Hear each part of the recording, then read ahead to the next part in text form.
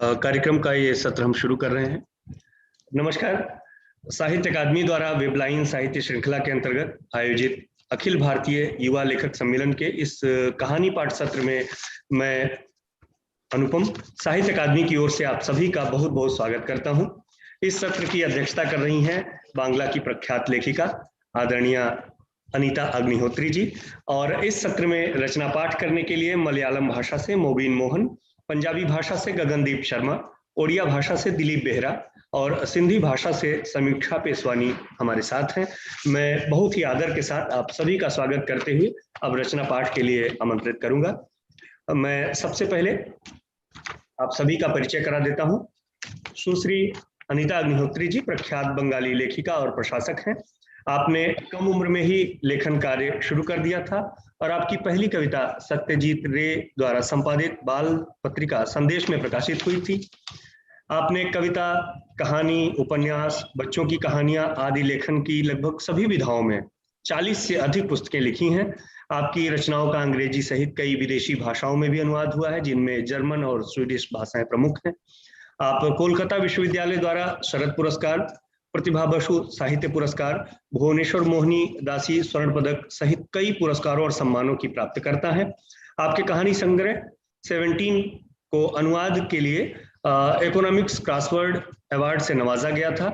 Civil सेवा में 3.5 दशक की सेवा के बाद सेवानिवृत्ति से पहले आपने भारत सरकार में सचिव के रूप में अपनी सेवाएं दी हैं। हम अनीता अग्निहोत्री जी का अकादमी की ओर से बहुत बहुत स्वागत और अभिनंदन करते हैं। श्री मोबिन मोहन मलयालम के युवा लेखक हैं। आपका एक कहानी संग्रह और उपन्यास सहित 3 पुस्तकें प्रकाशित हैं। आप नियमित रूप से विभिन्न पत्र पत्रिकाओं में लेखन करते हैं और आपके मलयालम के एल्बम के लिए आपने गीत भी लिखे हैं। अकबर कॉक्टिकल उपन्यास पुरस्कार, कोलंबन पुरस्कार, नालंदा पुरस्कार जैसे कई प्रतिष्ठित पुरस्कारों के आप प्राप्त करता है। वर्तमान में सांस्कृतिक समन्वय संस्कृति विभाग केरल सरकार में आप सेवारत हैं। मैं मोबिन मोहन जी का भी बहुत बहुत स्वागत और अभिनंदन करता हूं।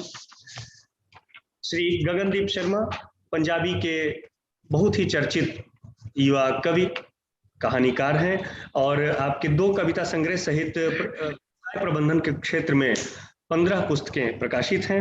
आपकी रचनाएं विभिन्न पत्र पत्रिकाओं में और पंजाबी की खास तौर से पंजाबी की साहित्यिक पत्रिकाओं में और समाचार पत्रों में प्रकाशित होती रहती हैं तथा अर्थशास्त्र और सामाजिक मुद्दों पर आपके लेख नियमित रूप से प्रकाशित होते रहते हैं। पंजाबी लिखारी सभा, पंजाबी साहित्य अकादमी आदि के आप सम्मानित सदस्य हैं। साहित्य अकादमी के युवा पुरस्कार, प्रोफेसर कुलवंत जगराओं स्मृति पुरस्कार, अवतार जंदियाली यादगारी युवा पुरस्कार जैसे कई प्रतिष्ठित सम्मानों से आपको नवाजा गया है। वर्तमान में आप faculty school of management studies गुरु गोविंद सिंह इंद्रप्रस्थ विश्वविद्यालय दिल्ली में सेवारत हैं। मैं डॉक्टर गगनदीप शर्मा का भी बहुत बहुत स्वागत और अभिनंदन करता हूं। डॉक्टर दिलीप बेहरा एक युवा ओडिया लेखक हैं और बहुत ही कम उम्र से आपने लिखना शुरू कर दिया था। आपकी 4 पुस्तकें प्रकाशित हैं और काफी चर्चित हैं। कहानी संग्रह और कविता संग्रह उसमें शामिल हैं। आपकी कहानियां और कविताएं ओडिया की लगभग सभी प्रमुख पत्र पत्रिकाओं और उसमें प्रकाशित हुई हैं। आपको कथा 9 प्रतिभा पुरस्कार, मयूरभंज युवा पुरस्कार, किशोरी चरण गल्प पुरस्कार जैसे कई अलंकरणों से नवाजा गया है। वर्तमान में आप Shri Jagannath medical college and hospital Puri Odisha में स्किन एंड बीडी विभाग में सीनियर रेजिडेंट के रूप में कार्यरत हैं। मैं डॉक्टर दिलीप बेहरा जी का भी बहुत बहुत स्वागत और अभिनंदन करता हूं। और कुछ ही देर में समीक्षा पेशवानी जुड़ चुकी हैं। मैं समीक्षा पेशवानी जी से अनुरोध करूंगा कि अपना वीडियो भी ऑन कर लें। सुश्री समीक्षा पेशवानी सिंधी और हिंदी भाषा की युवा लेखिका है।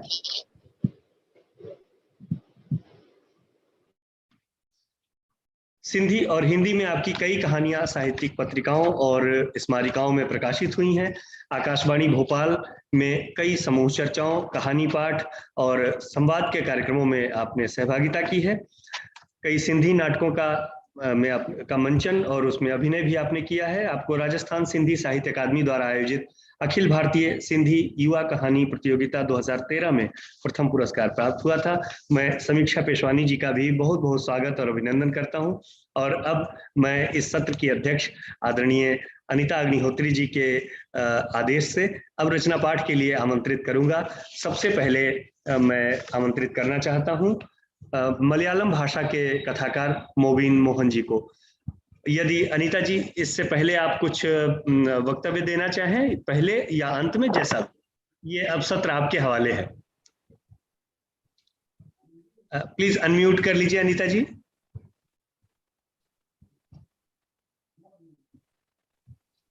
Yes, I think in the beginning, let me speak a few words. Yes, thanking Sahitya Academy for this very interesting and important conference of young writers. I thank Sahitya Academy, also welcome all the young writers who are very talented, have multifaceted talent and personality, and have started working and contributing to the cause of literature and art from very young age. It's very interesting to meet all of them. It would have been good if we could meet actually, face to face. But since that is not possible, it is good at least that we are meeting in this session, and we'll get their views as well as their able to hear their writing. So we can start it, and we can start with Mr. Mobiin Mohan. Welcome. Thank you, ma'am. Thank you. First of all, I would like to express my sincere gratitude to Academy for giving me such a great opportunity. I gratefully remember my language Malayalam and my teachers on this occasion. Let me read a story named Gandha Purana in Malayalam. In English, its name is The Stench, a bad smell, The Stench. Let me start. The stench. It was at that particular moment that the open doors and windows of offices, homes, and institutions were slammed shut. The incident comes on the heels of the 16th day of Environmental Protection Committee's protest against the pollution of the city and the need to clean up the canal that runs through the city. As the problem escalated, the committee stopped the strike. The influx of traders and tourists from abroad stopped abruptly as a tap closed. Although the city became the center of media discussion and news, reporters and cameramen did not rush there. Many moved to relatives and friends outside the city. The mayor convened an all-party meeting at a time when people were considering selling for a pittance and moving elsewhere. Except one or two people who came to wore different colored masks. No one said anything, but they looked at each other and smiled to renew their friendship.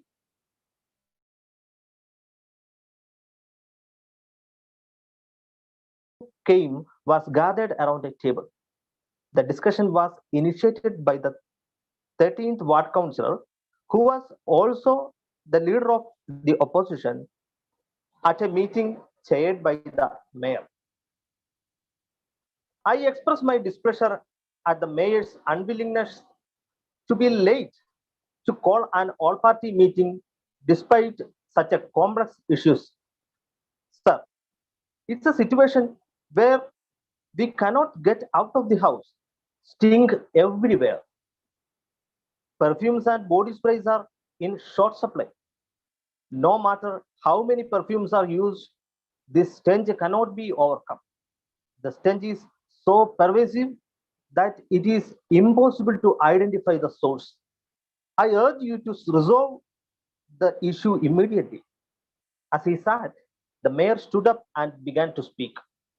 I do not fully agree with what the dear opposition councillor said. The corporation was not hiding. We were studying the subject in depth. The smell was first felt by couples chatting in the park. Later, it spread everywhere. The smell engulfed the city like a tsunami in a matter of seconds. Many fell unconscious. Most people are constantly vomiting. The decision of the corporation is to request the assistance of the government. Anyway, let the government team come to check. Everyone was in complete agreement with the mayor. That's how meeting ended. No one has ever experienced such a stench before. When this dirty smell enters to the nose, it becomes red. Smoke goes rapidly inside the head. The later turns into fatal vomiting. Some become unconscious. Others have a high fever, a state of being unable to move forward in any way. How to tell if there is no fresh air to breathe? The situation is dire.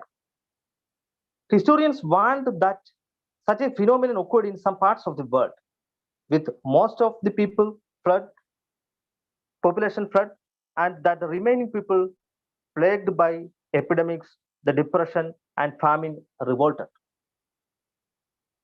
But in the meantime, another discovery was made by an astrologer who had been the second floor of the library that had closed years ago. He found that it was not the stench that pervaded the city, but the fragrance. Anyone who changes the mask can recognize that it is a wonderful fragrance. A group of young scientists in the city also concluded that the astrologer's findings were correct. They argued that the best way to overcome the stench was to experience it as a fragrance and to make it a part of life. It was reported in some newspapers that traditional thinking and scientific reasoning were moving in the same direction. But then people were divided into two groups, those who argue that it's a stench and those who argue that it's a fragrance. But a good percentage of people have lost the ability to recognize the nature of the smell. The number of people who lost their sense of smell discriminately increased. Couples who gathered in the park every day before the smell spread had no doubt that it was a stench. Moreover, the presence of the smell was first detected in the park, so they demanded that the source of the smell be found and destroyed, and that their beloved park be restored. The poet, a regular visitor to the park, also supported the demand. He wrote a poem expressing solidarity with them. Many people joined them, demanding an immediate solution to the problem as the stench was ruining a good phase of their youth. They came to the streets with placards, find the source. Status, have, status has changed on social media, find the source. A t-shirt company came up with a printed t-shirt that read find the source for young people. Meanwhile, the corporation conducted an online opinion poll to gather public opinion on this issue. The majority commented that the smell was stench and that the source should be identified and destroyed. The incident became international news. It was at that time an old man recollected a story that had been taken place in the past. Once upon a time, the city was a forest, a large forest. A monster that ate people lived in the forest. It liked the flesh of black people the most. Red eyes and scales all over his body make him heal, feel scared and disgusted. Another feature of that monster was that the unbearable stench that enveloped its body. The monster took a lot of lives. At last, the brave young men of the village gathered. Thus, the monster was killed by their outrageous attack. They dug a big hole and buried the monster in the forest. After many years, the forest became a village. Then the village became a city. Our park was also set up in the center of the city. The present park is actually in the place where the monster was buried. The smell might come from its body, which was dead but not decomposed and did not dissolve in the soil. Whether the story was true or false, the corporation decided to dig and inspect the soil in the park and thus to find the source of the smell. The next day, the JCBs arrived at the park ready for a fight. Crowds of masked men flocked to the park to see it. The JCBs were greedily sweeping the soil. Find the source, find the source. The people were chanting it like a mantra. The stench continued to rise, but the source was not found. People were disappointed. The stench got worse. JCB continued to dig the pit, but the monster's body was not found. The story is just a story, the mayor murmured. People smelled their own body to make sure that the smell was not on their body and looked at each other with suspicion. At last, JCB's hand became tired. The stench got worse again, but the source could not be traced. Meanwhile, in another part of the city, a riot started between those who claim the smell is fragrant and those who claim the smell is stench. Thank you.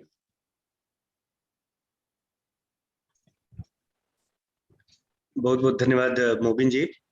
Thank you. अब मैं गगनदीप शर्मा को आमंत्रित करता हूं, पंजाबी भाषा के रचनाकार हैं। Do we comment on the stories afterward in the end, Anupam ji? बिल्कुल, आप लास्ट में भी बोल सकते हैं, आप अभी भी बोल सकते हैं, जैसा आपको उचित लगे। I think let me just observe at the end of each story, because that is fresh in mind. Let me congratulate Mr. Mobin Mohan. It's a very, very stunning story, and absolutely on the spot. It's of politics of stench and trying to discover the source and then coming back to ourselves. And it captures the present time so well. Thank you for reading out this story to us. Thank you, ma'am. Thank you. We can go to Gagandeep ji now. शुक्रिया अनुपम भाई और Anita madam. मैं एक पंजाबी कहानी cat बनेगा भीरे, हिंदी में अनुवादित है। सुभाष नीरव जी हमारे प्रख्यात लेखक एवं अनुवादक हैं, उनका अनुवाद है, तो वो प्रस्तुत करने की खुशी लेता हूँ। साहित्य अकादमी का सब बहुत धन्यवाद करते हुए। ऐसे हिम्मत हारने से क्या होगा भाई, थोड़ा तो दिल कड़ा करके उठना ही पड़ेगा। और फिर अपने पास दूसरा चारा भी क्या है। 2 महीने हो चले हैं यहाँ पर, मेरे साले न बाहर निकालते हैं न मारते हैं। कैटों के भीरे के बोल सुनकर मेरी चेतना लौटी है। दोपहर के समय जूस के साथ नमकीन से ब्रेड और कटोरा भरकर चावल खा लिया करते हैं। फिर कई बार ऊँग सी आ जाती है मुझे, रात को नींद आती नहीं ठीक से। भीरा रात को जल्दी सो जाता है, मुझे तो प्रोफेसर बख्तावर ही नहीं सोने देता रातों को। सारी रात तंग करता रहता है प्रोफेसर बख्तावर। कहता है इनकलाब तो अफ्रीका की तरफ से आएगा, अब हमारे यहाँ क्या चिक्कू इनकलाब आ सकता है। अपनी तो कौम ही पिट्ठुओं की है। ससुरों को जिधर हाँक दो उधर ही चल पड़ते हैं। दोपहर में बमुश्किल जरा सी आंख लगती है, और वह भी पता नहीं इसकी क्या माँ मर गई। कुछ लगता 2 महीने का। मुझे तो यह भी याद नहीं कि आज दिन क्या है। इसके पास पता नहीं कौन सा मोमेंट प्लानर है, पल पल का हिसाब रखता है। कहता है अब जूस आने वाला है, अब चाय आ जाएगी, अब चावल मिलेंगे, अब सोने का समय हो गया। भीरे के बारे में सोचते हुए प्रोफेसर बख्तावर फिर याद आ गया। बड़ा खोजी था बाबा। भीरे के परिवार को कैटों का परिवार कहना उसी ने शुरू किया था। वैसे उसने भी कहाँ किया था। बुरे दौर में भीरे का बापू कैट रहा, फिर इसका चाचा और इसका बड़ा भाई भी। प्रोफेसर तो कहा करता था कि भीरा सबसे खतरनाक कैट है, सिविल वर्दी वाला कैट, पटकनी मार कैट है, कुछ बनकर कुछ और दिखाएगा। जिसके साथ चलेगा उसके सारे भेद निकाल लेगा, उसी को पटकनी मारेगा। प्रोफेसर मुझे अक्सर रोकता, कहता कैटों के भीरे के संग यारी लंबी नहीं चलने वाली, इस दुष्ट बंदे से दूर ही रहा कर। फिर बाएं हाथ से दाढ़ी खुजाता, कुछ सहज भी हो जाता, मेरी आंखों में सीधा झांकता। वैसे बिल्ली मारना भी एक कला होती है। मुझे मालूम है तू बिल्ली मारना जानता है। इस कैट को भी वश में कर सकता है। यदि तूने ये भीरे वाली बिल्ली मार ली तो तेरे कई काम निकाल सकता है ये कैट। बंदे के अंदर घुसकर कौन सा भेद है जो ये ना निकाल लाए। प्रोफेसर की बात सच भी थी। भीरा सारे कॉलेज को पटकनी मार जाता। मुझे भी कई बार बीच में फंसा गया था, पर मेरा गुस्सा भी सह जाता। मुझे भाई से कम नहीं बोलता। मेरी फंसी हुई नाव कितनी बार इसकी बदौलत ही पार लगी थी। एक बार कॉलेज प्रधान का चुनाव लड़ रहा था मैं। विरोधी दल 4 वर्षों से हारा नहीं था। इस बार भी उनका जोर था। उनके साथ 8 क्लास प्रतिनिधि थे, हमारे साथ 6। हम 2 प्रतिनिधि तोड़ लेते तो विजय हमारी थी, पर कॉलेज यूनियन वाले लोग कैसे तोड़े जाते। हमारी ओर से सभी लोग हिम्मत हारे बैठे थे। जब मैंने इसे उकसाया था, भीरे कैट बनेगा, इसने दाएं हाथ की पहली दोनों उंगलियों को थूक लगाकर बाएं हाथ की हथेली पर मला था। फिर दायां हाथ ऊपर और बायां हाथ नीचे ले जाकर सिर आगे की ओर झुकाते हुए बाजी डालने के अंदाज में आकर आंखें नचाई थी, बनूंगा बनूंगा। 8 दिन भीरा विरोधियों के साथ घूमा था। उनके बीच खड़ा होकर मुझे यूं गालियां बकता था कि हम सभी के सभी सच मान गए थे कि भीरा भी हमारी ओर हाथ से गया।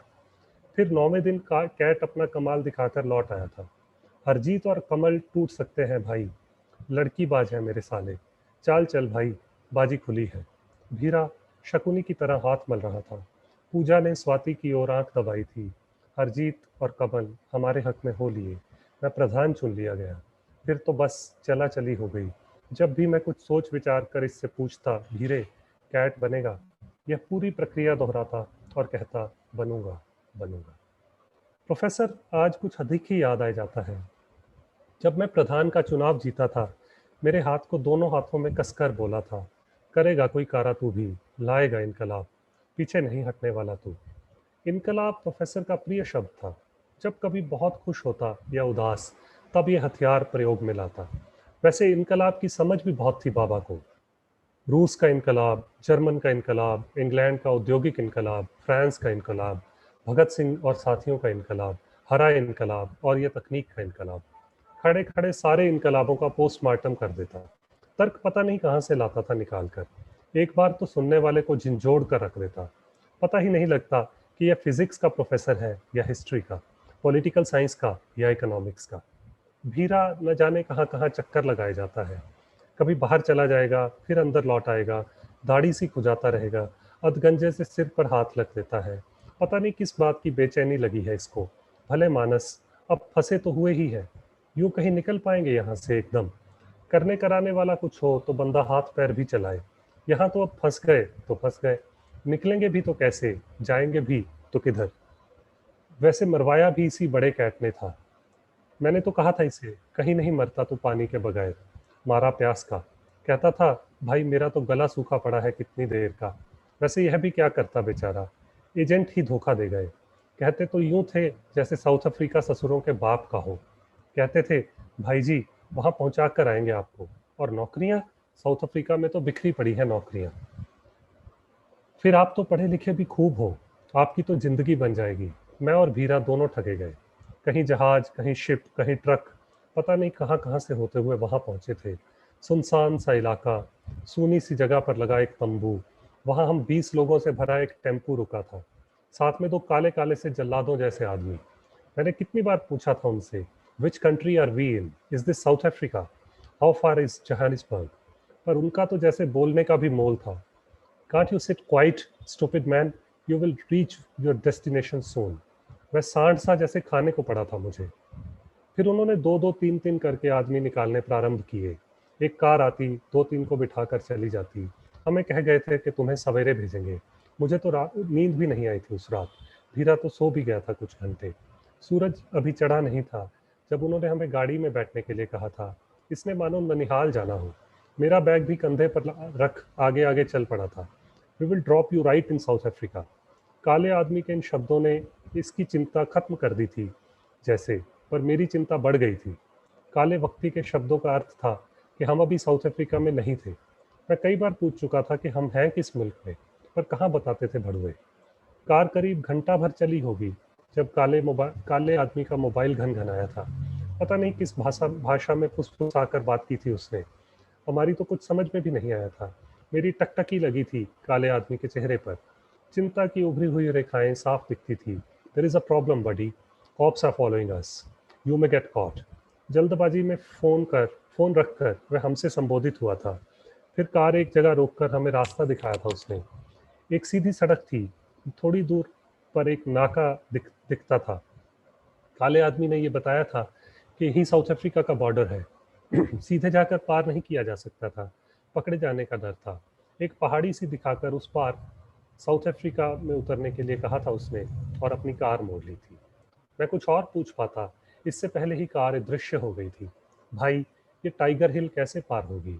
इकहरी हड्डी वाले भीरे को भय आया था। मैंने उसको हौसला देकर अपने संग चला लिया था। जैसे तैसे करके पहाड़ी पर चढ़े तो ये बेदम होकर नीचे बैठ गया था। पहाड़ी तो एक और दिखती है भीरे, इस पहाड़ी के नीचे तो सड़क ही नहीं है कोई। मुझे तो बस वो घर से दिखाई देते हैं दो एक। वो दूसरी पहाड़ी से पार कुछ गाड़ियां चलती दिखती हैं। मैंने कहा था तो इसे गश पड़ गया था जैसे। बमुश्किल इसको ठेल कर मैंने अपने संग चलाया था, लेकिन इसकी तो जैसे आंखें बाहर को आ रही थी। पहली पहाड़ी उतरकर पानी खोजता था। पानी कहाँ था वहाँ? मुझे तो दूसरी पहाड़ी दिखती थी। उसे पार करके शायद कोई हल निकल आता। यूं नाका तो कोई नहीं था दूर दूर तक। शायद साउथ अफ्रीका में ही था ये इलाका। कोई जुगाड़ बनता तो मैं जिंदर को फ़ोन कर लेता, वो हमें खुद जोहानिसबर्ग लेने आ जाता। चाचा ने बताया था कि यदि साउथ अफ्रीका में और कुछ ना हो पाए तो उसके दामाद जिंदर को फ़ोन कर लें, वो खुद ही कोई ना कोई उपाय करेगा। पर यह तो पानी के बगैर मरा जाता था जैसे। भाई, तू ये जो घर से दिखते हैं वहाँ पता कर ले, पानी तो दे ही देंगे मेरे साले। हीरा निढाल होकर पड़ गया था। मैं अभी मुश्किल से 10 कदम ही आगे बढ़ा होऊंगा कि पीछे इसकी चीख सुनाई दी थी। पता नहीं किधर से 2 मोटरसाइकिलों पर 3 लोग पहुंच गए थे। इसको दबोच लिया था उन्होंने। मैं न भाग सकता था न रुक सकता था। बस हम वहीं धरे गए। जो 25-30 हजार इंडियन रुपया पास में था, मैं तो वो भी देने को राजी था, पर कहाँ मानते थे बुच्चर। ससुरों ने पकड़कर मोटरसाइकिलों पर ही बिठा लिया, फिर जीप में बिठाकर यहाँ ले आए। कई घंटे जीप में बैठे रहने के बाद पहुंचे थे यहाँ। कहते थे कि यहाँ से जोहानिसबर्ग मुश्किल से 100 मील है। यदि इसको कहीं तब प्यास न लगती तो शायद अब तक जिंदर के पास अफ्रीका पहुंच ही गए होते। अफ्रीका जो भारत के ही एक रूप जैसा है। अफ्रीका जहाँ से इनकलाब फूटना है। ये मेरे अंदर से फिर प्रोफेसर बोलने लग पड़ा। उस दिन वह विश्व व्यापार पढ़ाते पढ़ाते गहरा उतर गया था। भारत की आज़ादी से भी पीछे ले गया था बात को। कहता था, बात जड़ों को समझे बगैर पकड़ में आ ही नहीं सकती। पढ़ा तो वह व्यापार रहा था, बातें इतिहास के विषय जैसी किया जाता था। कहता, दुनिया का इतिहास व्यापार का ही इतिहास है। जैसी व्यापार की आवश्यकताएं होती हैं, वैसे ही देशों का व्यवहार होता है। सप्ताह भर पहले पुर्तगाल की शक्ति के दिनों से शुरू हुआ वह अमेरिका की ताकत के दिनों तक पहुंच चुका था। उसकी बातें सुनकर कई जोड़े उबासियां लेने लगे थे, पर मेरी समाधि लग गई थी जैसे प्रोफेसर के शब्दों में। मैं बहुत ही गहरे में बह रहा था। पुर्तगाल भी पूंजी के सिर पर ही उभरा था, हॉलैंड, इंग्लैंड और अमेरिका भी। ये सभी देश पूंजी वाले थे, पूंजी ही लूटते रहे, पूंजी लूटकर चलते बने।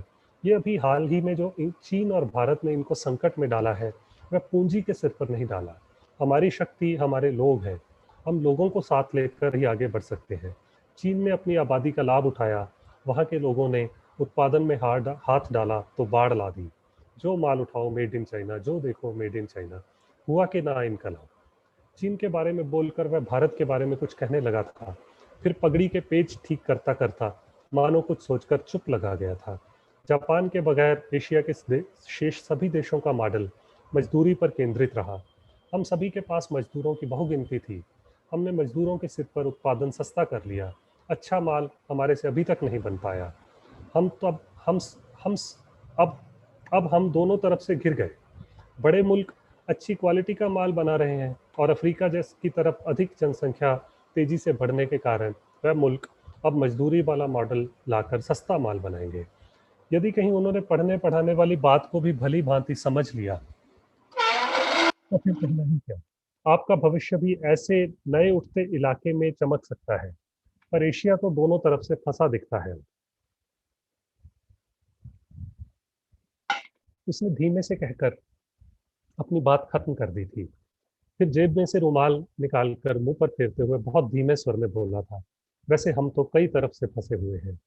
पहली कतार के बेंच में बैठे होने के कारण मुझे उसके ये शब्द सुनाई दे गए थे। मैं बात को और आगे सुनने के लिए तत्पर था, पर प्रोफेसर को क्लास के बाहर छेड़कर पंगा नहीं लेना चाहता था। मैं जानता था कि वह एक बार उधड़ने पर आ जाए तो जल्दी सिमटता नहीं था। मैंने चुप्पी लगा ली थी, पर मेरे मन में यह पूंजी और श्रम वाले मॉडल घूमे जा रहे थे। एशिया न सही, अफ्रीका ही सही, कर्म भूमि का क्या होता है? बात तो यह है कि इन लाल चेहरे वालों को सीधा करना ही पड़ेगा। मैं सोता जागता अफ्रीका ही घूमता रहता।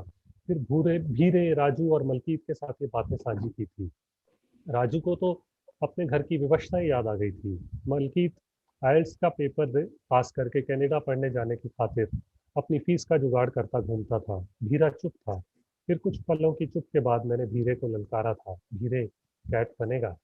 उसने मेरी आंखों में गहरा झांका था और फिर आवाज कड़ी करके बोला था, बनूंगा, बनूंगा। अब पता नहीं कहाँ गई इसकी दमदार आवाज। बड़ा बनता था कैट, अब ससुरा बिल्ली सा बना फिरता है। कोई ठीक ठाक काम करने को कहूँ तो दम निकलता है जैसे, वैसे इधर उधर भटकता रहेगा दिन भर। मैंने कितनी बार लाइब्रेरी में खींच कर ले जाना चाहा, उल्टा यह तो मुझे भी वहां जाने से रोकता है। कहता है, छोड़ भाई, ससुरी जेल की लाइब्रेरी में से क्या निकलेगा, यहाँ तो बस कूड़ा कचरा फेंका होगा सालों ने। और तो और कहेगा, तेरे पास तो पहले ही बहुत ज्ञान है, अब तो ज्ञान का इस्तेमाल करने का वक्त है। यहाँ बैठ जा और निकाल कोई राह, निकाल ले चल मेरे यहाँ से मेरे भाई, तेरा एहसान नहीं भूलूंगा मैं। इसे यूं याचनाएं मिन्नतें सी करती देख कई बार तो मुझे गुस्सा सा भी आ जाता है, फिर दया भी लगती है।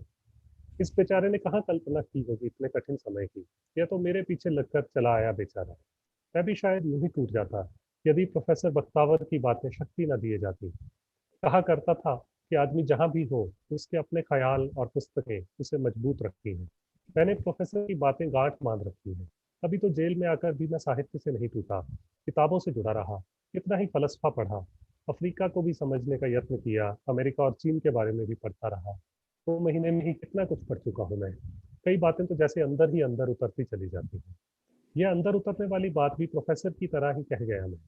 उस दिन क्लास में जब मैंने अमेरिकी सिस्टम में व्यापार के दखल उस दिन क्लास में जब मैंने अमेरिकी सिस्टम में व्यापार के सरकार में दखल और भारतीय सिस्टम में सरकार के व्यापार में दखल के बारे में प्रश्न पूछा था, तो प्रोफेसर प्रश्न को एक बार तो टाल सा गया था।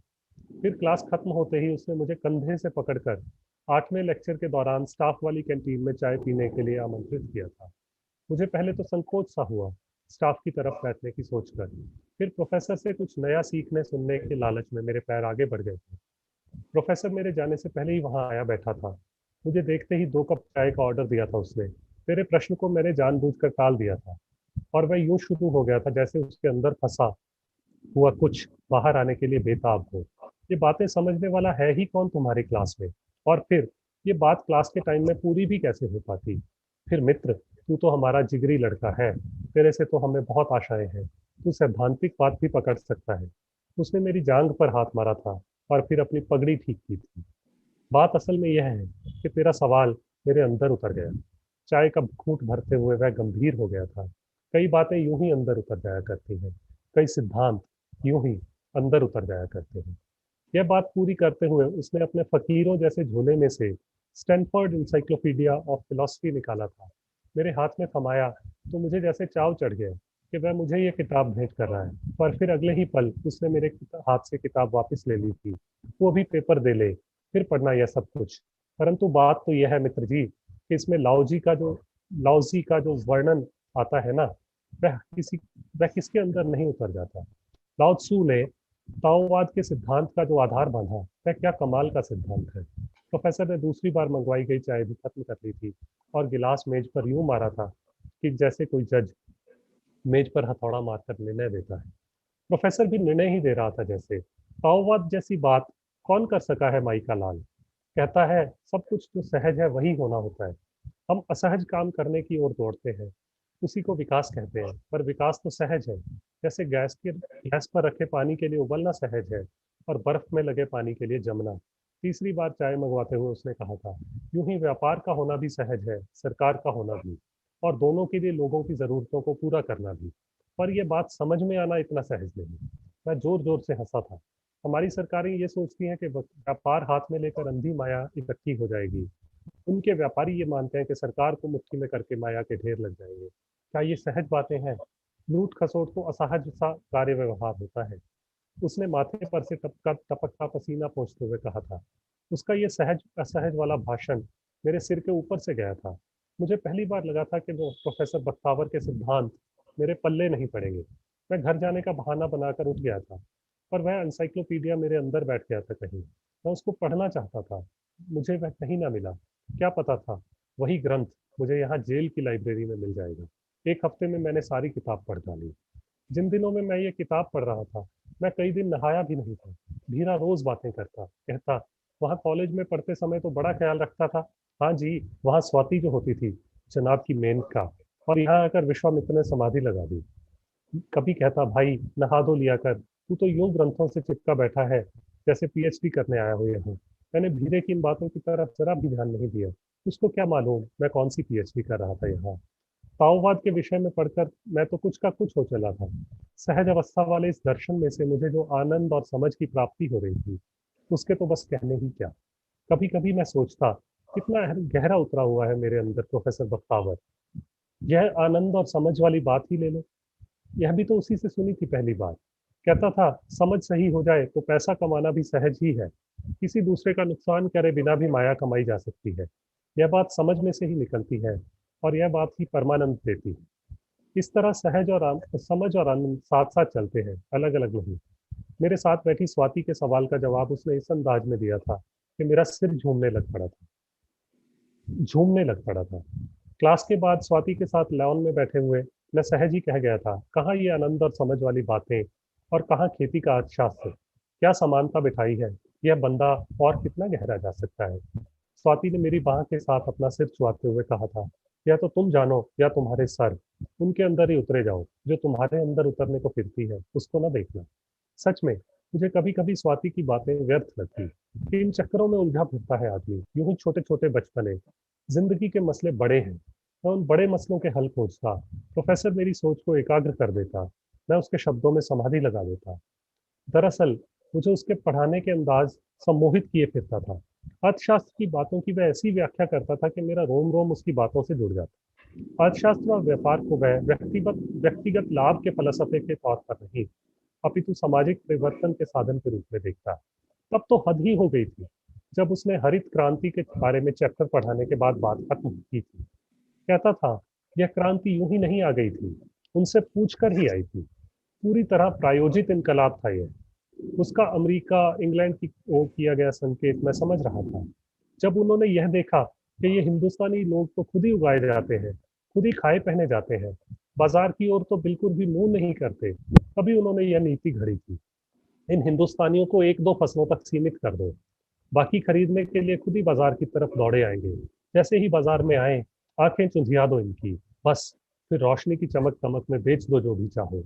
इसी रोशनी के साथ चकाचौंध करके उन्होंने कीटनाशक बेचे। पानी भी जहरीला हो गया, हवा भी, फसलें और धरती भी। इसी रोशनी की ओट में लालच की फितरत बेच दी। उत्पादन बढ़ाने के लालच में ऐसी बीमारियां फैलाई कि आदमी का जीना ही दूभर हो गया। वह तो अपनी बात खत्म करके चला गया था, पर मेरे तो सीने में फंसा है मसला।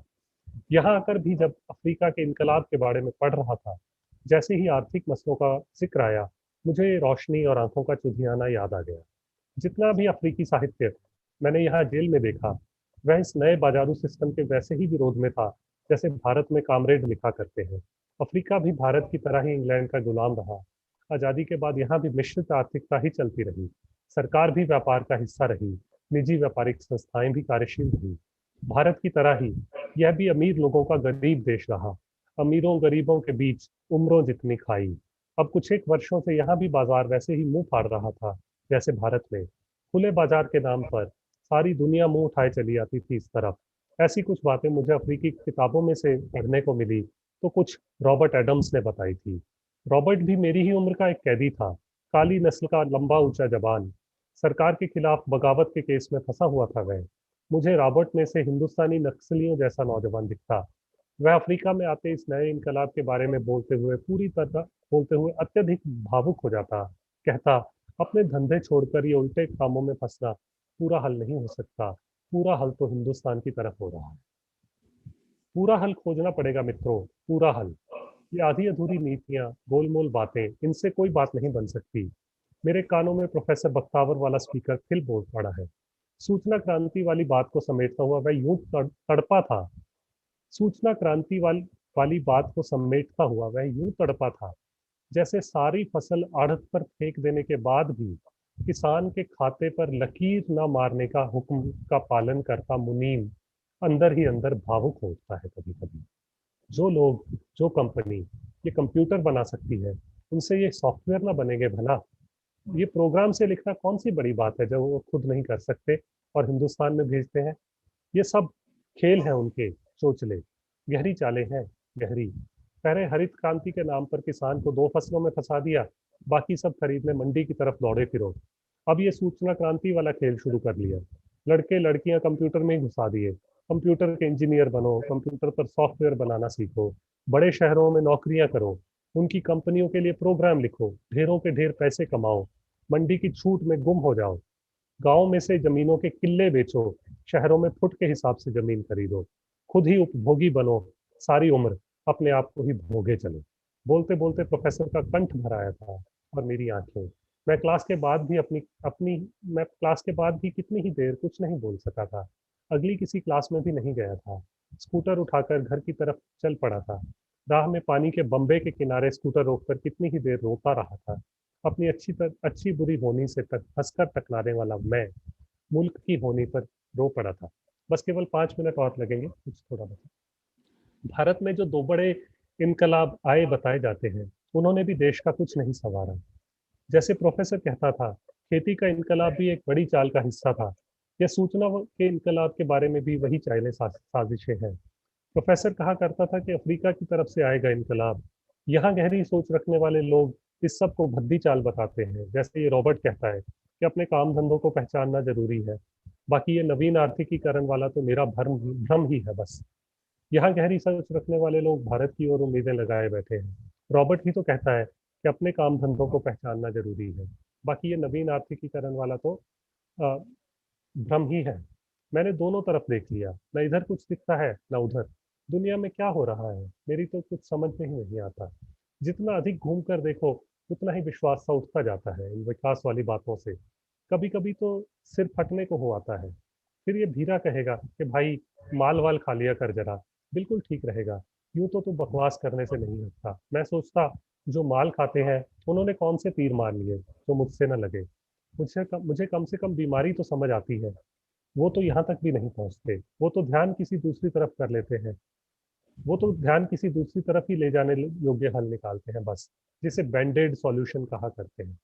बैंडेड सॉल्यूशन के बारे में सोचकर मुझे हंसी आ गई। प्रोफेसर बहुत प्रयोग करता था इस शब्द जोड़ का। कहता, आदमी की टांग टूट जाए और आदमी उस पर बैंडेड लगाए घूमे, वो भले मानुषों, यूं कैसे आराम आएगा? ये तो बस मन बहलाने वाली बात है कि कोई मलहम लगा ली है चोट पर। ये अपने पंजाबी लोग भी ऐसे ही बैंडेड लगाए फिरते हैं टूटे अंगों पर।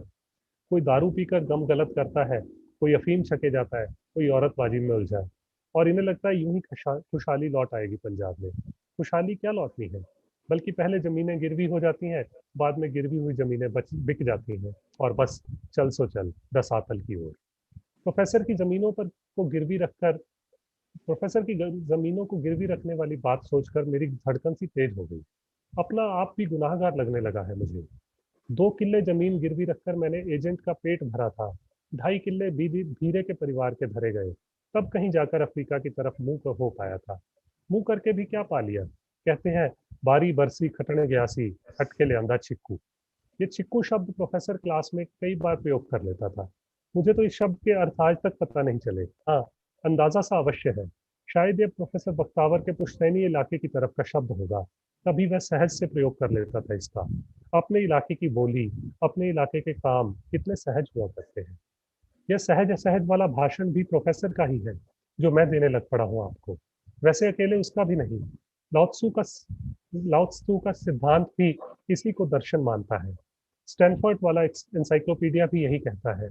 मैं इन सब संकेतों की बातें किए जाता हूँ, इनके विषय में सोचता रहता हूँ, पर जब अपने जीने के बारे में सोचता हूँ तब आज तो मुझे अपना इतना पढ़ा लिखा होने पर लाहनत सी आने लगी है। क्या लाभ यूं ही पढ़ जाने का? जब ठीक गलत की पहचान करके सही बात को जीवन में ही ना ला सके बंदा। कितने करीब से जाना प्रोफेसर को, राजनीति को कितने निकट से परखने का अवसर मिला, अर्थशास्त्र भी पढ़ा, दर्शन भी कोई नहीं छोड़ा, पर जीवन में क्या आया? कुछ भी नहीं। उसी तरह एजेंटों के चक्कर में फंस गया, जैसे कोई अनजान व्यक्ति पड़ जाता है।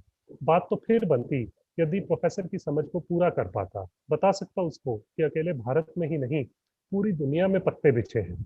पूंजी तो हर तरफ खुले खेल खेलने को फिरती है, खेले भी जाती है। फिर क्या भारत, क्या अफ्रीका?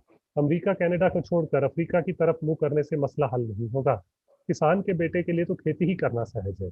कुछ वाकई करना चाहे वह तो खेती की अन्य विधियों को समझे, जहरों से मुक्त फसल उगाए। इनकलाब तो अपनी मिट्टी, अपने खेतों में ही पैदा होगा। बता सकता मैं प्रोफेसर बख्तावर को, काश, पर कहाँ, मैं तो उलझ गया। आदमी का उलझ जाना कोई अर्थ नहीं रखता। आदमी तो जब तक जीवित रहता है, संभावना आदमी के साथ साथ सांस लेती है। प्रोफेसर के शब्दों ने फिर मुझे बांह से पकड़कर खड़ा किया है। मैं अब तक पढ़ा गुना सब कुछ एकाग्र करके अपने बारे में और अपने पंजाब के बारे में सोचता हूँ। मुझे लहलहाते हुए खेत दिखते हैं, मंडी में फसल फेंकता बापू, रेलों की पटरियों पर धरने देते किसान। मुझे कनाडा पढ़ने गए मलकीत की बातें भी स्मरण हो जाती हैं। एक बार उसका कनाडा से फोन आया तो वह बताता था कि उसने उत्तरी अमेरिका की तरफ से फूड प्रोसेसिंग उद्योगों का अध्ययन किया। वे उद्योग जितने फसल भारत से पहले खरीदा करते थे, अब यूरोप और अमेरिका के छोटे छोटे देशों से खरीदने लगे हैं। मिलती बेशक महंगी है, पर कहते हैं कि वे भारत की तरह दूषित नहीं होती। भारत को लेकर तो उनका विचार है कि वहाँ की फसल तो कीटाणुओं वाली फसल से भी अधिक विषैले कीटनाशकों की फसल है। भारत की खेती का तो कीटनाशक बेचने के लिए मंडी की तरह देखा जाता है। बस, मलकीत ने मुझे फोन कर मलकीत के फोन ने मुझे अंदर तक झिंझोड़ दिया था। अब भी याद आती हैं उसकी बातें तो मन ही मन बैठा जाता हूँ। रात से यही सब चल रहा है मेरे अंदर। मलकीत के अध्ययन के विषय में सोचकर कलेजा फटने को आता है। प्रोफेसर की बातें स्मरण करके मुझे जिम्मेदारी का एहसास होता है। रॉबर्ट के शब्द कानों में गूंजते हैं। अफ्रीका के उद्योग में काम करने को अब रूह नहीं मानती। खेती, उद्योग, सूचना तकनीक, सारे इनकलाबों का सच उजागर हो गया है। यहाँ बिताए मेरे 2 महीनों ने इच्छाओं के शीशे पर विचारों का पानी फेर दिया है। शीशा अब उजला उजला लगता है। जेल में बैठे हुए भी मैं जेल में बैठे हुए भी मेरे अंदर अपनी मिट्टी की ढेरियां उठने को बेताब है। और धीरा सोचता है कि मैं हिम्मत हारे बैठा हूँ। मैं तो पूरी बात को समझ भी रहा हूँ और फैसला भी कर रहा हूँ। मेरे खेतों में से सहज ही इनकलाब टूटेगा जब नींद से जागकर खेती करना शुरू होगा। अब जेल में से छूटकर जोहान्सबर्ग जाने के लिए नहीं, डिपोर्ट होकर गांव में जाने को रूह करती है। गांव में जाकर खेती भी ऐसी करूंगा कि दुनिया देखेगी। साफ माल उगाना तो स्वाभाविक ही है। उगा सका तो खाने को तो सारी दुनिया तैयार है। पर डिपोर्ट होने में कितनी मुश्किलें पेश आएंगी, यह भी नहीं पता अभी। फिर भी असली राह तो यही है। कौन सा व्यक्ति कैसे काम आएगा, यह सोचा जाएगा। धीरे के शब्द सुनकर मैं उठकर बैठ गया हूँ। उसे पगलाया सा इधर उधर चलता फिरता देखता हूँ। सोचता हूँ, इसने कितनी बार मुझे फंसे हुए को पार लगाया है और मैंने इसे कहाँ फंसा दिया। पर अब इसको भी यहाँ से निकालने का समय है और खुद का भी पीछे अपनी मिट्टी इंतजार कर रही है। मुझे हिम्मत हारे बैठा कहकर बाहर जाते धीरे को मैंने जोरदार आवाज लगाई है। मैंने जोरदार आवाज में ललकारा है, धीरे, कैट बनेगा। धीरा वहीं का वहीं खड़ा होकर एड़ी के बल घूम गया है। मेरी तरफ यूं देखा है जैसे मैं उसका गुनाहगार हूँ। फिर लंबा सा सांस लिया है, जैसे कोई वार करने को तैयार हो रहा हो। दाएं हाथ की पहली दोनों उंगलियों को थूक लगाकर बाएं हाथ की हथेली पर मला है। फिर दायां हाथ ऊपर और बायां हाथ नीचे ले जाकर सिर आगे की ओर झुकाकर बाजी फेंक मेरे बिल्कुल करीब आकर खड़ा हो गया है। मेरी आंखों में गहरा झांकते हुए बोला है, बनूंगा, बनूंगा। बहुत धन्यवाद। Thank you, Gagandev ji. Actually, it is not a story. It is almost like a novel. You know, the change of landscape and the two characters which kind of partition you at the same time, sandwich you, the speaker, and ultimately coming back of the revolution and contesting the concept of globalization. It's a very, very complex story, I must say. And thank you for having the courage to write it down. But someday maybe you will write it as a novel and then we'll read it again. Thank you. Thank you for having the courage and patience to listen to the entire story. No, it was very interesting. Thank you. We go to Mr. Dilip Behra. Ji, Dilip Behera ji. Thank you. First of all, I am thankful to Sahitya Academy for this opportunity. Respected Vanita Agnihotri Madam and my co-writers. My story, Poche Poche Andhakar, actually written in Odia. I've translated it into English. The caption is The Darkness Behind. A terrible battle was going on between two seasons in school premises. The delicacy of spring and the harshness of summer, both were bent on displaying themselves. The Gulmohar was smiling at their desperate attempts. There was hot discussion starting from politics to morality inside school office. A temple of ideology and morality had already been built in the school, whose God himself was missing. When the headmaster was sparkling like a flame or growling like dreadly cheetah over ideology and morality, right at that time, junior teacher Josna Sahu was becoming sober and soft. The oldest staff of school, Pion Radhamadhav Behera, alias Radhu, proceeds to ring the recess bell with smiles on his face. This is the everyday affair. The annual examination was over. Fresh batch of students were getting admitted. Every morning, the campus was getting filled with innocent smiles of delicate minds, like blooming of the Gulmohar. The headmaster entered the office. He combed the hair with a sharp parting line on left, being drenched with mustard oil. Junior teacher Josna Sahu threw a smile, looking at colleague Kedar Mahanti. Kedar Mahanti became wounded. A spring flew from Josna Sahu to Kedar Mahanti. Headmaster was going to tell in a comparatively cool temper, disperse, but stopped. Nowadays, headmaster is getting more headache due to unusual intimacy of the junior teachers. For them, he is taking the class on morality every day. Ethics in politics, ethics in family, ethics in job. Everywhere there were discussions on different aspects of morality. The teachers listened to him, nod their heads like Pion Radhu Behera, as there were no other options. Like every other days, the birds were chirping in the campus. The road at the school gate was covered like a velvety mat with petals of Gulmohar. Still, the war was on between the two seasons. The hair over the head of the headmaster were flooded with mustard oil and combed typically. There was a note of morality in the eyes. When Pori entered the school gate, Gulmohar smiled. She freed her hand and walked with vigor and excitement over the footsteps of her mother. Pori will become a part of new world, will make her presence feel over the velvety carpet of Gulmohar. She may help in resolving the dispute between two seasons.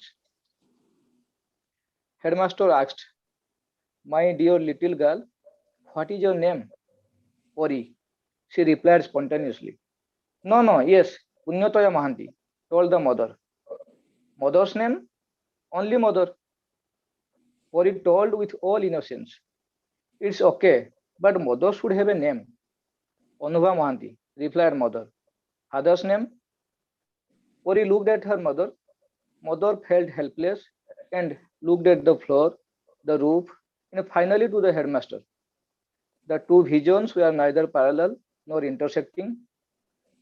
The mother looked at Pori and replied with desolation, "Pori has no father." "Oh, I am sorry," the headmaster told. An orphaned childhood came into the canvas. He had the worst experience of childhood for being orphan. He looked dejected. There was dejection in the face of Josna Sahu. Seeing this, Kedar Mahanti became more dejected. Other teachers and Pion Radhu also showed pity with utterance of some grieving syllables. The gravity of the environment increased the curiosity of Pori. Something was inspiring her for chirping like sparrows or roaming like a fawn. Headmaster told, "This is law of destiny." admission process needs parental details. So tell me the name of the pious departed soul. I don't know whether he is dead or alive, told the mother. There was little annoyance in the eyes of headmaster. He again queried, but he must have had a name. Neither I had an opportunity nor willingness to know the name, the mother replied. What? You are mother of a child without knowing who is her father? Very unfortunate. She cannot take admission without the identity of her father.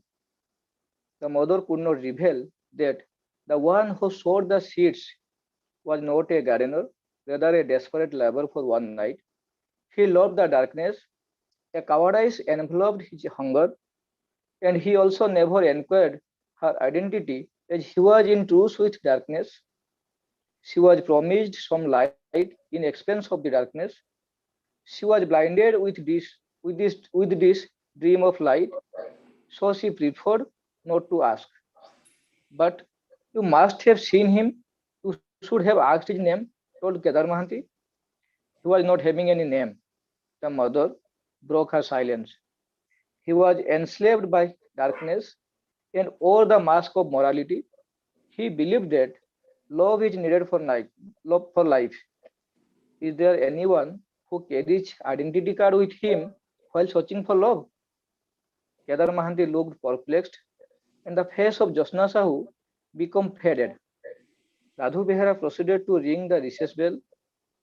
Headmaster told, nonsense. It's impossible. Admission is impossible. How immoral this society is. Ideology has died. Values have gone to hell. There was great despair in the voice of headmaster. Sir, there is no need of father's identity for admission into the school.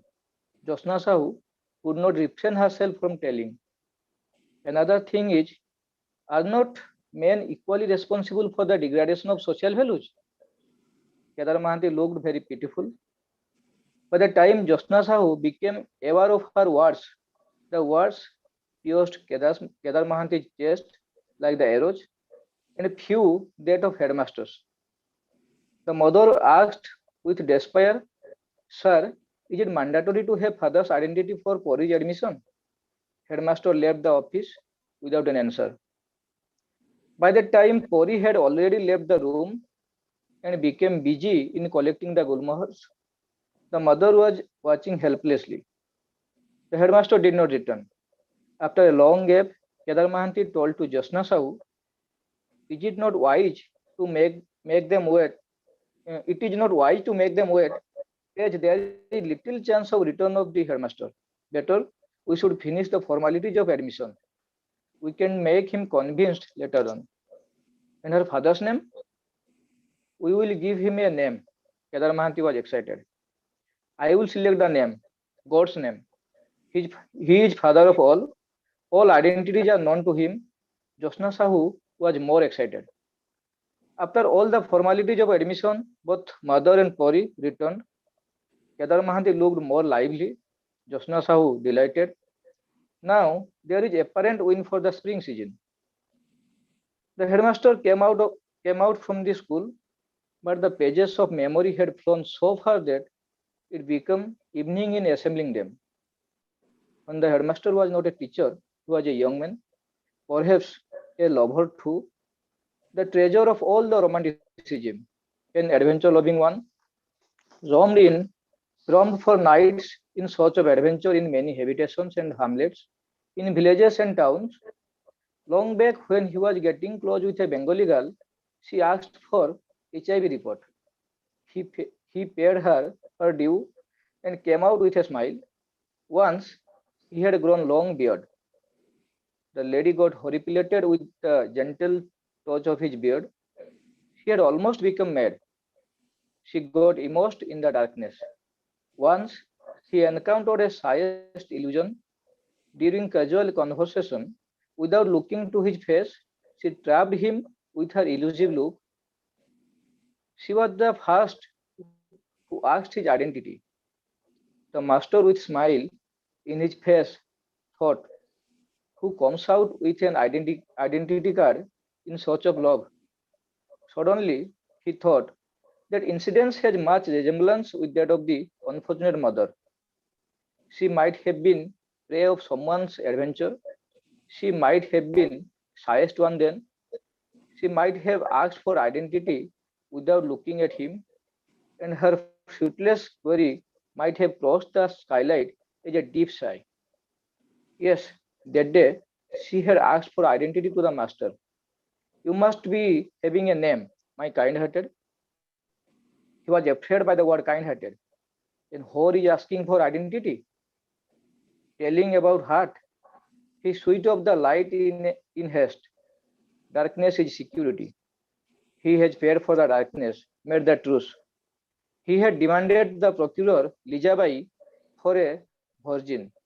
The master could know with the first touch itself that she was so. Darkness never questions about ideology and morality.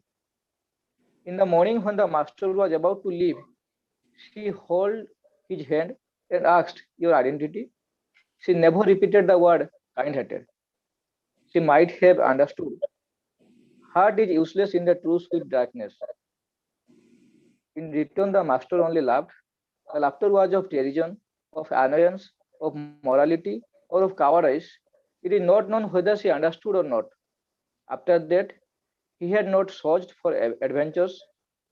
He had to wear a mask of morality and ideology over romanticism.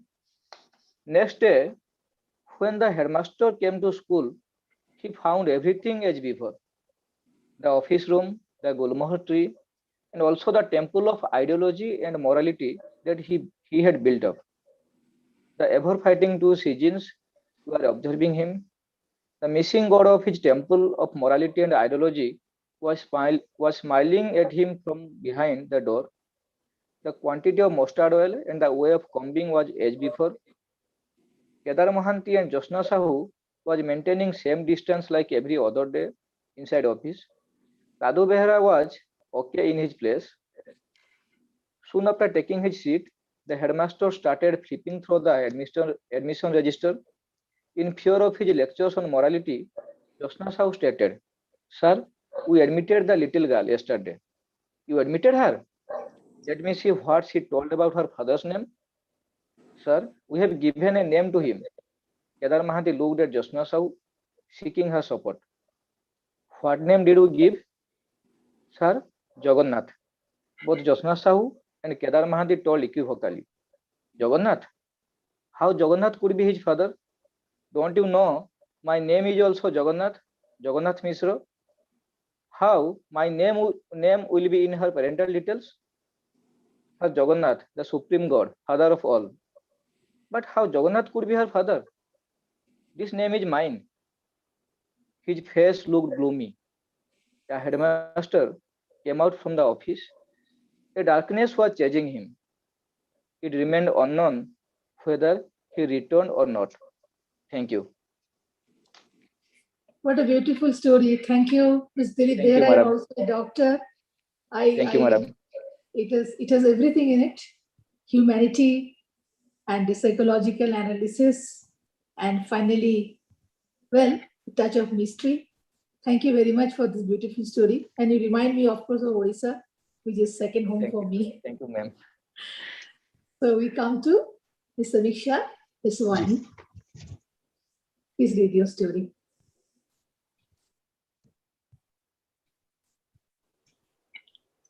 Namaskar, all the members of Central Sahitya Academy, respected Anita ma'am and my co-writers.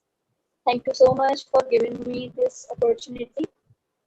My story, which I'm going to read, is Atki Pai. In Hindi meaning Atak Gai. Atki Pai, Atak Gai. So can I read in Sindhi? Thank you, sir. रोज वांगुर अॼु सुबुह वारी भॼ डुक हर कम जल्दी जल्दी करण जी कोशिश छो जो school हिकु कलाक पहिरीं पहुचणो हो अॼु 14 नवंबर जो ॾींहुं आहे जंहिंखे बाल दिवस जे रूप में मल्हाईंदा आहियूं अॼु स्कूल में कुझु प्रोग्राम थियणो हो उन प्रोग्राम लाइ असां मास्तरनि पाण में मिली ॿारनि लाइ हिकु नंढो नाटक तयार कयो हो जेको असेंबली टाइम में पेश करणो हो। स्कूल जे कमनि में लॻो रहण जे करे असां सभु पाण में गॾिजी रिहर्सल न करे सघिया हुआसीं। समीक्षा तंहिं जी, करे समीक्षा जी, जी अब इसका हिंदी जी अनुवाद या अंग्रेजी अनुवाद पढ़ दीजिए। सिंधी का हमने जी थोड़ा बिल्कुल। स्वाद ले लिया, अब बाकी सभी के लिए जी हाँ जी जी You प्लीज। have a जी जी translation? You have a translation of the story? हाँ जी जी जी जी Okay. In Hindi I have please Yeah, you can read the Hindi story. रोज की तरह आज भी सुबह की भागदौड़, हर काम जल्दी जल्दी करने की कोशिश, क्योंकि आज स्कूल थोड़ा 1 घंटा जल्दी जाना था, क्योंकि आज 14 नवंबर का दिन है। 14 नवंबर अपने चाचा नेहरू जी का जन्मदिन, जो हम बाल दिवस के रूप में मनाते हैं। आज स्कूल में कुछ प्रोग्राम होना था। उस प्रोग्राम के लिए हम कुछ शिक्षकों ने मिलकर बच्चों के लिए एक लघु नाटक तैयार किया था, जो आज असेंबली टाइम में प्रेजेंट करना था। चूंकि स्कूल में काम के चलते हम सारे शिक्षक एक साथ नाटक की प्रैक्टिस नहीं कर पाए थे, इसलिए एक दिन पहले डिसाइड किया कि कल 1 घंटा पहले आ जाएंगे और स्टेज पर प्रैक्टिस कर लेंगे। हम सारे शिक्षक बहुत ही उत्साहित थे, क्योंकि कोई बच्चे का अभिनय करने वाला था, तो कोई दुकानदार, कोई गांव की महिला, तो कोई जादूगर। सबने अपनी अपनी ड्रेस भी अरेंज कर ली थी भूमिकाओं के अनुसार। ड्रेस, कैरेक्टर और उस नाटक के द्वारा मिलने वाले मैसेज का सोच सोचकर हम सब बहुत ही खुश थे। सब 1 घंटा पहले तो पहुंच गए, पर उस दिन का दृश्य ही अलग था। हम में से कोई एक भी नहीं लग रहा था कि हम शिक्षक हैं। हम सब मानो फिर से बच्चे बन गए हैं। सब एक दूसरे को अपने अपने ड्रेसेस दिखाने लगे। फिर छेड़खानी शुरू हो गई। एक दूसरे को छेड़ना, मस्ती मजाक, जोर जोर से ठहाके मारना। याद ही नहीं रहा कि हम शिक्षक हैं। और तो 1 घंटा जो हम प्रैक्टिस के लिए सुबह जल्दी आए थे, वो कब और कैसे निकल गया कुछ पता ही नहीं चला। और इतने में ही टन टन टन असेंबली की बेल बज गई। सारे बच्चे असेंबली हॉल में एकत्रित होने लगे। जैसे जैसे हॉल भरता जाए, हम सब नर्वस होने लगे।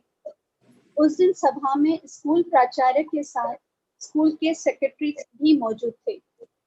हम भी बच्चों की तरह बार बार स्टेज पर लगे कर्टन को थोड़ा थोड़ा हटाकर नजर घुमा रहे थे, कौन कौन उपस्थित है आज सभागृह में। स्कूल सेक्रेटरी को देखते ही असेंबली बेल तो बज चुकी थी, पर टन टन टन टन हम लोगों के अंदर बजता ही जा रहा था।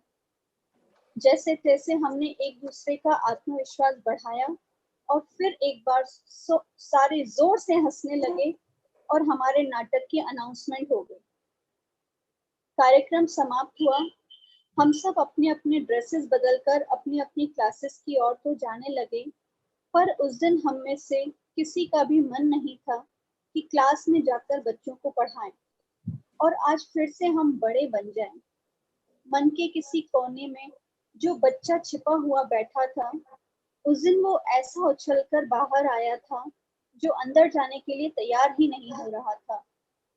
पांव कक्षा की ओर बढ़ने को तैयार नहीं, पर फिर एक बार उस बच्चे को मन के अंदर छुपाकर रखने की कोशिश की।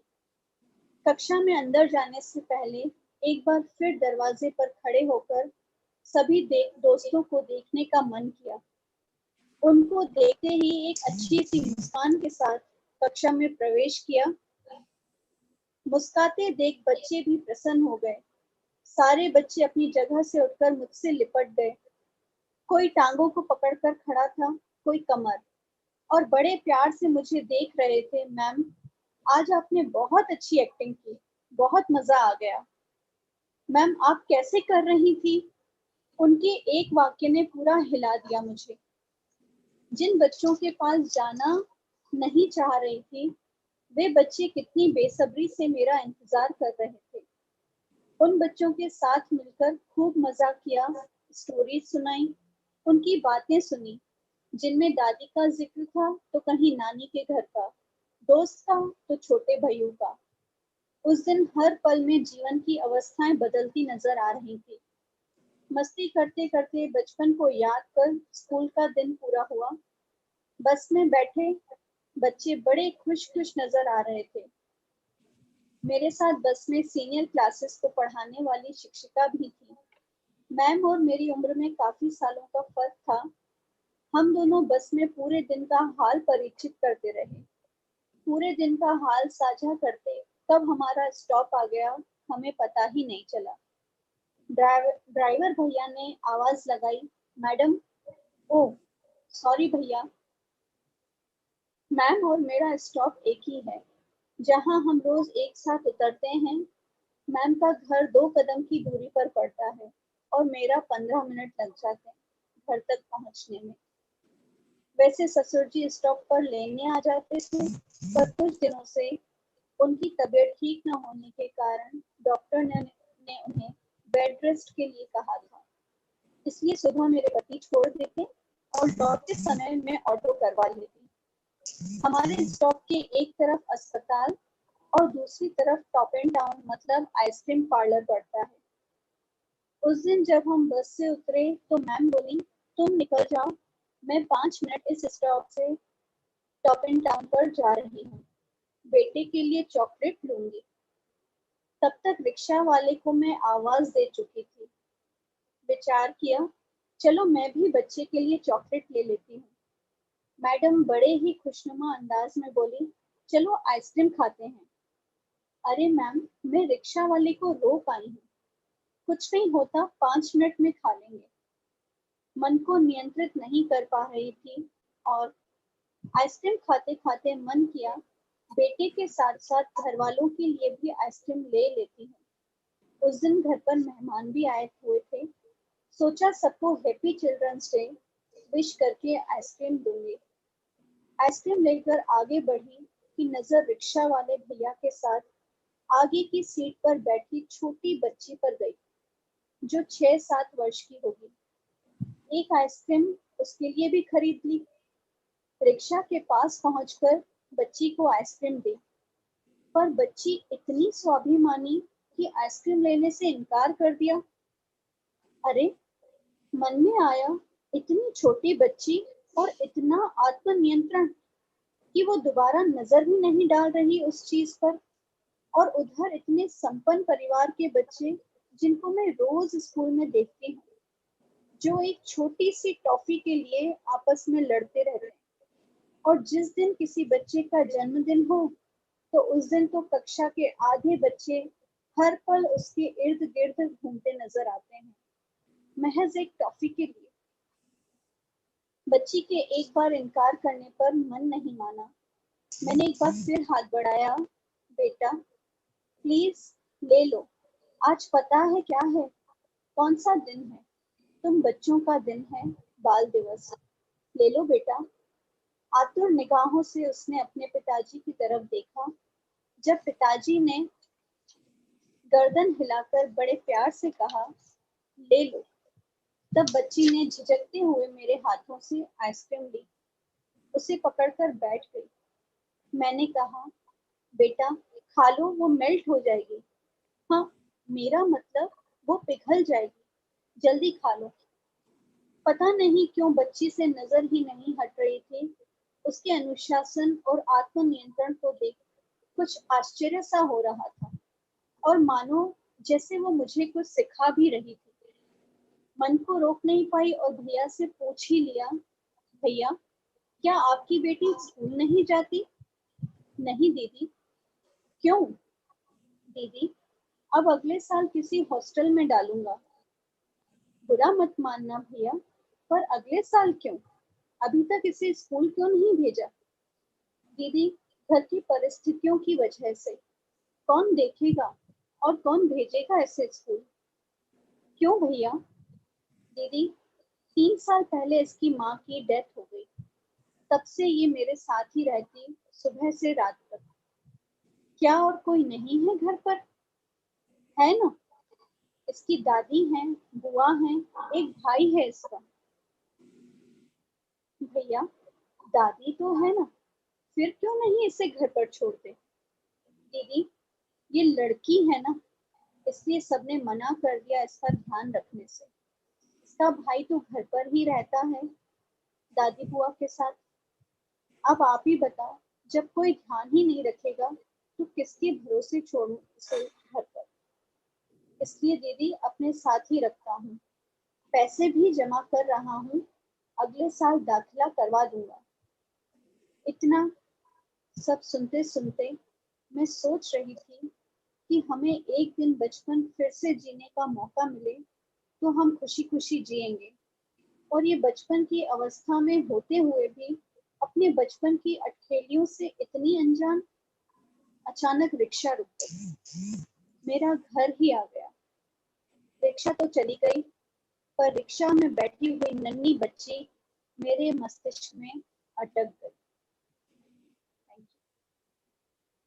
Beautiful story, Samiksha ji. Thank you so much. Thank you so much. And you have rekindled our own childhood through your story. Thank you very much for telling this very human story to us. Thank you so much. इस तरह से ये सत्र के सभी कहानीकार अपनी रचनाएं प्रस्तुत कर चुके हैं। अब मैं आदरणीय अनीता अग्निहोत्री जी से अनुरोध करूंगा कि वे चाहे अपनी रचना प्रस्तुत करना चाहें या सभी पर कुछ, हालांकि वो सभी रचनाकारों पर उनकी रचनाओं के बाद अपनी टिप्पणी दे रही थी, लेकिन अगर कुछ हमारा मार्गदर्शन करेंगी तो हमें लाभ होगा। No, nothing much. I don't want to read anything of my own, but I can see Mr. Srinivas Rao. Thank you so much for being here, joining us. And, you know, I was very happy listening to the young writers because each of them brought out a different facet, not only of the present situation, the situation of the country, but also a style of writing which is very distinct from each other. You know, like Mr. Movin Mohan is a very, very urban story in which he brought the, as I told him, the politics of discovering the source of the stench. And ultimately, we tried to fix a monster whom nobody has seen, probably never doesn't exist. It's a very interesting, let us say, observation of the present times and the scope for us to get into ourselves. I would say Gagandeep ji read a very interesting story which I told him is almost like getting the glimpses of a novel. No. It has a very wide range from India to he took it to South Africa, exploring the roots from where revolution could start, and finally he came back in his own thinking, assisted by his professor, thinking inside jail, to his own country, his own home soil, where roots of a rebellion or a revolution can start from his own farming, I would say, from his own, status as an agriculturist. And Mr. Dilip Behera's story was a very beautiful, very human story again of a crisis which was resolved in a different way. And it also gives insight into our own mind, where we try to probably fix our responsibilities differently, but finally come back to ourselves. And last of all, though not the least, Samiksha's story, I think it is a story of innocence and a story of recollection. I liked it a lot because I can see it also has potential to be made into a play, a short play, which the children and the elderly and the adults can enjoy together. And a recollection, yes, recollection of a time where a little girl cannot be left at home because there is nobody to, even for a little girl, nobody to take responsibility for her safety. And she is moving around with her father, who is waiting to put her in a hostel. I mean, we may be seeing these things in our everyday lives, but everything doesn't become a story.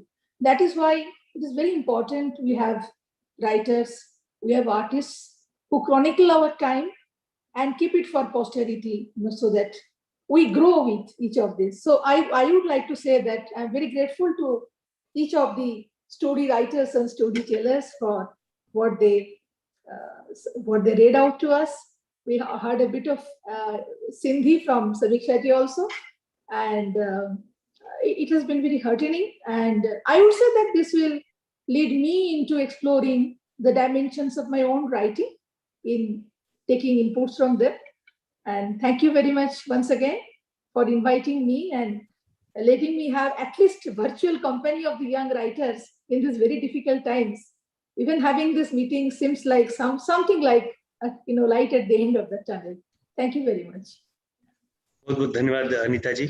मैं doctor के श्रीनिवास राव जी से अनुरोध करूंगा कि वे अनीता जी का अकादमी की ओर से धन्यवाद करें औपचारिक रूप से। अनम्यूट कर ले sir. Anita ji, very grateful to you for you have accepted this invitation because your presence always encourage the youngsters, particularly you are such a senior writer, having amongst the young writers, it is a very kind of encouragement. I know you are very busy always, keep on writing.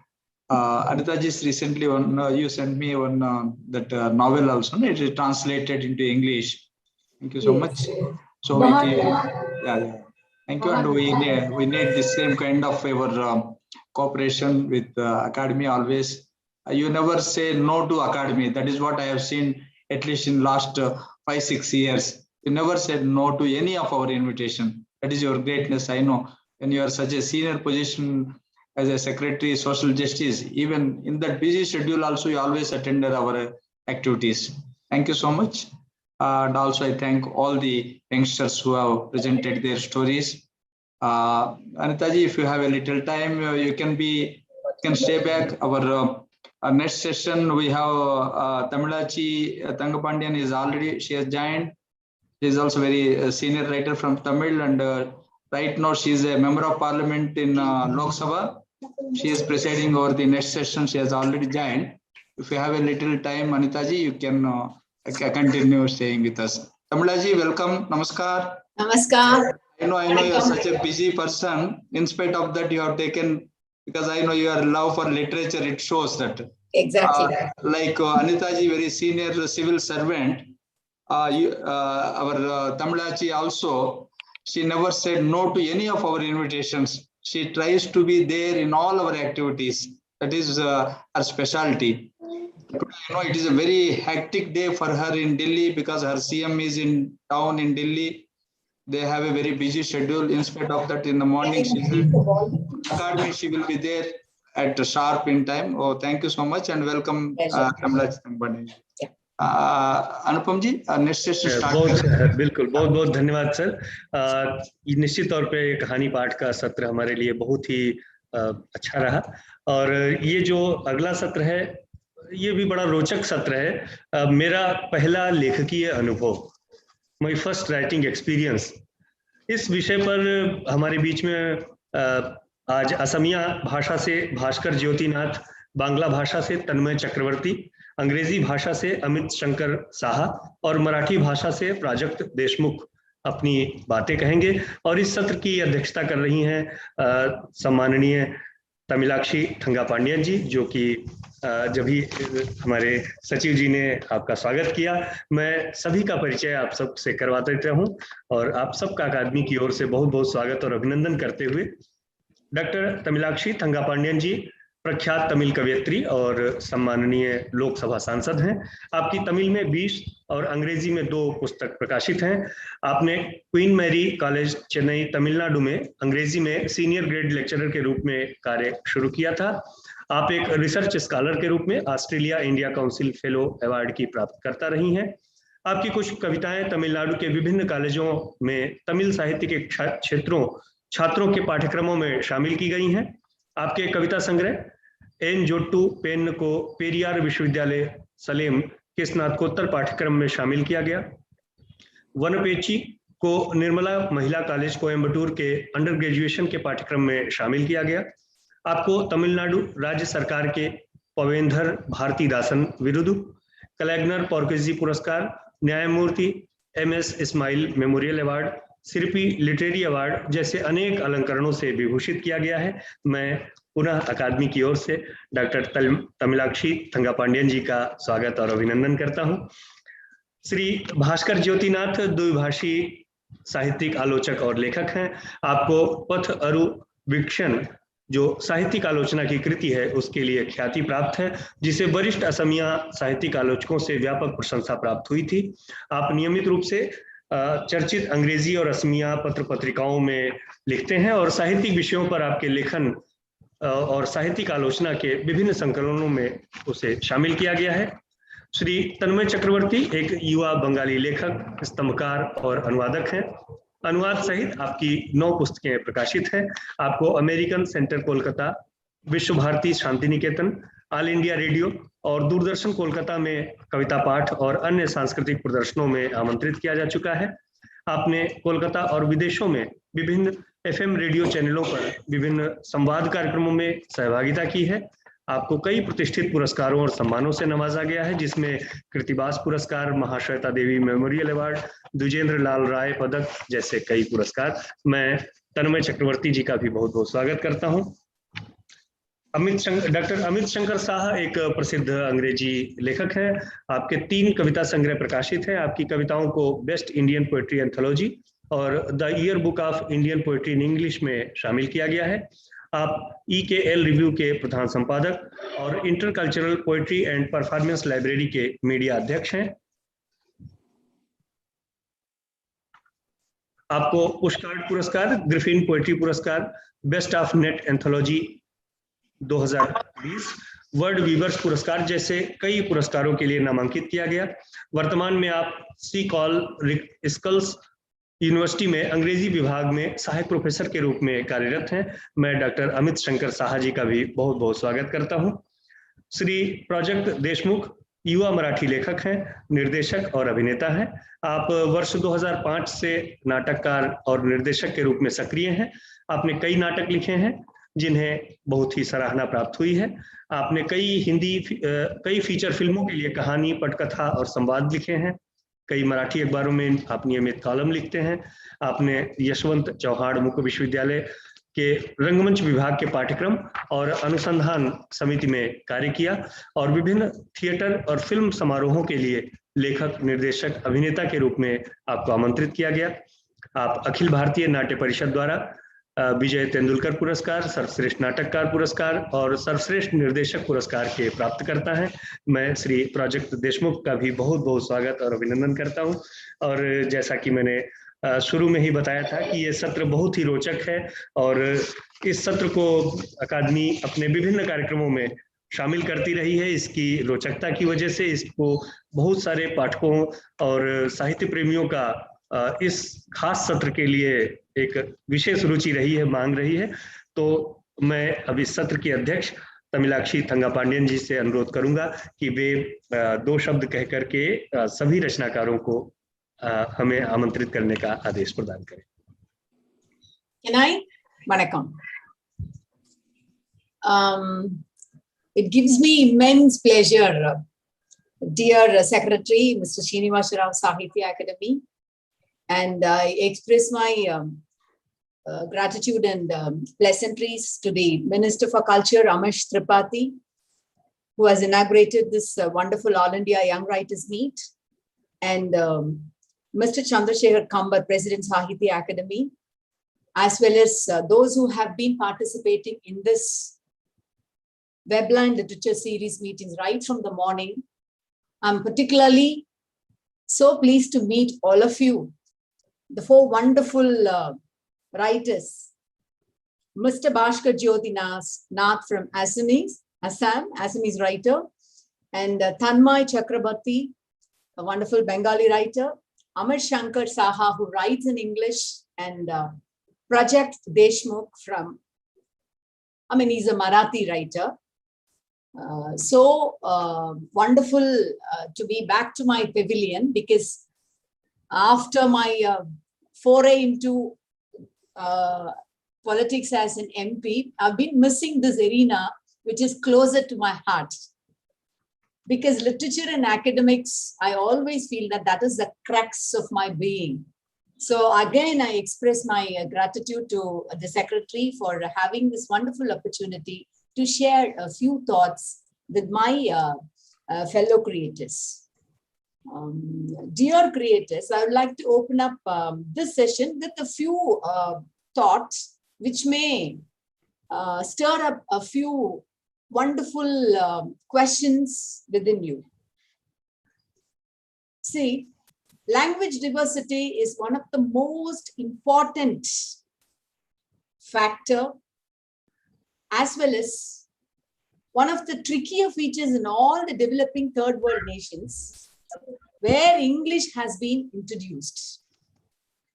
As post-colonial citizens, why are we very keen in expressing ourselves in our mother tongue? Because apart from your choice, I personally feel that when Chinua Achebe stated that I'm not going to write anymore in English, I'm going back to my native language, I see it as a political statement. Because so far, the canonical literature, the main English literature, has been projected as the best literature, and we have been judged by their yardsticks. I mean, I'm talking about the pre-post-colonial era. When the post-colonial literature, previously called as the Commonwealth literature, the term came into the scenario, all of us, all the regional writers, writers from all the third world countries, we start to write our own literature from our own memories, from our own history. And some well-known writer has said the empire is now writing back.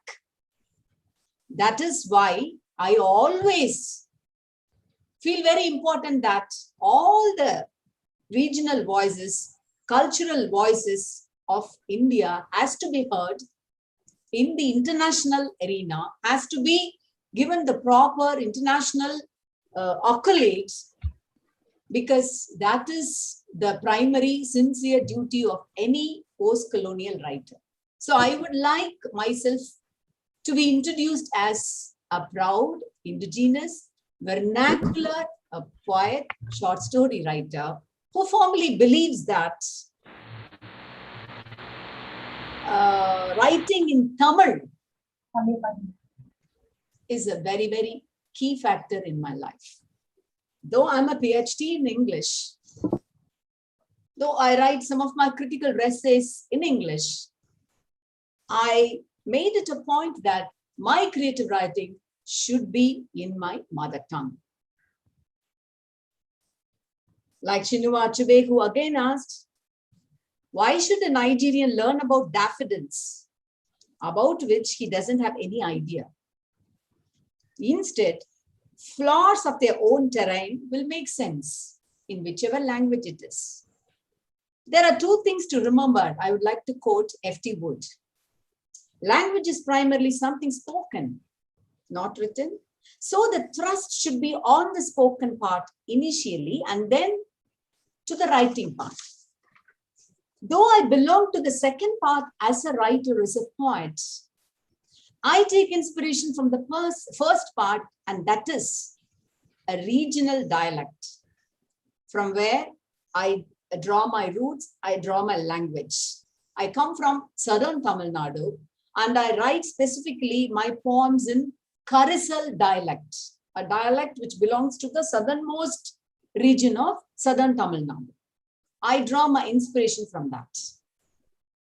It is evolutionary. Language is evolutionary, not static, with the realization that change is also constantly going on.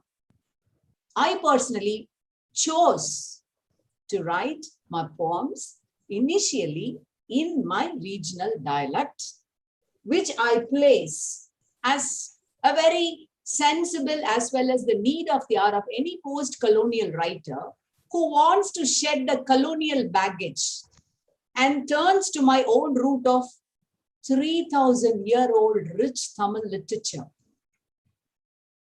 3,000-year-old written script. My language it dates back to a written script of Sangam literature, which dates back to 3,000-year-old. So I proudly state that I take my roots, and again, within the inner circle, I go to my regional dialect, because my poetry should be drawn from the raw dust and heat of my village road. என்னுடைய கவிதை என் கிராமத்தின் கிளைச்சாலையின் புழுதியிலிருந்து கிளைத்து முளைத்து எழ வேண்டும். That is where I began to write my initial writing, and that is the crux of my poetry. See, Tamil poetry has an important history of more than 2,500 years ago, from the age of Sangam to the postmodern poetry. Tamil poetry of this postmodern era is characteristically different in its form, structure, content, and musicality. I would like to just quote this important point. 3 important developments mark the new poetry field during the 90s and beyond, in which I am operating now. Patronage for new poetry amongst mass circulation journals. Emergence and visibility of a number of significant women poets. These are the 3 remarkable factors of the modern Tamil poetry. And the third important factor is the voice of the Dalits reverberating in the portals of poetry, along with the regional people who write in regional dialects. I'm just one among them, who is trespassing where once angels tread to trail. The first poet to look at the soul and suffering of women is Mahakavi Bharatiyar. The women poets of Tamil literature, right from Sangam poets, are vociferous in their voices against male chauvinism. We are proud to have Avayar, Velli Vidiyar, Kakai Padiniyar, and Andal also. An exemplary modern Tamil poet still date. I'm not just a millennium woman. Rather, I wouldn't like to be addressed like that. Basking in the glory of post-globalization, liberalization, privatization, and monoculturalization. I am a third world woman from Tamil Nadu, a rural woman who is proud of my rationalist path paved by those brave women of self-respect movement, who is conscious of the existing hurdles still prevalent, caste, creed, and class, who is little empowered with education, but not willing to bait my agrarian landscape, vegetation, birds, rivers, and my language in the name of development. And that is where I take my seat from, as a proud vernacular regional poet. I stand before you here as a rural poet. I belong to a landscape of dry black soil, which we term as Karisal in Chase Tamil. Hot summer is the most prevalent season, and I hail from an agrarian community in which failure of monsoon and rains is fatal to farmers. My soil, landscape, vegetation, birds, poultry, cattle stock, and above all, the native, talkative, intruding, nosy, yet humane and affectionate people with their worldly wisdom form the crux of my poems. Especially the working class women from the agrarian as well as the laborer background, they form the crux of my poetry. I breathe my village, though I am a bonsai plant in a metropolitan city, say Chennai or Delhi. My alienation, diasporic longing, my inability to adapt to a pretentious culture, my oxymoronic being between living and existence, are the key themes of my poems. I have the advantage of being educated in English, but I am against the statement made by Lord Macaulay when he envisaged the English curriculum. He said, "Kurudiyalum nirathalum இந்தியர்களாக இருக்கின்றவர்களை அறிவாலும் சிந்தனையாலும் ஆங்கிலேயர்களாக மாற்ற வேண்டியதுதான் இந்த ஆங்கில வழி திட்டத்தினுடைய பாடத்தினுடைய முக்கிய குறிக்கோள். We may be Indians. The main duty before Englishmen when bringing the English education like this, because they are Indians by blood and by skin.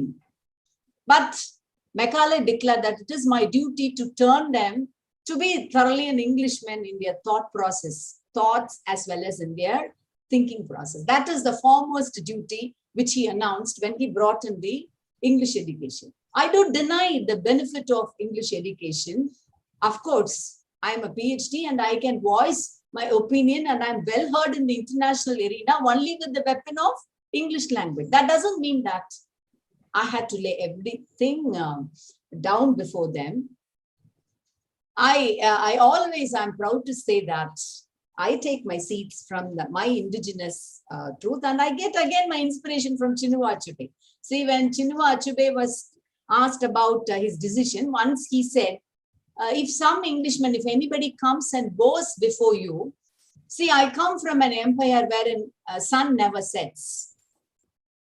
I think Prajagat, who writes in English, Amit Shankar Saha, this is a very beautiful quote I would like to share with you. If someone comes and boasts before me, anybody from the English empire boasts before me, the sun never sets in England. I come from that empire. Chinua Achebe told him, you have to repartee him by saying that, yes, I see, sun never sets in England because God never trusts Englishmen.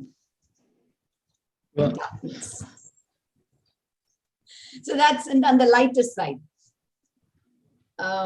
So I evolved neither as a woman nor as a man, but as a human being through my poems. It's just a voice, neither revolutionary nor reformative in declaring, but a firm, true voice, a robust village voice, uncontaminated by any issues or genres, but deeply immersed in the natural order of my earth and soil, with all its sweat, untidiness, barbaric but commune life. I declare myself as a Philistine poet who hears the inner voice of my people, registers it in my soul, and walks with it, uncorrupt by the artificially air-conditioned seasoning. So that's where I began my writing. To survive the third world countries or limping back to learn English, and we have mastered in that. There's no safer path to have your to overlook or to bypass your existential crisis. As an indigenous, but yet as an indigenous poet, I agree with Achebe that going back to your roots, rewriting your history, and be true to your roots as an indigenous poet are the key deciding factor of any true creator. Any true creator, he may be functioning in the field of poetry or fiction or in short stories, but true to his root and nature, that is the key from which I draw my inspiration. Speech or language is one of the chief attributes which differentiate human being from the animal species. That is why I am proud to say that our India should be a proud, what should I say, example to the world with its diverse cuisines, cultural habits, languages, arts, literary expressions. Kurigalal aanade moli. This is by a quote by, that is language, is the basic crux of language sign, Saussure, the post-structuralist taught. Sorkalal aanade samuha uravugal, Levi-Strauss. He says the social relationship is bound mostly by words. This is a statement by Levi-Strauss, another structuralist. But I would like to again go for Lacan, who says, Kurigalal aanade ahanilai. Ahanilai is your inner self. Your inner self is being made by science. As far as Lacan is concerned, the history of human beings, Manida Varalari, human mankind, begins from speech. Samuha Manidane moli aaluvadal அகநிலையை மொழி கட்டமைக்கின்றது. Language is the factor which defines a social being. So it defines the inner self of a social being also. For the Lacanian inner self, language takes a very important role than the society. And in order to define society, to question society, to cut deep into its pros and cons, to delve deep into the problems which any creator faces before the society, you have to do it through only your language. And that language should be from your roots, from your vernacular dialects, from your indigenous background. And that is where I take my initial days of writing poetry as an inspiration. So I think this is roughly a good introduction from which you can make a sort of where I drew an inspiration and which area of, I have published a short story collection of mine. 5 short stories have been published, and poetry is I think some 6 or 7 collections. I'm yet to make a foray into novel or other genres, but poetry is my main, because of all the genres, poetry is the most challenging area. Moligalin Arasi, the queen which throws challenges to language, is the queen of poetry. That muse always inspires me more. And like Keats, I would like to quote that I would like the demon of poetry to descend on me like a possessed crazy woman. So with that, I think I would like to wind up my introductory session, and with a little bit of a small poem which a friend of mine translated. Like, what is my poem? The title is Yanadu Kavide, my poem. Those were the days of faultless grammar and surging rhythms. In today's carnival of symbolist techniques, of modernist and postmodernist analysis, of deconstruction and all other isms, thank goodness, my poem has lost its way in its infinite innocence, in its indigenous pride. Thank you. बहुत बहुत धन्यवाद तमिलाक्षी जी।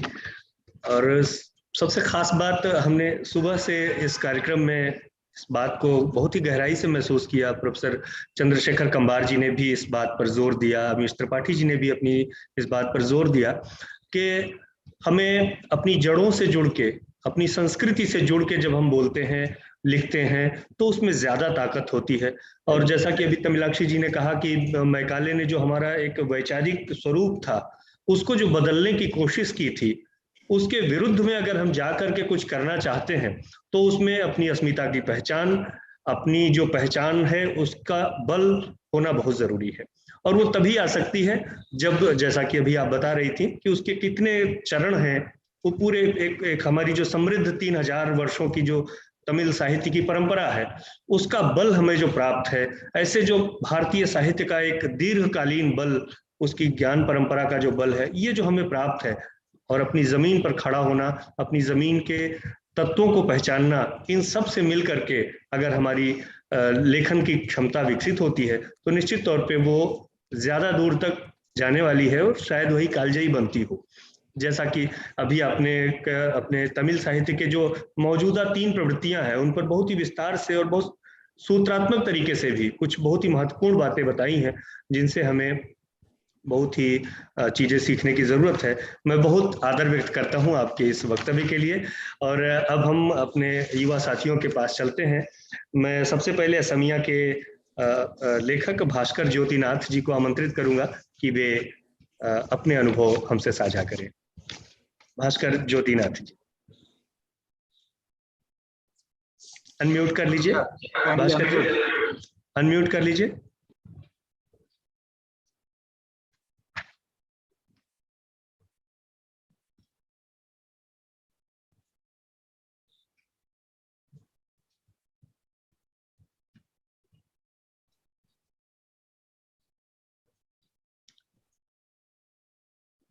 Unmute कर ले, पहला वाला जो button है उसे ऑन करें, first.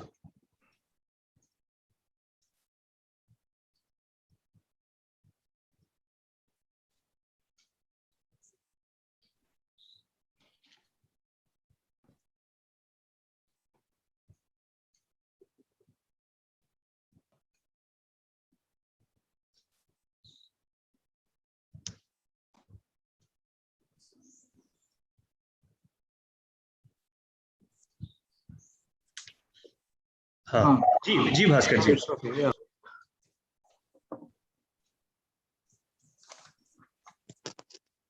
Thank you so much, and I'm extremely sorry for that temporary inconvenience. And No problem. Please. Yeah, it was a technical error, and I sincerely apologize for the inconvenience caused by me. And at the outset, I express my heartiest thanks to the Sahitya Akademi, the National Academy of Letters, for the kind invitation. I'm really honored for this kind invitation. So, to speak about my tries to the muse, first I would like to say that my tries to the muse started at an early age when I was a teenage boy. So during the time my tries to the muse started, and I was in my teens. I was probably 14 or 15 years old. Then I was asked to write a poem from a wall magazine. So the first writing, not in print, but it was in a handwritten wall magazine. So I was supposed to write in a wall magazine, and it was titled Vibhauri Sorita, which is translated into English, it will run as a nocturnal river. Vibhauri, which stands for the night, and Sorita, which translates to river, means river in the night. So there was a river flowing nearby our villages. So the poem was, I don't know if it was a spontaneous overflow, powerful feelings, or it was written under some other compulsion, just because it was at teenage days, and I was supposed to write, and somehow I composed some haphazard lines celebrating the literary nuances and the influence that the river had on us during my formative years. So as Vladimir Nabokov says, a writer's destiny is shaped by his experience till he reaches his age of 15. So during the childhood, I was enriched with the life and food for future years by the rivers, by the natural atmospheres in my village, since I'm hail from the world's largest riverine island. So from that point of view, the river had a very strong influence upon me, just like just as Langston Hughes says, the Negro speaks of river. So Mazulian people, the islanders, used to speak of the rivers when it comes to their lifeline, when it comes to their culture, when it comes to the bonding and attachment with the river. So my first composition, it was not in print, it was in a handwritten in an wall magazine. It was titled as Vibhauri Sorita. It celebrated the nocturnal beauty, the pristine look, and which I happened to experience during my teenage days because it was flowing nearby my village, nearby my house. So that was the first composition. So I cannot say that I was very mature, and that was a very mature period, and the craft was mature during the time. So it was the initial stage of writing, and I was just that experimenting with my craftment, and I was in my teens. I was almost 14 or 15 years during the time. So later, when I came to Dergaon Komaldura College for graduation, it was one of the prestigious college in Upper Assam, which is called Kotoni in Upper Assam. So I came to Dergaon Komaldura College and I got admitted in English department. So I was exposed to the realms of the English literature from the 17th century or the post-war modern poetry, modern poetry, all these literary realms. So it shaped my literary sensibility and it heightened my critical perception, and to say that it enriched my critical literary acumen to approach any literary text or any literary work. So from that time of view, my idea of literary engagement or the literary craftsmanship changed considerably. So I was exposed to the celebrated literary works, celebrated literary writers from William Shakespeare or Christopher Marlowe, to the T.S. Eliot or Langston Hughes. So these had all these writers together, they had a formidable bearing upon me during my, that was time also the teenage days, around 17 or 16 years, by the time I was in degree first year, I think. So in between then, the common platform, usually that accessible platform was a wall magazine. When we were students at the hostel or in higher secondary or secondary school, we're not, we did not happen to write in national or regional magazines or literary journals or tabloids. So usually we take recourse to the literary wall magazines that is published by our Department of English, that is published by our Dergaon Komaldura College Boys Hostel, that is published in general by the college in entirety. So we happen to write in wall magazines. And my first writing in print was about the aspects of the trends and tendencies in contemporary Assamese poetry. And by that time, I'm still hopeful that I could have, garnered certain literary acumen because of my studying English literature, because of my exposure to Indian and English writing. So somehow I could have mastered a little bit of literary acumen to assess or to kind of give value judgment of literary work. So that was the initial period. Even during the time I was a college student.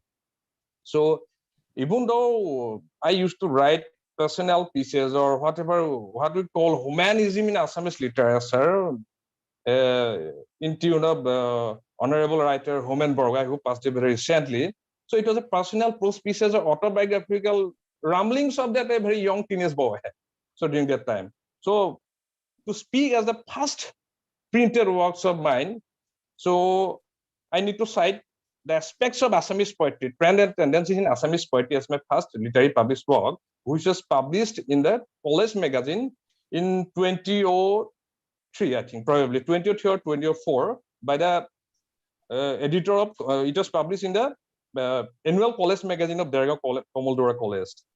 So during the time, I observed as a young student of critical, young student English literature, and I developed a sense of literary, critical acumen, and I observed that how the poetry is mushrooming in comparison to the other literary genres. We have poetries, we have novels, we have short stories, we have prose pieces, we have non-fiction and fiction, so many genres of literary writing.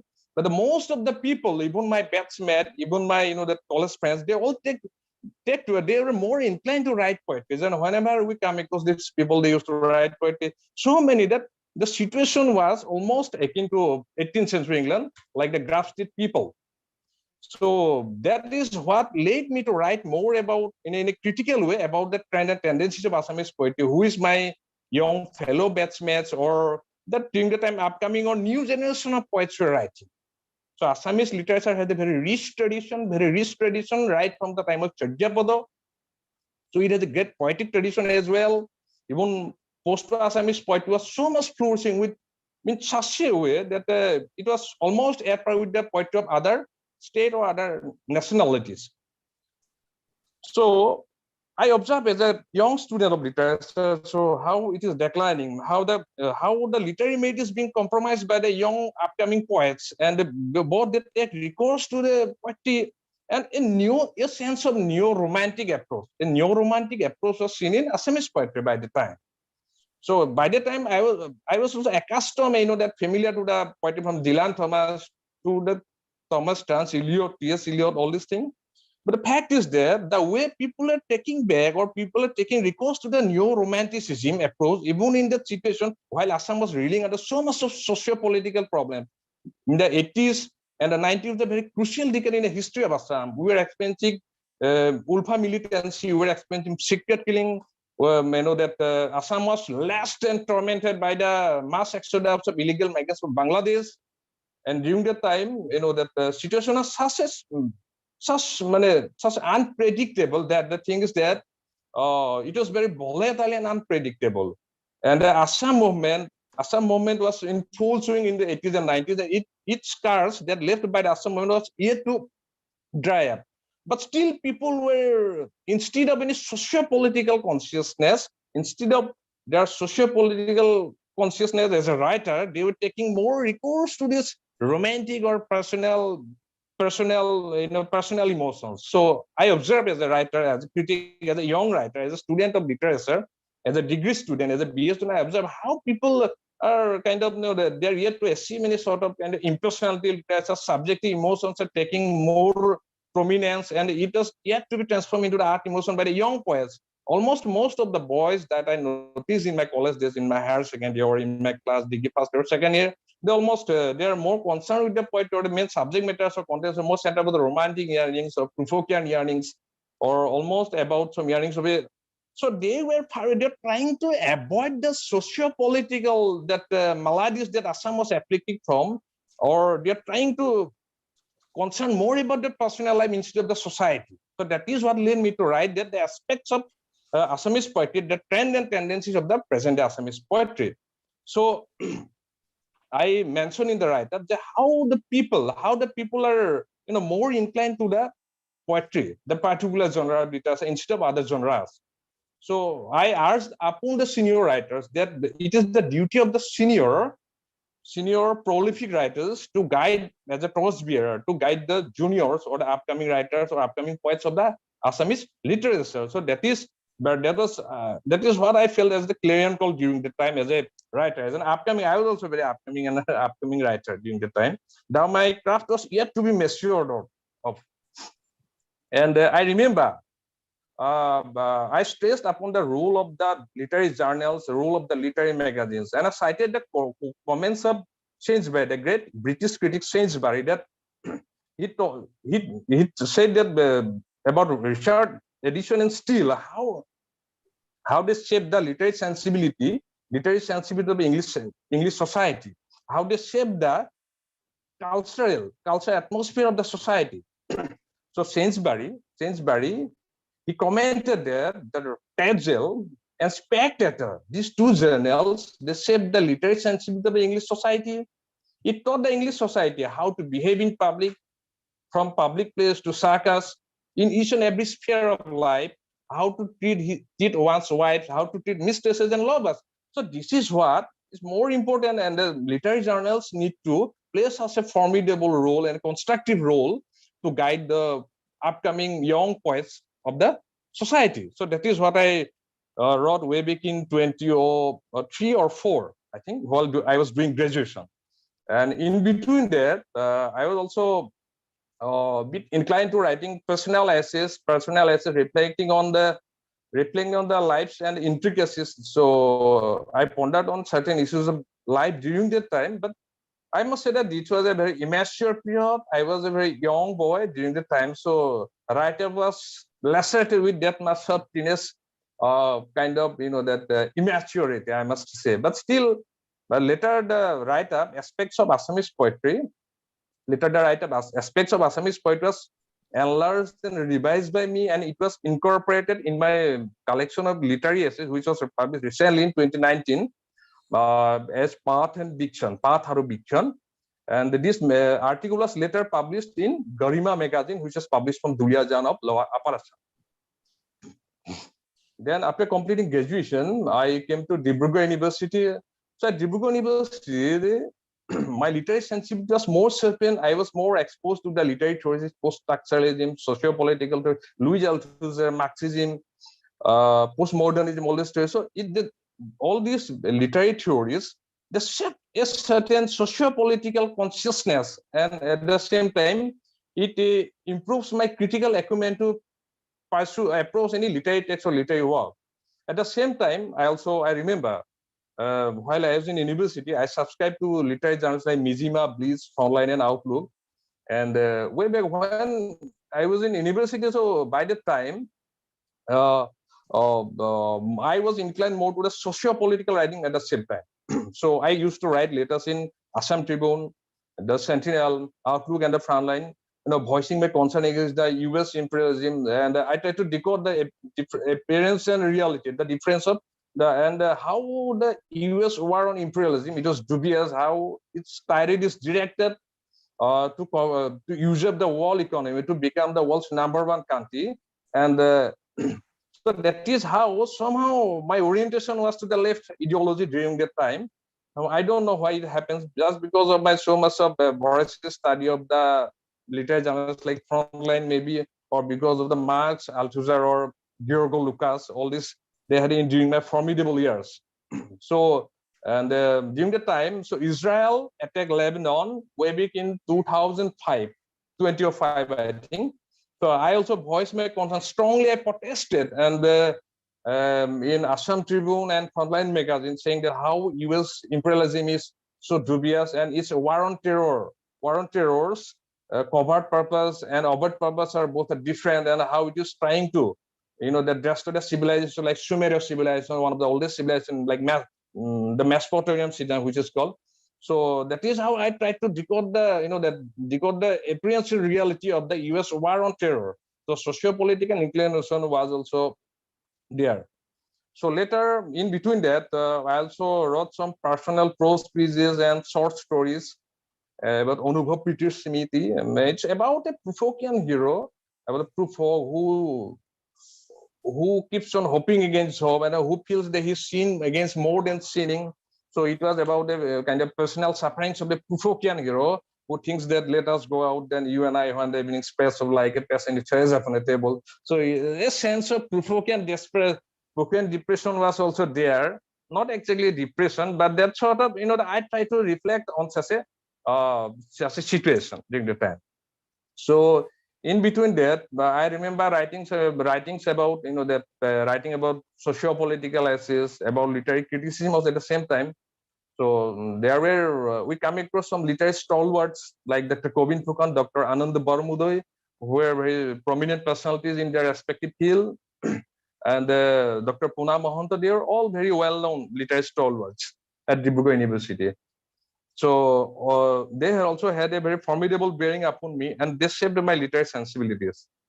So, and I would like to repeat one thing I had forgotten to mention in my when I was talking about my first writing experience.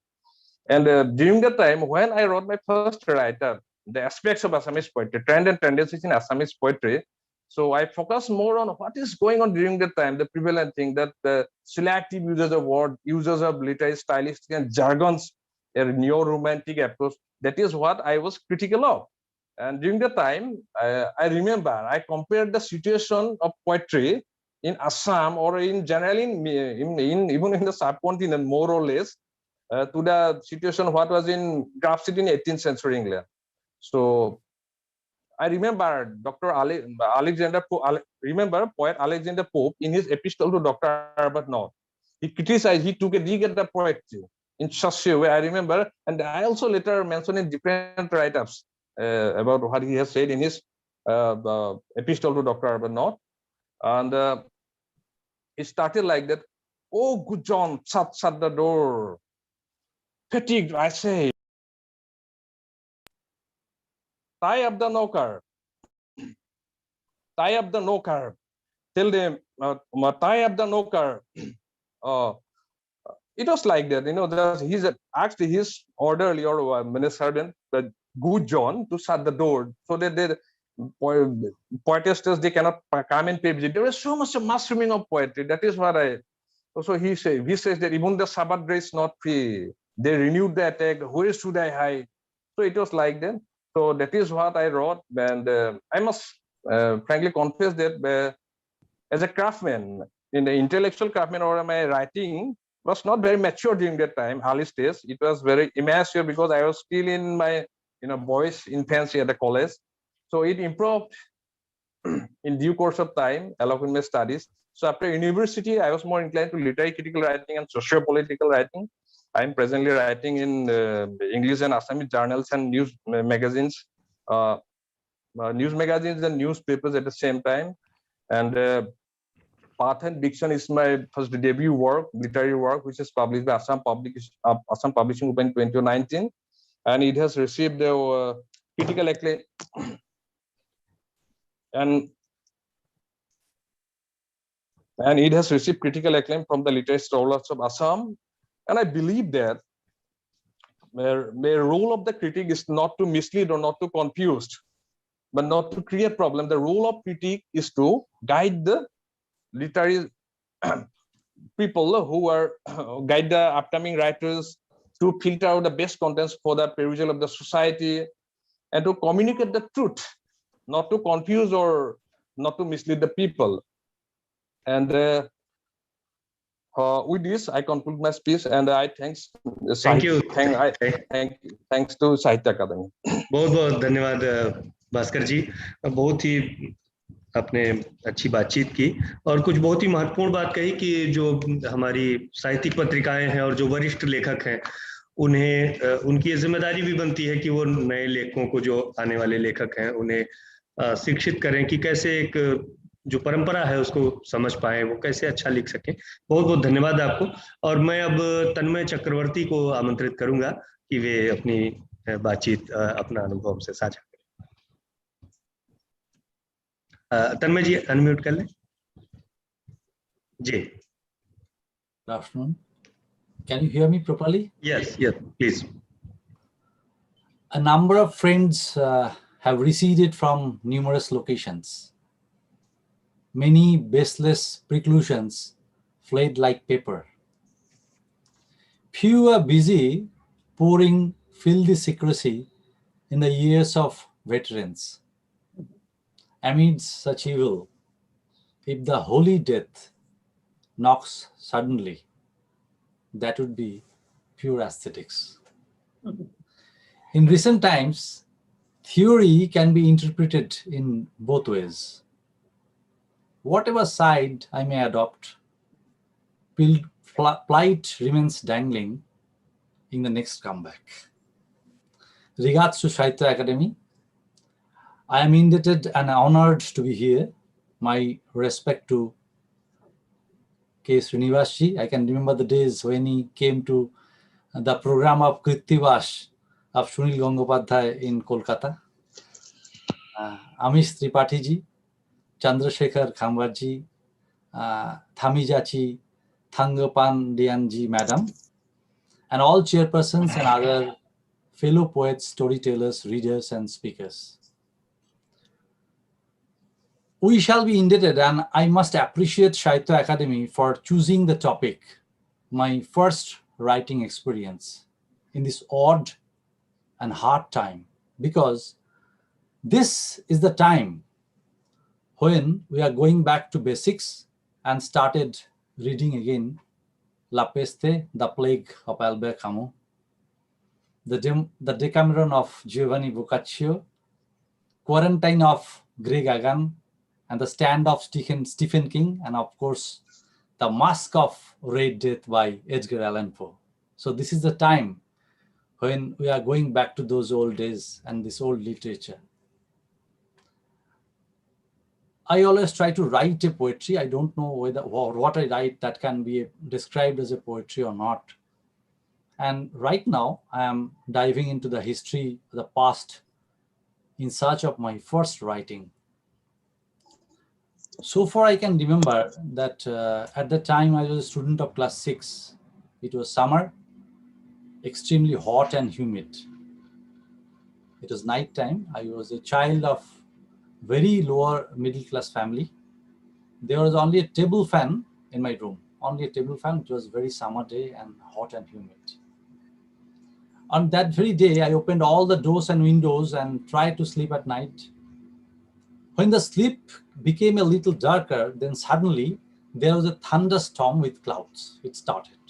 I was sleeping, about to sleep. It entered into my room before I closed the window. Then the storm raged all night, could hardly sleep at the night. Woke up in the morning and I saw it was a mess all around. Most of the mud houses were collapsed, all the roads submerged, the electric wires were torn, the road was deserted, and there was not even a rickshaw in the road. The first thought that came to my mind was how to go to school. After a while, I realized that I can't go to school. I came out of the house and suddenly saw a dead bird in the veranda in front of my house. That time I thought that so many trees, so many birds lost their nest. And I thought also that how many people were homeless. I was a student of class 6 at the time. I wrote 8 to 10 lines only.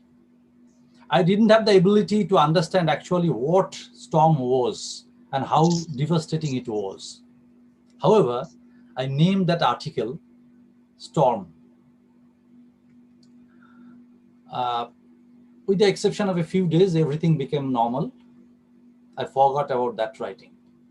One day in the evening, I was preparing to study English at home. You know that I was a student of Ramakrishna Mission and Bengali medium school, and normally the students of Bengali medium give more stress in English as a foreign language.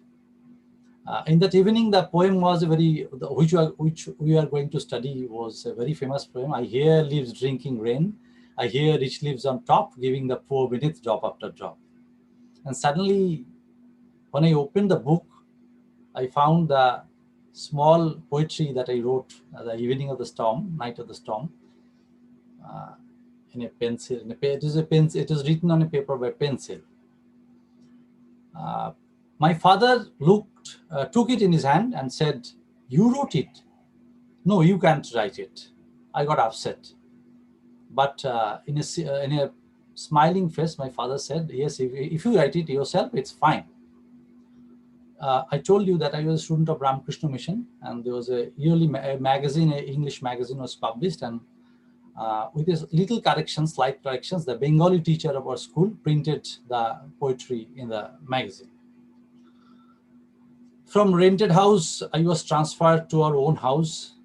The first written poem was lost while wandering around the city in search of a job. Although the original poem was lost, later I found it in a written form through a transformation. A few years back, I joined in a poetry curriculum of Sahitya Akademi that is called Vashantar Anubhav, where it was a session how the poetry can be transcreated and translated. And I tried to translate that old poetry which I wrote in my when I was a student of class 6, and there was a huge transformation of that poetry. And at that time, that was a poetry of protest, and this poetry is also protest, so of every sense of the society. So I'll conclude my session of my first writing experience by reading this poetry. If someday all roads start knocking at your door, entire water body of rivers, lakes, canals turn into a huge drain to rush in front of your sweet home. All the slogans begin shouting at your manicured garden. And if the news of death of patients of all hospitals reach your painted letterbox, and if someone always whispers in your ear all the corruptions belonging to market, every street beggar calls you by name, will you still be a guise of a stopper? Pretend yourself sitting idly as a good man. You have made good theaters, composed mind-blowing verses, directed intellectual movies, everything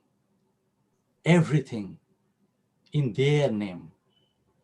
Those even were sold as hotcakes in higher prices. Now, please return at least something. Auction yourself. Thank you very much for patiently hearing me. Thank you. धन्यवाद तन्मय जी। बहुत अच्छी बातचीत की आपने, और बहुत ही अपनी कविता के बारे में भी बहुत जो उसकी प्रक्रिया है उसके बारे में बहुत अच्छी बातचीत थी। आपके पीछे जो पृष्ठभूमि में आपके रविन्द्रनाथ टैगोर का, गुरुदेव का बनाया हुआ जो एक डूडल दिख रहा है, उसको देखते हुए मैं सोच रहा था और इस विषय को लेके सोच रहा था। मेरा पहला लेखकीय अनुभव, जब मैं इसको इस तरह सोचता हूँ कि कोई रचना कब प्रकाशित हुई, इसके बारे में हमें अक्सर ऐसे कार्यक्रमों में और खास तौर से ऐसे सत्र में सुनने को मिलता रहा है, लेकिन ये विषय है मेरा पहला लेखकीय अनुभव।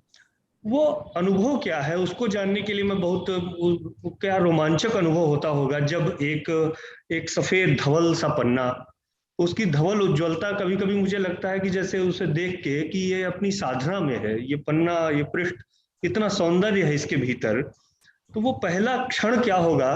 क्योंकि ये पन्ना, जिससे एक पन्ना एक बनने में जो एक पेड़ की पूरी छाल, इसमें उसकी पूरी त्वचा लगती है, मुझे ये कि एक पेड़ की त्वचा पे हम एक सबसे नुकीली चीज, जिसे हम पेन या पेंसिल जो भी कह लें, ठीक है, उसमें से स्याही जैसा कोई तत्व निकलता है जो लिखने में मदद करता है। जब हम पहली बार उस पन्ने पे कलम रखने चलते हैं, वो पहला क्या हमारे भीतर क्या रियाज होता है, क्या तैयारी होती है कि हम उस सौंदर्य को छेड़छाड़ करें और सब कलाकृति बने उस डूडल जैसी जो गुरुदेव ने बना दी। वो डूडल भी बनाए तो कलाकृति हो जाती है। ये जो तैयारी है, इस रोमांचक अनुभव को जानने के लिए मैं बड़ा बेचैन रहता हूँ कि मुझे ये कब सुनने को कब मिलेगा। लेकिन बहुत ही अच्छी बातचीत की आपने कि एक जगह से आपने जब जगह दूसरी जगह बदली और एक कविता ने अब कैसे स्वरूप अपना बदला जब आपने दोबारा उसे सोचा, ये बहुत ही रोमांचक है। मैं बहुत आदर व्यक्त करता हूँ आपके प्रति। और अब मैं अमित शंकर साहा को आमंत्रित करूंगा। आप अंग्रेजी के बहुत अच्छे लेखक हैं, अमित शंकर साहा जी। धन्यवाद। So I am very grateful to Sahitya Academy, Professor Sanjukta Dasgupta, the convener of the English Board of Studies, Dr. Srinivas Rao, the chair, Dr. Thanga Pandian, and all other dignitaries and speakers for inviting me. I shall start my speech by citing an anecdote. T.S. Eliot, the renowned poet, he was also a professor. Once a student came to him expressing his desire to become a writer. He went on for some length of time talking about his ambition to become a writer, a poet like him. After the student left, T.S. Eliot turned towards his colleagues and said that this boy, he spoke for such a length of time about his desire to be a writer, but he never spoke a single line about writing. So when I got this topic about my first writing experience, I thought, how far should I look back to into my writing experience? That first writing experience should be pure, raw, a writing experience that is a general human activity, even though a creative writing experience, which is a general human activity, without any awareness of doing a specialized job that is done by people belonging to the category called writer. In search of that first writing experience, I go to my childhood. But before one becomes a writer, one is already a teller, a writer of stories. Before that, one is a teller of stories. And even before that, one is a maker of stories. Making stories does not assumes any listener or reader.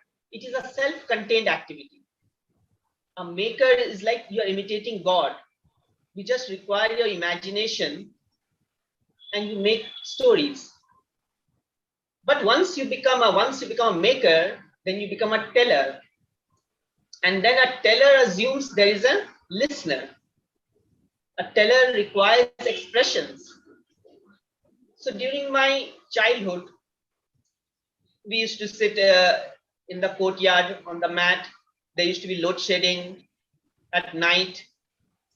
We used to sit, my cousins and friends, in the dim light of the hurricane. And I used to tell them stories, especially ghost stories, all made up by me. But that is what I was as a teller of stories. But then later on, when I first writing experience, it was during the daytime. It was not during the night time. It was in one of the summer months. At that time, the academic session has shifted from January to April. So there was an extra term added to our academic session. And after that, there was an extended summer vacation. In that summer vacation, I wrote my first story. I don't remember what was the content, what was the story about, except that I remember the name of the story. It was titled The Gold. No, don't ask me why I titled it The Gold, because I don't remember. So it was titled The Gold. But then immediately after writing the story, I had this urge that I have to find a reader for this story. Someone has to read this story. And in search of that reader, I found my father. So father is a figure who is educated. He will read my story, he will give his opinion. So I showed my story to my father. And I don't remember what was his reaction, what did he say. But that story, The Gold, was mentioned later on, and it went on going to be mentioned during lunchtime, during dinner time, during parties, even in parent-teacher meetings. And I was as if I have taken up the mantle of being a writer. And that was the time I realized that the reader is not in the control of the writer. The reader can, you don't control your reader. Whereas I became very reluctant then to show my writing to anyone. I would have rather wanted a reader who will remain anonymous. And to control that reader, later on when I went to secondary school, I devised a stratagem. In between, I had written much. I had written poetry, short stories, and other things, but I have not shown them to anyone. But there was always this urge to find a reader, but it was kept suppressed.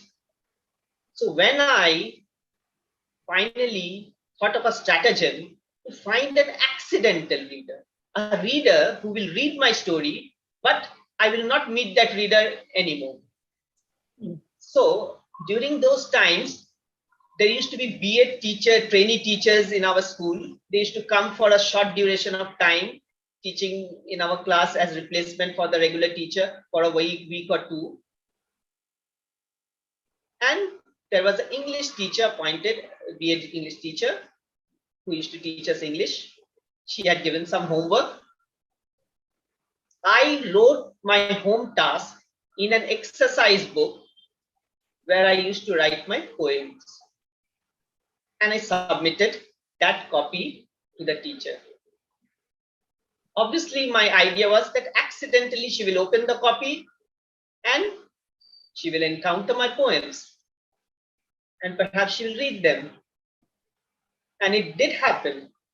On the last day of her stint, she did mention that she had found a boy in the class who writes poetry and she was appreciative of it. And then she was gone. And that was my perfect reader, who would read, who would not know who has written, who would not know the writer, but she would know that the writer is among someone in this class. She would give her note of appreciation and next day she'll be gone. Later on, one of my poems, A Plant, was published in my school wall magazine. It was chosen by I was in St. Anthony's High School. And the poem, A Plant, was chosen for the wall magazine. Then I did not find a bit embarrassed because there were all these readers, because it was just too many readers now. I could stand in front of the wall magazine looking at my poem with other students surrounding me who were also reading my poem. They were discussing my poem without them being aware that the writer is standing beside them. And that anonymity of the writer I like very much.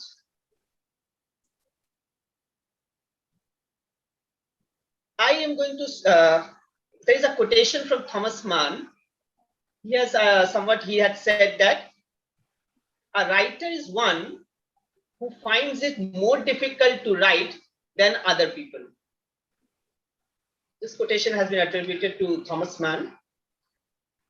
And I believe the reason for it is because the writer is aware of being a writer.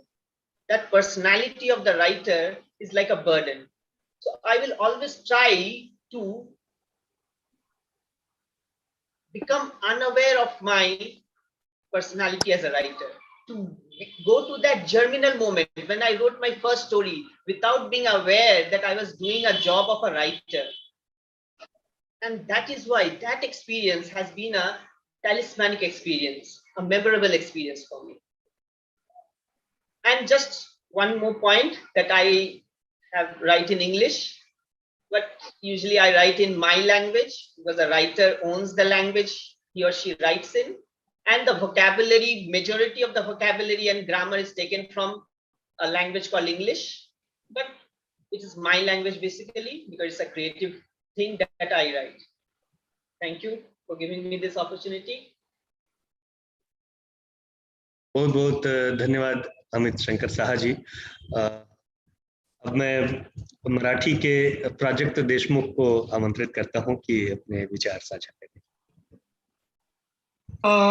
नमस्कार, आवाज आ रही है मेरी ठीक से? आ रही है। Yes, yes. There is no greater agony than bearing an untold story inside you. ये माया एंगलेव ने कहा है। और इसी के साथ मैं सर्वप्रथम अकादमी का शुक्रिया अदा करता हूं।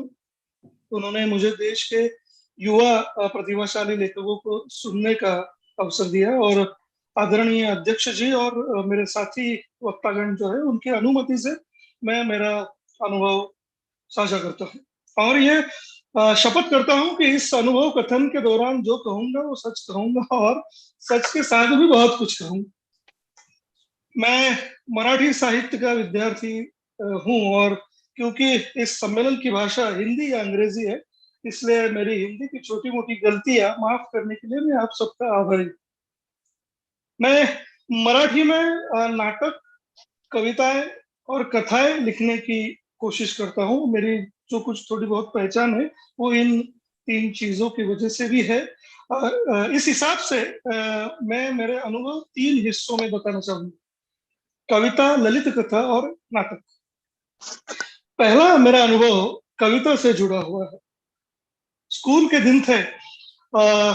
अगर तुमने कुछ लिखा हो तो हमारे स्कूल में अक्सर उसे सामूहिक प्रार्थना के वक्त पढ़ने के लिए प्रोत्साहित करने का चलन था, और पहले से 10वीं तक के बच्चे अपनी कविता या कथा सबके सामने प्रस्तुत करते थे। मुझे हमेशा वो देखते हुए लगता था कि वहां से यहाँ देखते हुए कैसे लगता होगा, लेकिन कभी मेरे में हिम्मत नहीं थी, क्योंकि जो कविता या कथा पठन करता था उसके साइड में ही प्रिंसिपल सर हमेशा खड़े रहते थे। प्रिंसिपल सर मतलब ये वो जमाना था कि प्रिंसिपल सर पास से भी गुजरे तो कपकपी सी भरती थी। दरअसल मैं स्कूल के 10 सालों में एक बेहद औसत विद्यार्थी था, पढ़ाई और एक्स्ट्रा करिकुलर दोनों में। मुझे क्लास में टॉप करने की कोई वैसी चाह नहीं थी, लेकिन मैं मंच पे कुछ पेश कर सकूं ये चाह हमेशा थी, लेकिन उसके लिए मैंने कुछ प्रयास किए नहीं थे, सब दिमाग में चल रहा था। मैं बस अपने घर के और अपने नुक्कड़ के लोगों के लिए एक स्टोरी टेलर या मस्करा बन के रह चुका था। टीवी और सिनेमा के अलग अलग किरदारों के मैं कपड़े पहनता था और दिन भर नकल करता था और उन लोगों को हंसाता था, या फिर कोई छोटी मोटी जादू सीखकर कंधे पर टॉवेल बांधकर जादू के शोज लगाता था। मेरा एक दोस्त था जो 2 दिन से स्कूल आया नहीं था।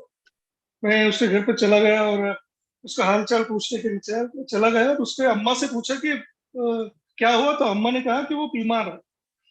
लेकिन बाद में उस बीमार दोस्त ने मुझे कहा कि यार उसने कहा कि मैंने जोश में टीचर से तो कह दिया कि मैं कविता पढ़ूंगा, लेकिन अब जैसे जैसे दिन पास आ रहा है तो मुझे हिम्मत नहीं है और मैं तो इसलिए स्कूल नहीं आ रहा। इस बात पर मैं बहुत हंसा, लेकिन वो बेचारा मेरे हंसने पर गुस्सा हो गया और कहने लगा कि तू कभी कुछ वहां ऊपर जाके कह सकेगा? मैं बोला हाँ। तो उसने कहा कि अगर तू कहेगा तो मैं भी कहूंगा। मैं बोला पहले तू, और इस तरीके से मैंने चैलेंज एक्सेप्ट कर लिया। वो दोस्त भी स्कूल आने लगे। उस वक्त क्रिकेट की कोई सीरीज चल रही थी वो याद है, वो कानिटकर ने चौका जड़कर भारत को जीत दिलवा दी थी, वो वाली मैच थी। मैंने वो पूरी मैच के हाईलाइट देख लिए। दूसरे दिन अखबार में उसका पूरा ब्यौरा पढ़कर उस क्रिकेट मैच पर एक मेरी पहली कविता लिखी, और उस दिन स्कूल के टीचर को मैंने कह दिया कि मैंने कविता लिखी है, मुझे पेश करनी है।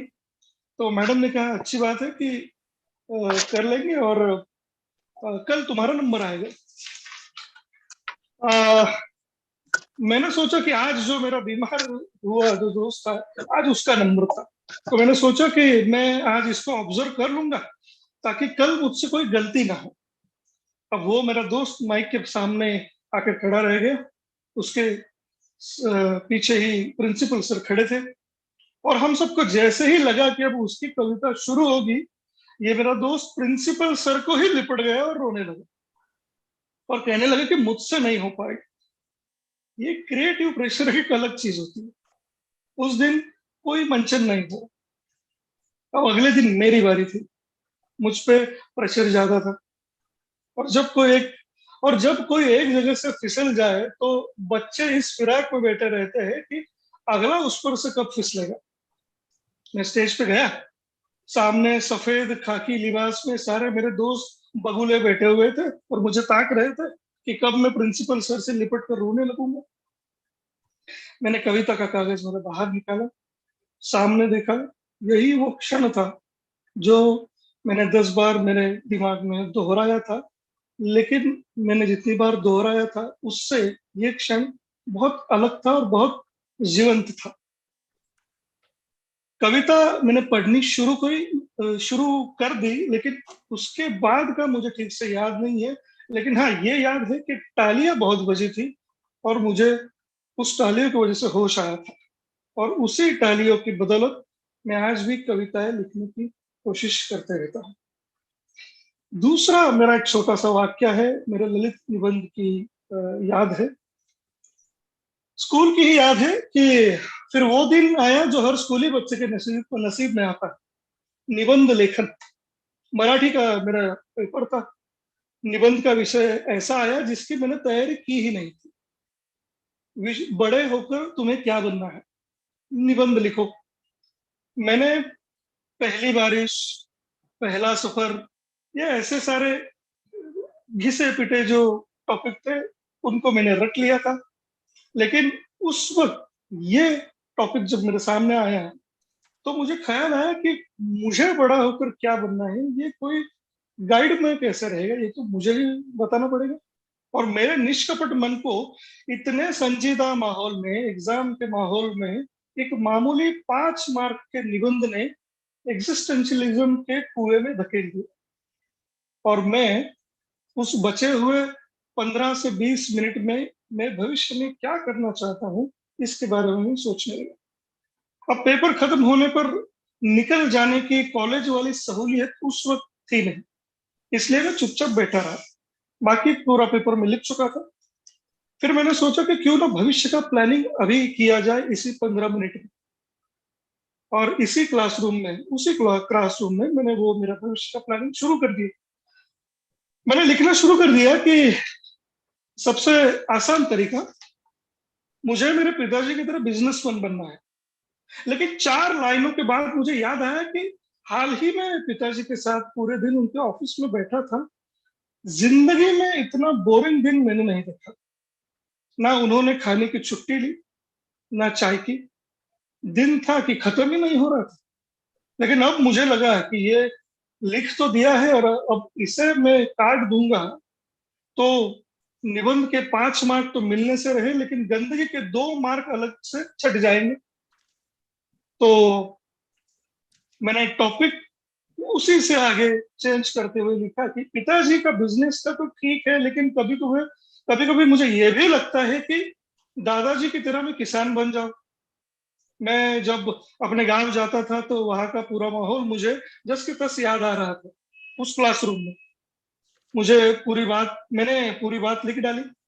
वो फसलें, वो बैलगाड़ी की सैर, नदी और कुएं की सारी बातें। और तभी मुझे फिर से अखबार की कुछ खबरें याद आ गई। बारिश की न होने की वजह से फला फला गांव में फला फला किसान ने आत्महत्या कर ली। फिर मैंने सोचा कि ना ना ना ना, ये प्लान भी ड्रॉप करना चाहिए।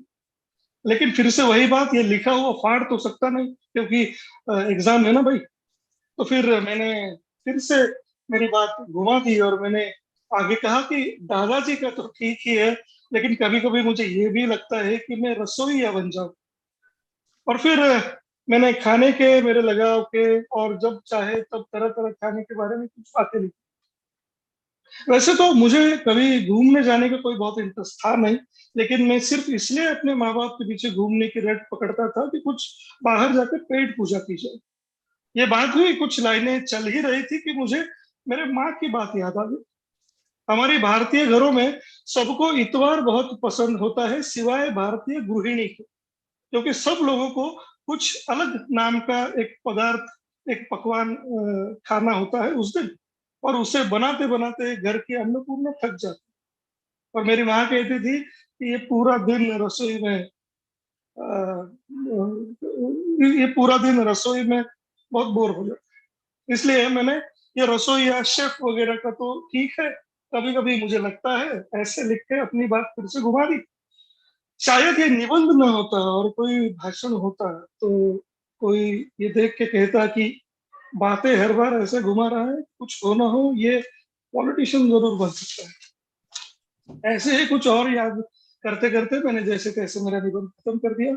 बाद में जब एक दिन स्कूल टीचर ने कहा कि कल मैं सबको तुम्हारे मार्क्स बताऊंगी और गलतियां डिस्कस करूंगी, उस दिन पता नहीं क्यों मेरा पेट दर्द करने लगा और मैं स्कूल गया ही नहीं, इस डर से कि मेरा निबंध के बारे में वो पूरे क्लास में बात करेंगे। 50 में से मुझे 45 मार्क्स मिले थे। अब ये 5 मार्क्स निबंध के घटे या निबंध के मिले, ये मेरे लिए आज तक पहेली है। और सच कहूं तो कुछ पहेलियां बनने में ही ज्यादा अच्छा होती, ज्यादा अच्छी लगती। मेरा आखिरी का नाटक का जो अनुभव है, मेरा पहला नाटक, अभी मैंने कविता का मेरा अनुभव बताया, मेरा ललित निबंध का अनुभव बताया जो मैंने पहली बार लिखा था। नाटक का भी अनुभव ऐसा है।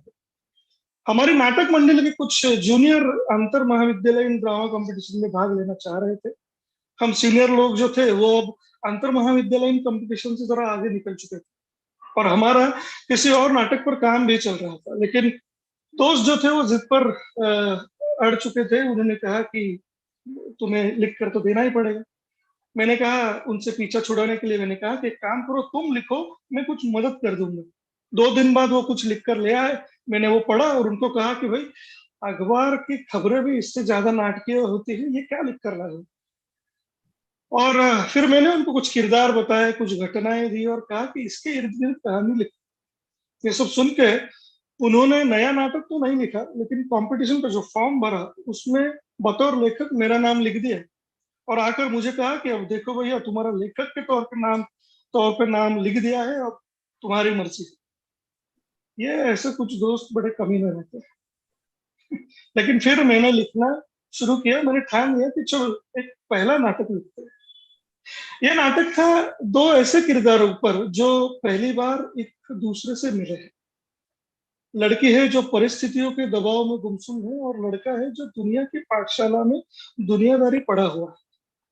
बहुत सालों पहले मैंने अपनी डायरी में एक नाम लिखा था, नोबडी, और उसके सामने ये लिखा था कि किसी पात्र का नाम, किसी किरदार का नाम अगर नोबडी रहे तो वो किरदार कैसे रहे। मेरे नाटक के पहले पात्र का नाम नोबडी, और इस नोबडी नाम के जो किरदार था, इसी किरदार की वजह से इस किरदार में ही मेरे नाटक का पूरा बीज था। और नाटक का नाम था रेन मेकर, अपनी तकदीर खुद बनाने वाला किरदार। ये वो वक्त था जब मुझे महाराष्ट्र और गुजरात बहुत सफर करना पड़ता था, इसलिए 2 मुख्य किरदारों की मुलाकात का स्थान बस स्टॉप था। मैंने बस स्टॉप पर एक हादसा देखा था। मेरे नाटक का अंत उस हादसे से प्रेरित था। तो दोस्तों ने मुझे धकेल दिया और मैं इसमें तैरने लगा। तो जो कमीने दोस्त थे वही सबसे सच्चे भी होते हैं। तो ये थी मेरे पहले नाटक के बीच का अनुभव। आखिर में मैं ये कहना चाहूंगा कि मुझे लगता है कि हम लिखते हैं वो हमारी जिंदगी के ही टुकड़े होते हैं। ये उस रात भर रखे हुए गीले फूलों की पंखुड़ियों की तरह है जो सुबह निचोड़ो तो उससे ही इत्र बनता है। ये तजुर्बों की पंखुड़ियां भिगोते रखनी चाहिए। जिंदगी जारी है, कलम जारी है, कलम जिंदाबाद तो जन्म जिंदाबाद। वाह, शुक्रिया। क्या बात है, बहुत ही सुंदर प्रोजेक्ट। कलम जिंदाबाद तो जन्म जिंदाबाद। बहुत बहुत शुक्रिया, बहुत ही रोचक अनुभव सुनाया और हम बड़ा आनंद ले रहे थे ये सुनते हुए। ये बहुत ही अच्छा सत्र रहा, अलग अलग इतने अच्छे अनुभव सुनने को मिले। और अब मैं इस सत्र की अध्यक्ष के पास चलता हूँ। तमिलाक्षर जी से मैं अनुरोध करता हूँ कि वे 2 शब्द अगर सबके बारे में कहना चाहें।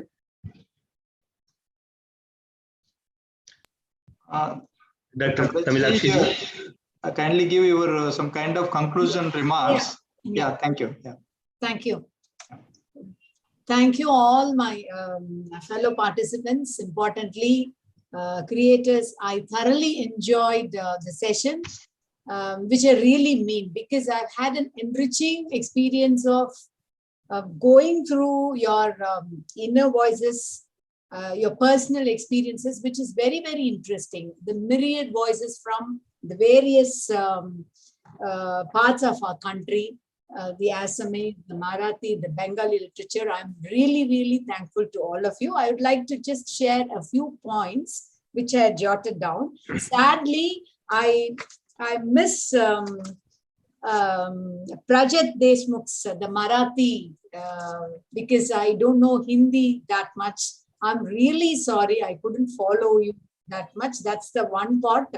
I wish I had a translator, and I remember George Steiner's quote, Neruppenvadu Sambalin Moli Perpaguma, can the ashes be the translation for fire? Because I can see him very articulately expressing his experience, and I was just trying to make it, what does he actually mean? But I couldn't. I felt very helpless. Some other time, maybe in a very some other occasion, I will gladly like to listen to what was his version. To begin with, the experience of Bhaskar Jyotinath, the Assamese. It's very interesting to note that he began his writing in his teenage, and he's lovely tracing out of the Assamese poetic tradition, and how a new romanticism way took over the socio-political writing, and how he concluded it by saying that seniors should be the torch bearers to the juniors. And I like the coinage of his term, literary sensibility. He said literary sensibility of the society should be manured by the journals as well as by the senior writers. And also he quoted Epistle to Dr. Arbuthnot, one of my favorite poets. And one important point which I noticed in this talk is, he said the role of critique is to communicate the truth, not to confuse the people. I believe he must be listening to this.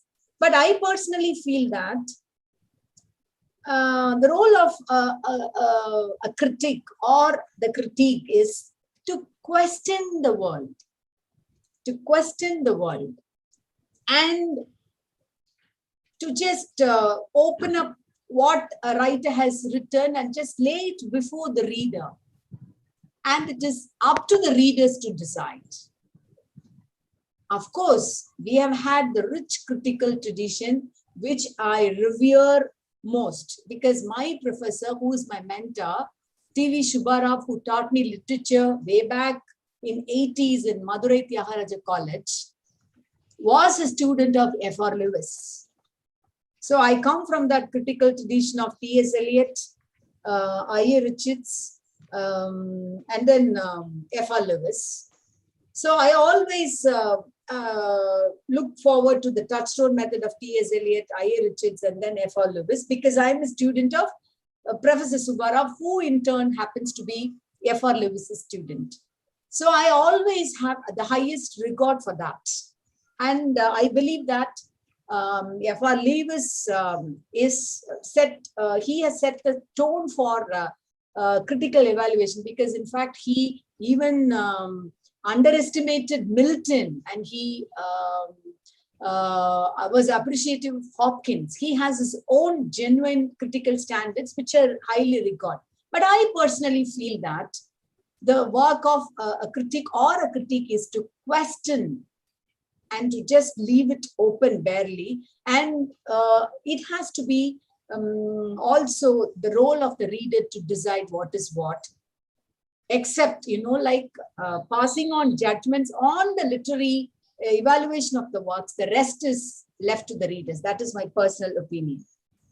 Otherwise, I really enjoyed this talk and experience.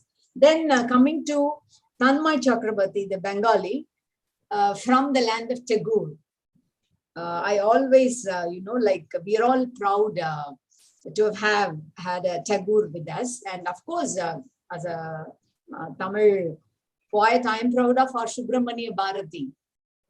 Always, I wish Bharatiyar had a translator like Tagore.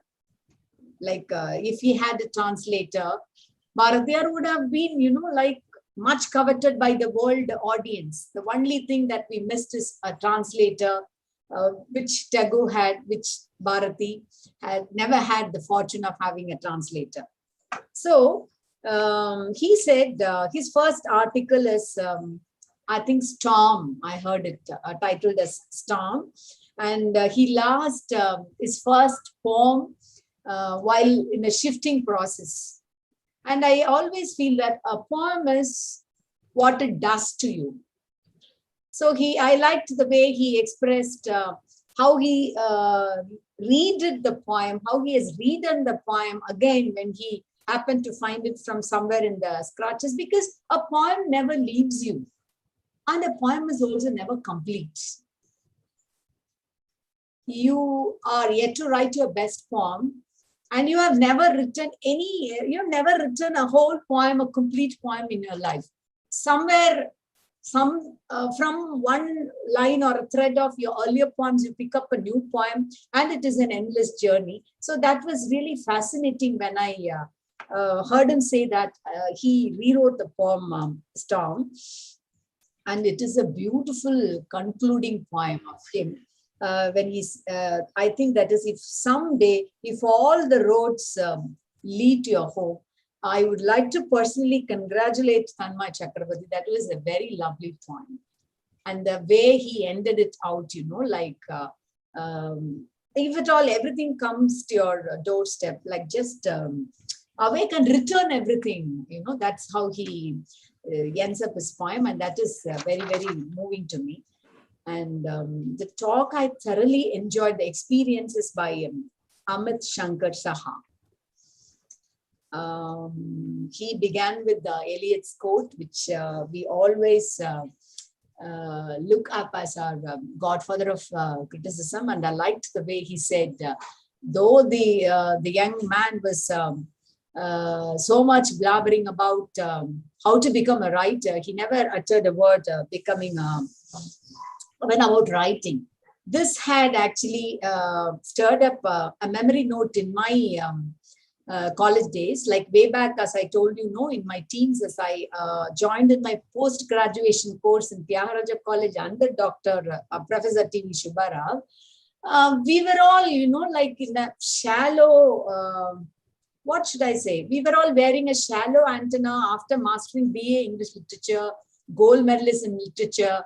We were all, of course, I was an empty vessel, thinking that I had to a level mastered literature. And it was Professor Subbarao who put us all in our places. Like he gave us an assignment, just write 10 sentences in your mother tongue without any grammar mistake and without any reference to this one from that literature or this one from this. Just write your any experience, just 10 sentences in your mother tongue. And it should be a genuine assignment without any grammatical mistake, true to your experience. And we all, especially me, I put with all the jargons, all those things. He saw it, read it, tore it into pieces and gave it to me. He nicknamed me as metaphorical mermaid for all my jargons. And that has actually opened my eyes. Exactly like he said, don't want to become a writer, attempt a genuine writing initially from your roots, from your true experience, from your mother tongue. And he was the one who made this wonderful revelation to us that your minds should be initially trained by the classics of your literature. Whatever be the classics of your own literature. For me, it is Sangam, it is Tolhapiyam, it is all the, Tirukural also. Just get your mind trained yourself. Let your mind get trained in the classics of your own literature. And then slowly travel to your, choose your path. So I like the way he opened up with this quote, and then his first story was, I believe, titled as The Gold. I don't know, someday I would like to read the story of it. And the crux of his experience, the best part is, he initially talked about the anonymity of the reader. And then finally, he ended up in the anonymity of the writer. Beautifully, he has blended the two. I liked the way he began, how he would like to act. He called the reader as an accidental reader. He opened up with an anecdote of just jotting a few lines and kept it randomly in a classroom assignment paper, and how his classroom teacher read it out and appreciated it, and how one of his poems on the wall was appreciated, and how he was, I was just visualizing the whole thing. Best talks I enjoyed was his talk, his experience, because that's a beautiful travel of here one side, a reader in his anonymity, and then finally a writer. I was Mr. Amit Shankar Saha. I was reminded of Roland Barthes' famous statement, "The author is dead." That's exactly, we all, much coveted statement. We all, travel towards that only, because the burden of being known as a writer, the burden of carrying that in your shoulder, I always believe that once you write a poem, it's not your responsibility. It just passes on. It just passes on to the hands of the readers. You just forget it. It is up to him whether to enjoy it, to criticize, to throw it in a dustbin, or to just eulogize about it. It is sheer responsibility of a writer. And absolutely, I enjoyed how you look yourself as an anonymous writer, and how you want an anonymous reader also, and how you link to those 2 points. I really liked it. And also the quote by Thomas Mann, because he's a very favorite writer of mine.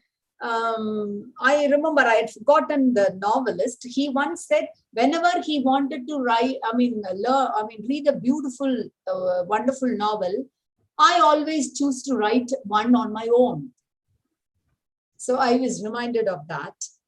Also, I liked the way he ended up with a note of confidence. He said, I don't write in English. Of course, I take the vocabulary, the language structure, the frame structure from English, but it is the way I write it. He doesn't write in Queen's English. So I like the way he ended up in a very confident way. That is how a creator, whether it is an English language or any other alien or a foreign language, if you just adapt it to your own tuning or to your own thought process or creative process, it is definitely, it has its own different and a unique shape. That is why even translators, we have shifted now. We never use now translation. We use the term transcreators. We have shifted from translators to transcreators. So I liked the way you ended up, one of the best talks I enjoyed. Congratulations, Mr. Amit Shankar Saha. And sadly, except, like a few jotings about his Natak experience or whatever it is. I can't just make any thread out of Mr. Prajagat's talk. I apologize for my inability to understand the language fully, because we're all for learning all the languages as much, and because a translator's duty is not just to translate, it is a translator's duty is a social responsibility. To translate, when you translate a work of a particular author in a different language, he actually carries the responsibility of a social worker who transports the culture, the emotions of from one particular region to another region. So that way, I would like to read a translation of your work someday in a language, probably in English or in Tamil, which I understand in a better way. And it's a totally an enjoyable experience, delving deep into the minds and the creative as well as the thought process of various writers across my country. And it's a lovely occasion to meet up with you all. And I would like to thank Secretary Sahitya Akademi, as well as the Academy itself, for providing me with this wonderful opportunity. And I look forward to meeting up with you all in many such occasions like this. Thank you very much. बहुत बहुत धन्यवाद madam. मैं doctor के श्रीनिवास राव जी से अनुरोध करूंगा कि वे अकादमी की ओर से अध्यक्ष जी का धन्यवाद ज्ञापित करें। प्लीज अनम्यूट करें। Thank you, Madam Tamilachi ji. Is really very vibrant and wonderful session since morning. I have seen all the session because in the beginning itself you have set a kind of tone to the this very different kind of session we have started for the young writers. This is my first writing experience. Your initial remark itself is very encouraging because I don't have a words in spite of your hectic schedule.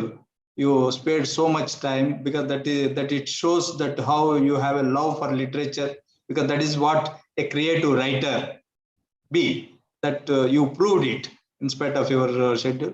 And also we have a very young talents. We could see that whether it is Bhaskar Jyoti or Tanmay or Amit Shankar or Pragjit, our Marathi, he's actually is a theater person and also an actor.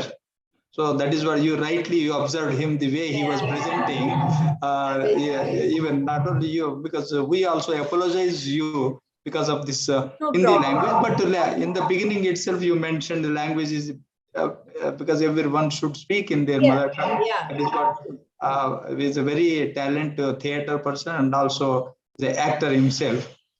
So everyone has spoke from their heart, and of course. Your initial and also conclusion remarks will encourage all the young writers and also the literary community, those who are watching on web live in our Academy's YouTube live channel. There are so many people follows us. Once again, I thank on behalf of Sahitya Akademi. So we request you, you are always so kind. You never say no to our invitations. I'm sure in future also you will extend the same kind of cooperation and your support to the Academy. Thank you so much. Thank you. नमस्कार। इस सत्र के सभी सहभागियों के लिए मैं पुनः सबका धन्यवाद करता हूं। और अब अगला सत्र हमारा कवि सम्मेलन का सत्र है और इस सत्र की अध्यक्षता कर रहे हैं हिंदी के प्रख्यात कवि और आलोचक आदरणीय अरुण कमल जी। और इस सत्र में रचना पाठ के लिए हमारे बीच में डोगरी भाषा से रणवीर सिंह चिब, गुजराती भाषा से खेवना देवसाई, कश्मीरी भाषा से निसार आजम, मैथिली भाषा से मैथिल प्रशांत, मणिपुरी भाषा से राजकुमारी शारदा रानी देवी, राजस्थानी भाषा से महेंद्र सिंह सिसोदिया, संताली भाषा से लालचंद सरेन, तमिल भाषा से सी अरुणन और तेलुगु भाषा से बंडारी राजकुमार जी अपनी रचनाएं हमारे सामने प्रस्तुत करेंगे। मैं आप सभी का अकादमी की ओर से बहुत बहुत स्वागत और अभिनंदन करते हुए आप सबका परिचय करवा देता हूं। इस सत्र के अध्यक्ष आदरणीय प्रोफेसर अरुण कमल जी हिंदी के प्रसिद्ध कवि, साहित्यिक निबंधकार और अनुवादक हैं। आपके 6 कविता संग्रह और 3 कविता चयन की कृतियां प्रकाशित हैं। इसके अलावा आपने आलोचनात्मक निबंधों की 2 कृतियां और साक्षात्कार की एक पुस्तक तथा लघु उपन्यास और बच्चों के लिए निबंध की एक पुस्तक भी लिखी है। आपने प्रतिष्ठित लेखकों की कई किताबों, निबंधों और पुस्तकों का हिंदी में अनुवाद किया है और आपकी कविताओं का कई भारतीय और विदेशी भाषाओं में अनुवाद हुआ है। आप लगभग 8 वर्षों तक साहित्यिक आलोचना की पत्रिका, जो हिंदी में बहुत ही प्रतिष्ठित पत्रिका है, उसका शीर्षक है आलोचना, उसके आप संपादक रहे। आप साहित्य अकादमी पुरस्कार, आजीवन लेखकीय योगदान के लिए भारतीय भाषा परिषद का सर्वोच्च सम्मान, सोवियत लैंड नेहरू पुरस्कार आदि के प्राप्तकर्ता हैं। आपने पटना विश्वविद्यालय में अंग्रेजी के शिक्षक के रूप में कार्य किया और साहित्य अकादमी के सामान्य सभा और हिंदी परामर्श मंडल के आप पिछले सत्र के सम्मानित सदस्य रहे हैं। बहुत ही सघन जुड़ाव है साहित्य अकादमी के साथ आपका। मैं आपके प्रति बहुत ही आदर और अभिनंदन करता हूं। हमारे रचनाकारों में श्री रणवीर सिंह चिब, जो डोगरी भाषा के युवा कवि हैं। डोगरी पत्र पत्रिकाओं में आपकी रचनाएं प्रमुखता से प्रकाशित होती रहती हैं। आपकी 3 पुस्तकें प्रकाशित हैं। डोगरी भाषा के कुछ काव्य संकलनों में आपकी कविताओं को शामिल किया गया है। वर्तमान में आप जम्मू कश्मीर पुलिस विभाग में कार्यरत हैं। मैं श्री रणवीर सिंह जी का भी बहुत बहुत स्वागत करता हूं। डॉक्टर खेवाना देसाई युवा गुजराती लेखिका और शिक्षाविद हैं। आप सामाजिक सरोकार के मुद्दों पर गुजराती और अंग्रेजी में कविताएं, कहानियां और साहित्यिक निबंध लिखती हैं। आपने डीडी गिरनार के लिए एक स्त्री केंद्रित टेलीविजन धारावाहिक अंबर ने पेले पार के लिए गीत भी लिखे। आपकी कविताएं, निबंध और अनुवाद कई प्रतिष्ठित पत्रिकाओं और गुजराती में संपादित पुस्तकों में प्रकाशित हुए हैं। आपके 10 से अधिक शोध पत्र और समीक्षा लेख प्रकाशित हो चुके हैं। कई शोध पत्र और निबंधों ने राष्ट्रीय स्तर पर पुरस्कार प्राप्त किए हैं। वर्तमान में आप Mithibai college of arts Mumbai में समाजशास्त्र की सहायक प्रोफेसर के रूप में कार्यरत हैं। मैं खेवना देसाई जी का भी बहुत बहुत स्वागत और अभिनंदन करता हूं। श्री निसार आजम कश्मीरी के युवा कवि हैं और कश्मीरी साहित्यिक पत्रिकाओं में आपके लगातार प्रकाशन होते रहते हैं। आपका एक कविता संग्रह प्रकाशित है। आपने दूरदर्शन रेडियो कश्मीर, जम्मू कश्मीर कला संस्कृति और भाषा अकादमी द्वारा आयोजित कई राष्ट्रीय और राज्य स्तरीय साहित्यिक समारोहों में सहभागिता की है। आप रफियाबाद अदबी मरकज के अध्यक्ष और रफियाबाद फरोगे अदब के महासचिव रहे हैं। आप साहित्य अकादमी के युवा पुरस्कार विजेता हैं और राज्य के कई संगठनों द्वारा आपको सम्मानित किया गया है। श्री मैथिल प्रशांत मैथिली के युवा रचनाकार हैं। भारत और नेपाल की साहित्यिक पत्रिकाओं में आपकी विभिन्न रचनाएं प्रकाशित हुई हैं। इसके अलावा आपके 3 कविता संग्रह भी प्रकाशित और काफी चर्चित हैं। आपने मैथिली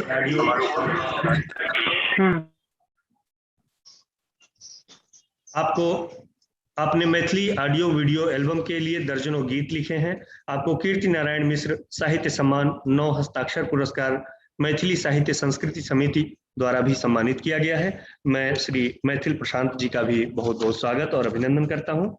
सुश्री राजकुमारी शारदा रानी देवी मणिपुरी की युवा लेखिका हैं।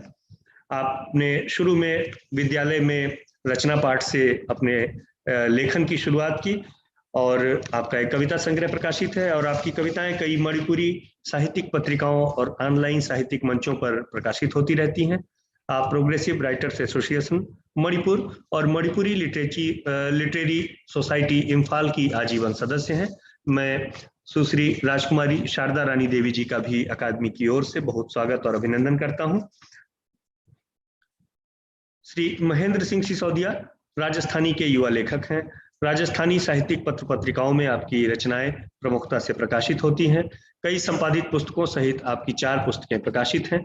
आपने ऑल इंडिया रेडियो जोधपुर में अपनी कविताएं प्रस्तुत की। आपको विशेष साहित्य सेवा सम्मान प्राप्त है और एक युवा लेखक के रूप में राज्य के कई संगठनों द्वारा आपको सम्मानित किया गया है। आप सरस्वती शिक्षा केंद्र और छात्रावास जोधपुर के निदेशक के पद पर कार्यरत हैं। मैं महेंद्र सिंह सिसोदिया जी का भी अकादमी की ओर से बहुत स्वागत करता हूं। श्री लालचंद सरेन युवा संताली लेखक हैं। प्रमुख संताली पत्रिकाओं में आपके लेख और आपकी कविताएं प्रकाशित होती रहती हैं। आपका एक कविता संग्रह और एक कहानी संग्रह प्रकाशित है। आपको साहित्य अकादमी का युवा पुरस्कार प्राप्त हुआ है और वर्तमान में आप सहायक शिक्षक के रूप में कार्यरत हैं। मैं श्री लालचंद सरेन जी का भी अकादमी की ओर से अभिनंदन करता हूं।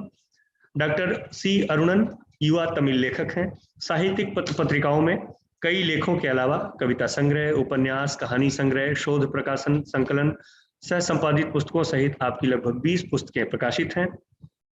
आप वारप्पू.com और विकिपीडिया जैसे इलेक्ट्रॉनिक माध्यमों के लिए भी लिखते रहते हैं। आपने कुछ लघु फिल्मों की स्क्रिप्ट भी लिखी है। आपने मदुरई, तिरुचिरापल्ली और पुडुचेरी के आकाशवाणी, दूरदर्शन केंद्रों के अनेक कार्यक्रमों में सहभागिता की है। आप तमिलनाडु सरकार से रिले योगदान पुरस्कार, सर्वश्रेष्ठ युवा पुरस्कार, 3 बार सर्वश्रेष्ठ प्रकाशक पुरस्कार प्राप्त कर चुके हैं। वर्तमान में Siddhar Sivagnani art and science college, Villupuram जिला, तमिलनाडु में तमिल के सहायक शिक्षक के रूप में, सहायक प्रोफेसर के रूप में अपनी सेवाएं दे रहे हैं। मैं डॉक्टर सी अरुणन का भी बहुत बहुत स्वागत और अभिनंदन करता हूं। श्री बंडारी राजकुमार तेलुगु के युवा लेखक हैं। तेलुगु साहित्यिक पत्रिकाओं में प्रकाशन के अतिरिक्त आपकी 4 पुस्तकें प्रकाशित हैं। आप साहित्य अकादमी की यात्रा अनुदान योजना के अंतर्गत साहित्यिक सांस्कृतिक यात्रा कर चुके हैं। भारतीय भाषा परिषद के युवा पुरस्कार, पानुगंती कविता पुरस्कार, महात्मा ज्योतिबा फुले पुरस्कार जैसे कई अलंकरणों और पुरस्कारों से आपको नवाजा गया है। वर्तमान में आप MPPS परशुरामपल्ली प्राइमरी स्कूल में सेकेंडरी ग्रेड टीचर के पद पर अपनी सेवाएं दे रहे हैं। मैं श्री बंडारी राजकुमार जी का भी बहुत बहुत स्वागत और अभिनंदन करता हूं। और अब मैं इस सत्र के अध्यक्ष आदरणीय अरुण कमल जी की अनुमति से इस सत्र को आगे बढ़ाता हूं, जिसमें ये रचना पाठ का क्रम सबसे पहले डोगरी के रचनाकार रणबीर सिंह चिब को बुलाने से पहले मैं अध्यक्ष जी से चाहूंगा कि वे अगर 2 शब्द शुरू में युवा लेखकों के लिए कहना चाहें तो हमारे लिए लाभ होगा। आदरणीय अरुण कमल जी। नहीं, वो हम उन्हीं को सुनना चाहते हैं पहले जी, और उन्हीं से शुभारंभ हो। बहुत सुंदर। हम सब लोग उनके लिए आए हैं। मैं बहुत आदर के साथ मैं रणबीर सिंह चिब, जो डोगरी के रचनाकार हैं, आमंत्रित करता हूं। आपसे अनुरोध होगा कि आप एक कविता अपनी मूल भाषा में पढ़ें, जिससे कि हम उस भाषा का स्वर का आनंद ले सकें, और उसके बाद आप उन कविताओं का 3 या 4 कविताओं का हिंदी या अंग्रेजी में अनुवाद प्रस्तुत कर सकते हैं। श्री रणबीर सिंह चिब जी।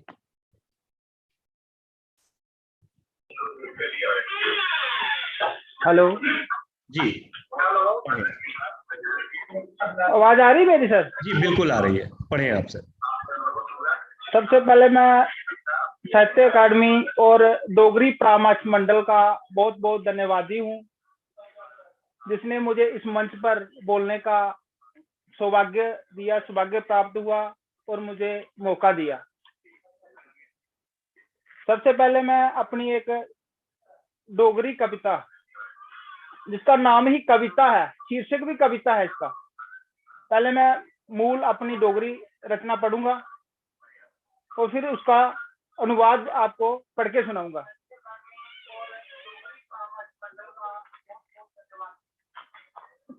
सबसे पहले कविता है, आउना चाहनिया बार मैं तेरे अंदरा, आउना चाहनिया बार मैं तेरे अंदरा, की रखना है तू मी जुटी है अपनी मने दिए डोरे ने, की रखना है तू जुटी है मी अपनी डोरे ने, जिसलै पौनिया मती काली, जिसलै मते जतने मगरा, तू नहीं खोलदा मेरे रस्से, अंदरों अंदर गै जंदी है जान मेरी, अंदरों अंदर गै जंदी है जान मेरी, त्रियाई फटकनिया तेरी कलमे दी स्याही गी, ते भुखी रौनिया तेरे कोरे काकले दी, ते भुखी रौनिया तेरे कोरे काकले दी, की करना है इन्नी बेन्याई मेरे अरमाने ने, करी दिना है तू मेरा गर्भपात, करी दिना है तू मेरा गर्भपात, कोटी दिना है मेरा गला दुनिया च आने छा पहले, मैं आ अनलिखी कविता जेड़ी मरी जंदी है तेरे अंदर, मैं आ अनलिखी कविता जेड़ी मरी जंदी है तेरे अंदर, आउना चाहनी आ बाहर मैं तेरे अंदरा मैं आ ओ अनलिखी कविता। अब मैं इसका हिंदी अनुवाद प्रस्तुत करूंगा।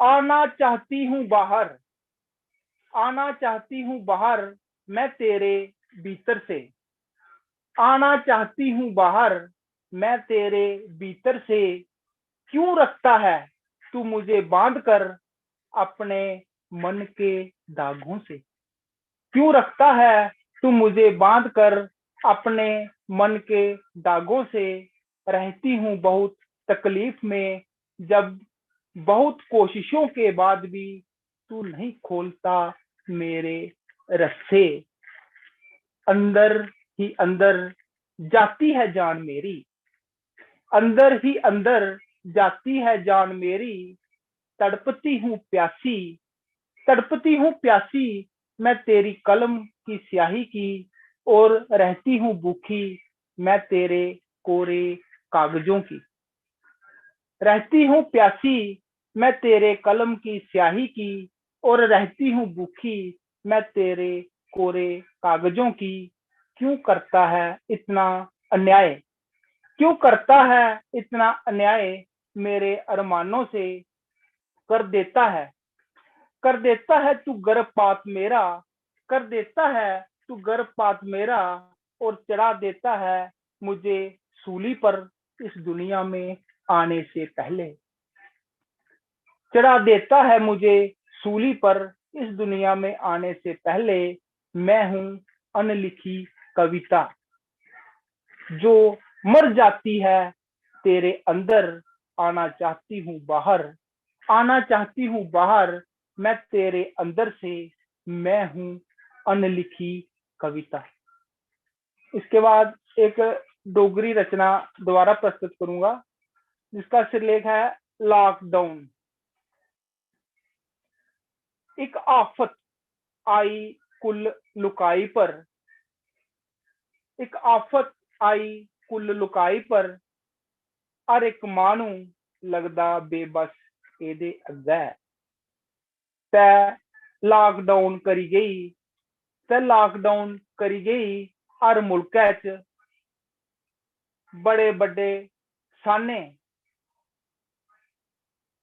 जेड़े दिंदे हे डरावे एक दुए गी एटम शक्ति दे, ते करी देना चाहते हे भस्म एक दुए गी, अज ओ इन्ने लाचार होई गए न इस कुदरत दी एटम शक्ति अग्गै, इस कुदरत दी एटम शक्ति अग्गै इन्ने लाचार होई गए न, ये एटम शक्ति करी गई है बेबस कुल संसारै गी, ते दसी गई है अपना चमत्कार, उसे बड़े भलवाने गी जेके अपने आपे गी मनदे हे हकदार, बड़ी माली दे ते मुक्की जाग ए लॉकडाउन ए आफत अपने टैमै कन्नै, ते होग एक नवी सवेर फ्ही मुक्की जाग ए लॉकडाउन। अब मैं इसका हिंदी अनुवाद प्रस्तुत करूंगा। एक संकट आया पूरी दुनिया पर, एक संकट आया पूरी दुनिया पर, हर एक इंसान लगता है बेबस इसके आगे, हर एक इंसान लगता है बेबस इसके आगे, और कर दिया लॉकडाउन इसने हर देश हर मुल्क में, बहुत बड़े योद्धा, बहुत बड़े योद्धा जो देते थे धमकियां एक दूसरे को एटम शक्ति की, और कर देना चाहते थे भस्म एक दूसरे को, हैं आज वो इतने लाचार इस कुदरत की एटम शक्ति के आगे, ये एटम शक्ति कर गई है बेबस पूरे संसार को, और दिखा गई है अपना चमत्कार उन बड़े पहलवानों को जो मानते थे विजेता खुद को, जो मानते थे विजेता खुद को, सर्वप्रथम समाप्त हो जाएगा ये संकट अपने वक्त के साथ और होगी एक नई सुबह, फिर समाप्त होगा ये लॉकडाउन। इसके आगे एक अनुवादित कविता है जो हिंदी में प्रस्तुत करूंगा, जिसका सिरलेख है नजदीकियां। आखिर में 4 लाइनें हैं। तुझसे नजदीकियां बढ़ाकर, तुझसे नजदीकियां बढ़ाकर कुछ ऐसा लगता है, तुझसे नजदीकियां बढ़ाकर कुछ ऐसा लगता है कि तुम मेरे हो जो और किसी के ना हो, कि तुम मेरे हो जो और किसी के ना हो। तेरी बातों में खुद को ढूंढता हूँ हर बार मैं, तेरी बातों में खुद को ढूंढता हूँ हर बार मैं, और करता हूँ खुद को समर्पित, और करता हूँ खुद को समर्पित तेरे एहसासों में। जीना चाहता हूँ वो हर पल, और जीना चाहता हूँ वो हर पल तेरी निगाहों के साए में, जो गुजारे हैं मैंने तेरी याद की तन्हाई में। लगता है मुझे मिल ही जाएगा, लगता है मुझे मिल ही जाएगा सुकून तेरी सांसों की नमी से, तेरे प्यार की जमी से, तेरी लबों की हंसी से, और कर लूंगा खुद को आत्मसात, और कर लूंगा खुद को आत्मसात तेरी परछाई में। खुद से तुझसे नजदीकियां बढ़ाकर कुछ ऐसा लगता है, कुछ ऐसा लगता है। धन्यवाद। बहुत बहुत धन्यवाद रणवीर जी। अब मैं गुजराती भाषा की रचयिता खेवना को आमंत्रित करता हूं। खेवना जी, अगर आप अपना ये मोबाइल हॉरिजॉन्टल कर ले तो आपका फ्रेम बड़ा हो जाएगा। एक जी, बेहतर। ठीक है जी। नमस्कार, और सबसे पहले मैं आभारी हूँ साहित्य अकादमी दिल्ली की। आवाज आ रही है ठीक से? बिल्कुल आवाज आ रही है, पढ़िए। मुझे इस कविता पाठ के लिए आमंत्रित करने के लिए सबसे पहले मैं में एक, और ये सब कवियों के लिए गीत है। जब राइटर्स वर्ड्स ब्लॉक होता है कभी को और अपने शब्द खो जाते हैं, सबका ये गीत કે મારા શબ્દો ખોવાણા રે સઈ, મારા શબ્દો ખોવાણા રે સઈ, ધસમસતા લાગણીના મોજા ઉછળે ને પછી ઓસરતા ફીણ ફીણ થઈ, મારા શબ્દો ખોવાણા રે સઈ. પંખીની જેમ આવી આંગણીએ ચડતા હતા, પંખીની જેમ આવી આંગણીએ ચડતા હતા, ઉડતા હતા મનના આકાશમાં, રમતા હતા મસ્તીથી ટેરવે તો કેમ કરી ગુમ થયા ભીની ખારાશમાં. બળતી તો અજવાળું લાવતા, બળતી તો અજવાળું લાવતા ને પછી હું તો ઓગળતી મીણ મીણ થઈ, મારા શબ્દો ખોવાણા રે સઈ. અને બીજો બંધ છે, શબ્દો શું કરે છે, ક્યાં કરતે હે શબ્દ. ઊની હથેળી કદી બનતા ઓશીકું, કદી ગીતો ને કદીક બની બૂમ. ઊની હથેળી કદી બનતા ઓશીકું, કદી ગીતો ને કદીક બની બૂમ. માના પાલવ જેવા હુંફાળા હોય કદીક, વાલમ જેમ વરસંતા ધૂમ. આવીને થીગડું દે આયખાની ચાદરને, આવીને થીગડું દે આયખાની ચાદરને, ચિર્રાતી જીર્ણ શીર્ણ થઈ, કે મારા શબ્દો ખોવાણા રે સઈ.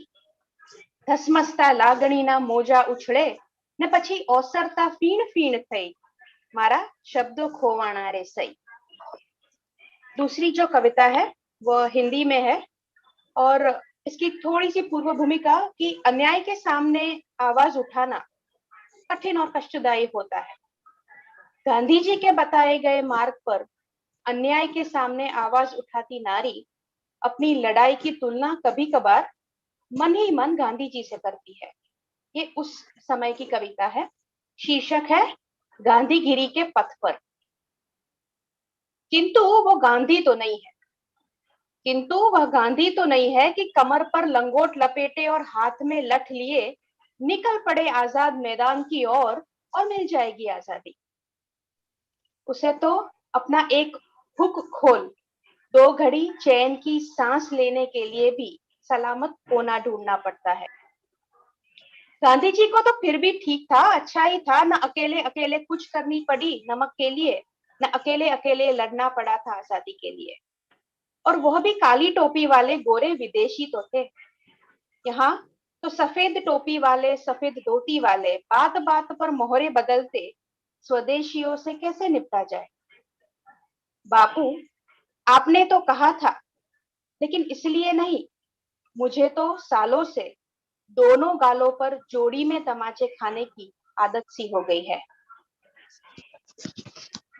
हर पल हो रही हिंसा को देख एक दिन के लिए नहीं, उसे तो लगता है कि जीवन भर के लिए भी अनशन पर बैठ जाना चाहिए। और वैसे भी उसे तो मौन व्रत करने के लिए सोमवार की प्रतीक्षा कहाँ करनी पड़ती है। बापू, आपके प्रभाव से नरसिंह मेहता तो गए थे हरिजन वास में हरि भजन गाने, किंतु आधी रात को अग्नि में झोंकी जा रही मनीषाओं की अंतिम यात्रा में अब कौन जाएगा। बापू जैसे प्रयोग तो वो भी करती रहती है, किंतु वे प्रयोगों में सत्य कहाँ है।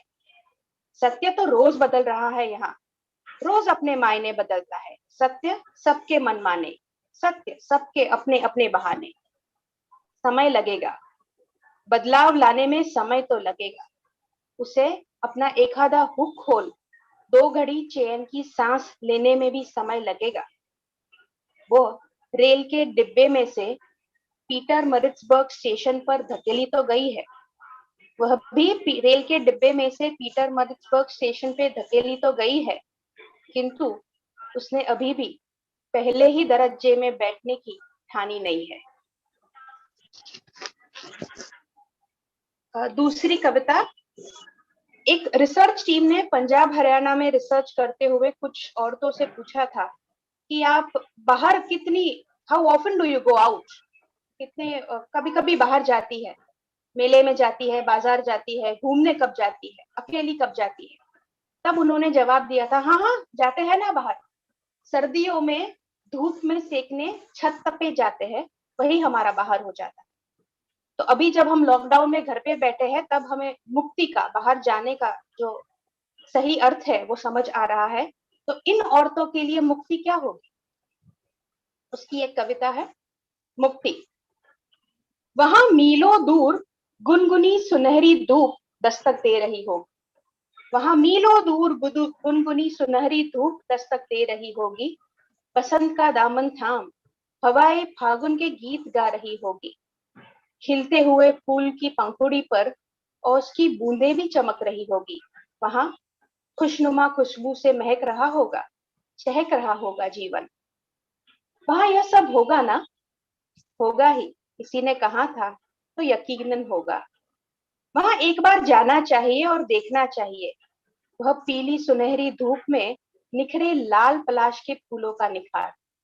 वहां मन भर खुशबू से सजी मुक्त हवा का एहसास पाना चाहिए। जानना चाहिए कि क्या वह सब लभ्य हो सकता है, क्या वह सब जीवन वैभव हमें भी मिल सकता है। जानना चाहिए कि क्या वह सुनहरी धूप में इन आंखों में उभरी नमी को उड़ा ले जा सकते हैं। क्या उन मुक्त हवाओं में खुले कंठ से कोई भी कभी गा पाता है। जीवन से तरबतर खुशबू में क्या घुल जाएगी बुझे हुए चूल्हे की गंध। क्या पलाश के रंग वैभव में मिल जाएगा ये मेरी पीठ पर उठे रक्तिम रेखाओं का रंग। पूछना चाहिए, जब यह सभी सवालों के जवाब हाँ में मिल जाएंगे, क्या उस दिन को हम मुक्ति दिवस, स्वतंत्रता दिवस या महिला दिवस कह पाएंगे। बहुत खूब, बहिष्कृत।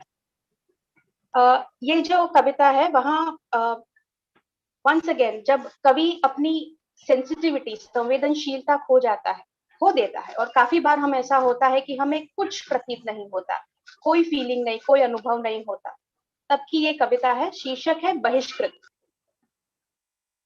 जैसे शिशु का सहज रोना, सागर में ज्वार का होना, वृक्ष को फूटती है शाखाएं, शाखाओं में फूटते हैं पर्ण, जंगल में आती है पतझड़, दानव को आता है क्रोध और और बुद्ध को आती है करुणा, वैसे अब मेरे भीतर कविता नहीं आती है।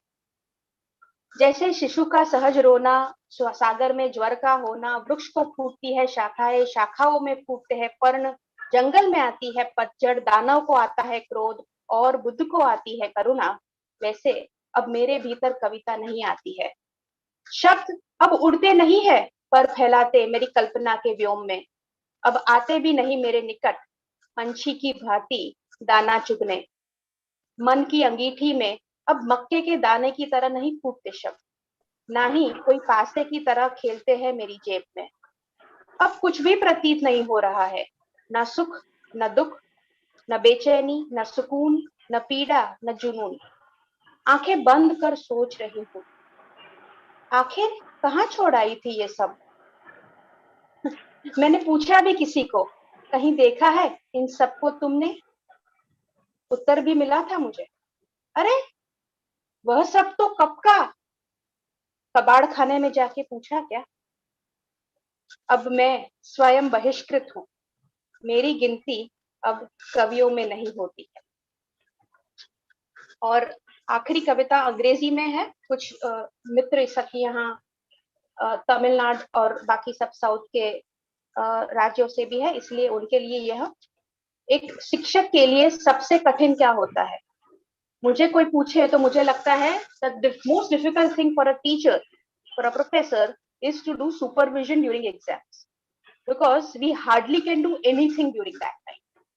So for a professor, what is supervision? What does it mean to supervise? So supervision, I can see through the white transparent window glass a city hustling and bustling, and on this side you are given wings with caged boundaries. On this side, you are given wings with the caged boundaries and asked to fly. Fly. Fly with the clasped hands in forbidden zone. One is asked to expand the vision. One is asked to expand the vision with blinkers on. In a room so silent, I'm searching for some rhythm. In the papers turned with a flutter, I try to weave a song with words of request, seldom uttered. I'm trying to read stories hidden in the black lines of the white sheets. My characters are the robotic shapes with heads down, heads bowed down, busy in their deeds. With a piece of rubber band, a long string, and a couple of pins, I have to keep creating new formations and scenes. Teachers must have experienced this. With a piece of rubber band, a long string, and a couple of pins, I have to keep creating new formation and scenes amidst the possibility of doing a variety of activities. Amidst the possibility of doing a variety of activities, a workaholic soul has to learn a unique ability of doing nothing, absolutely nothing. Thank you so much. बहुत बहुत धन्यवाद खेवना देसाई जी। अब मैं कश्मीरी के बहुत ही अच्छे रचनाकार निसार आजम को आमंत्रित करता हूं, बहुत ही आदर के साथ। धन्यवाद कुमार अनुपम जी। क्या मेरी आवाज आ रही है? बिल्कुल, आपकी आवाज बहुत अच्छी आ रही है, बुलंद आवाज। Thank you. तो मैं पहले कश्मीरी में ही एक कविता पढ़ूंगा, तो उसके बाद उसका अनुवाद और कुछ और कविताएं। इस कविता का शीर्षक है कश्मीरी में ख्वाब छ आवेज आसान तबीरन। ख्वाब छ आवार आसान, तिमन हंस काम छ अछन कल कड़े, तो हटरे हटरे फेरनावन वुछन वल सुंद अवुछ वजूद। सकिम बनो नहीं निंद्रन नालमत करुन। ख्वाब छ डलस मज फलवन पंपोश आसान, तिम छ मनसर फलान कह काल अछन खर करान, तो बेशुंक पट सेप दिवान सिकिम बनो नहीं नावे वसुन। ख्वाब छ बंजर आसान, तिम छन अक्सई जाय करार करान, काल यटन पगा होतन सिकिम बनो नहीं बंजारन सत संग करुन। ख्वाब छ शीशु आसान पिशिल नोजुक अकी जेर फुटान सेकिम वन्यो नई टायरन हंदिस संगलाखस मंज शीश खान तमीर करुन ख्वाब छ तबीरन आवेज आसान ते तबीर छ सरासर सराब आसान सेकिम वन्यो नई सराबस पत दाउन। धन्यवाद। अब इसका हिंदी अनुवाद। शीर्षक है सपने अधीन होते हैं स्वप्न फल के। सपने आवारा होते हैं, उनका काम होता ही है आंखों को बहकाना अथवा देखने वाले के अनदेखे वजूद को इधर उधर भटकाना। किसने कहा था तुम्हें नींद का आलिंगन करने को? सपने डल झील में खिलने वाले कमल होते हैं, वह मन के सरोवर में खिलते हैं, कुछ देर के लिए आंखों को चकित करते हैं और फिर चुपके से छिप जाते हैं। किसने कहा था तुम्हें झांसे में आना? सपने बंजारे होते हैं, वह एक जगह नहीं टिकते, आज यहां तो कल कहां। किसने कहा था तुम्हें बंजारों की संगत करना? सपने कांच के होते हैं, रपटीले और भुरभुरे, हल्की सी छुअन से टूट जाते हैं। किसने कहा था तुम्हें पथरीली पलकों में शीश महल बनाने को? सपने अधीन होते हैं स्वप्न फल के और स्वप्न फल मृग तृष्णा। किसने कहा था तुम्हें मृग तृष्णा का पीछा करने को? धन्यवाद। अब एक और कविता है, इसका मैं हिंदी अनुवाद ही पढ़ूंगा। ये लॉकडाउन, इसका शीर्षक है दो दृश्य। पहला दृश्य, बाहर दनदनाता फिर रहा है राक्षस, भीतर संदेह की डायन नाच रही है। गांव गांव और शहर शहर अपना वर्चस्व बिठा चुका है भय। गली गली पर मौत का पहरा, लुप्त हुई है सारी रौनक शहरों की और गांवों की रेल पेल भी खोसी गई है। बाजारों में भीषणता तांडव करती, राजमार्ग को निगल गया कब का पाताल। मानव से मानव डर खाए, सांस भी लेना कठिन हुआ। लगता है अब मानव जाति अंतकाल तक कारावास को भोगेगी। दूसरा दृश्य, फिर पक्षी फैलाने लगे पर जाग उठे हैं फूल सभी। प्रांगण प्रांगण फेरने लगी गई रुतों के राग मधुर। आज लगे है सूरज का मुंह धुला हुआ, आज गगन फिर नील गगन कहलाएगा। धूल हटी है नभरत से, तारों पर फिर चांदी जैसी चढ़ी हुई है। फिर से सरगम वर्षा रुत की सुनी गई है, चहुं ओर से माटी की खुशबू आए। फिर से मिल बैठे हैं आज कुटुंबी सब, फिर से जाग उठा है उनमें प्रेम का भाव।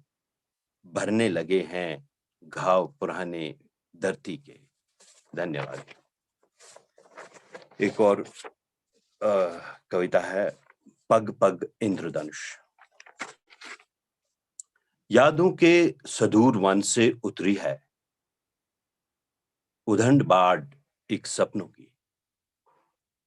मत पूछो क्या क्या संग ले आई है।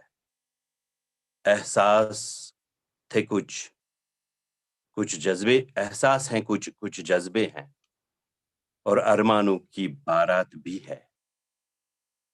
फिर दिल की सारी नगरी में जल उठे दिए जगमग जगमग।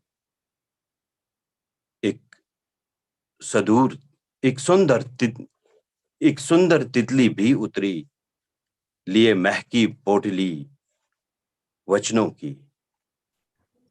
खिल उठे हैं बाग दिलों के फिर, और मरुस्थल में छाया के वह बीज सवार गई, और दिल की सुनहरी धरती को जलमग्न किया। अब चहूं दिशा से पग पग पर एक इंद्रधनुष छा जाएगी।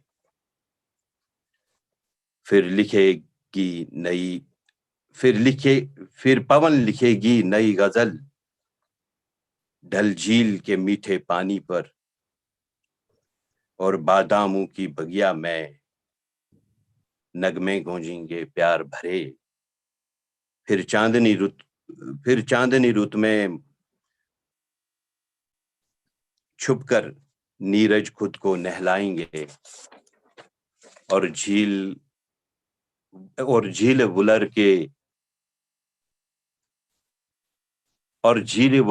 वुलर फिर छेड़ेगी संतूर पे धुन बिरहा की। आशाओं के उपवन से एक श्वेत कबूतर उतरा है, अब लंबे समय के बाद यहाँ। फिर तोलें सारे पक्षी फिर, सोने के पिंजरों के कैदी। फिर खिड़की के उस पार सदैव गूंजेंगे गीत परिंदों के, वे खोजेंगे आकाश नया। और ये आखिरी कविता है। कोलाहल का अथाह समुद्र उफान पर था, दौड़ रहा था पीछे चीखों का दानव। अर्थशास्त्रियों के सरनेजों पर टांगे, अर्थहीन शब्दों का विशाल सा दल नाच रहा था। कदम कदम पर कटी हुई जीभें बिखरी थीं, सार्थक शब्दों के तारे भी बुझे हुए थे। चहुं ओर से छाया अंधकार भयंकर, कविताएं फिर मांग रही थीं स्वतंत्रता। इसी दशा में कहीं अचानक दीप जल उठे, दूर कहीं दीवारों में। थैंक यू, धन्यवाद। मैं साहित्य अकेडमी का शुक्रिया अदा करूंगा, और कश्मीरी एडवाइजरी बोर्ड का, कि उन्होंने मुझे इस कार्यक्रम में आने का अवसर दिया। धन्यवाद। बहुत बहुत धन्यवाद निसार आजम साहब, बहुत ही अच्छी नज्म आपने पढ़ी, बहुत शुक्रिया अदा करता हूं आपके प्रति। और अब मैं मैथिली भाषा के चर्चित कवि मैथिल प्रशांत को आमंत्रित करता हूं रचना पाठ के लिए। मैथिल प्रशांत जी अनम्यूट कर लें जी। मेरी आवाज आ रही है? सबसे पहले प्रणाम सर आपको, और आभार व्यक्त करता हूं साहित्य अकादमी और मेरे मैथिली भाषा के कन्वीनर महोदय का, जिन्होंने मुझे अवसर दिया आज के इस युवा का जो सम्मेलन हो रहा है उसमें कविता पाठ करने के लिए। मैं 3 कविता एक ही थीम पर पढ़ूंगा, और उसका हिंदी अनुवाद भी मैं पढ़ने का प्रयास करूंगा। मेरी पहली कविता का शीर्षक है, जिसको मैं अपनी मातृभाषा मैथिली में पढ़ रहा हूँ, रातुक पछाइत।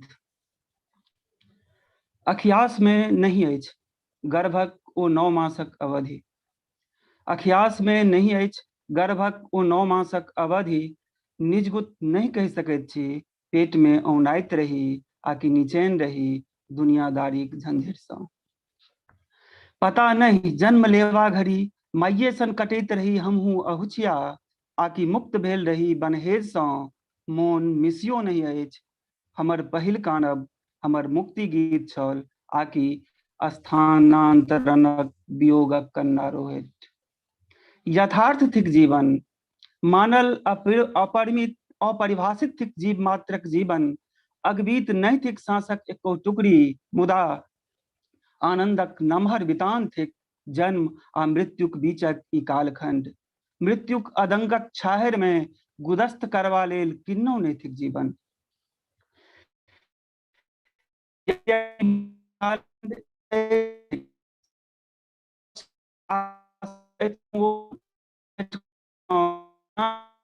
गुरकुनिया दोगबाक नून रोटी सँ पाग दोपटा धरिक संघर्ष आ अंत धरि अपन बखरा जीवाक संघर्ष सेहो। जिंदगी बेर कुबेर बुझबैत अछि अपन मोल,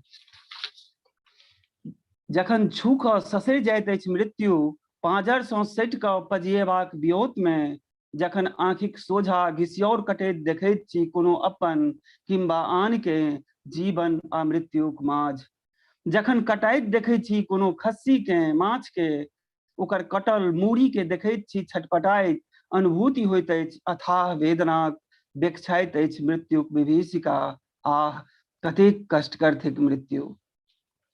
कोरियाइत अछि फुलाइत अछि फूल, झड़ि जाइत अछि फूल, फूलक उद्देश्य किंसैत झरम नहीं थिक, जीवनोक गंतव्य मृत्यु नहीं थिक।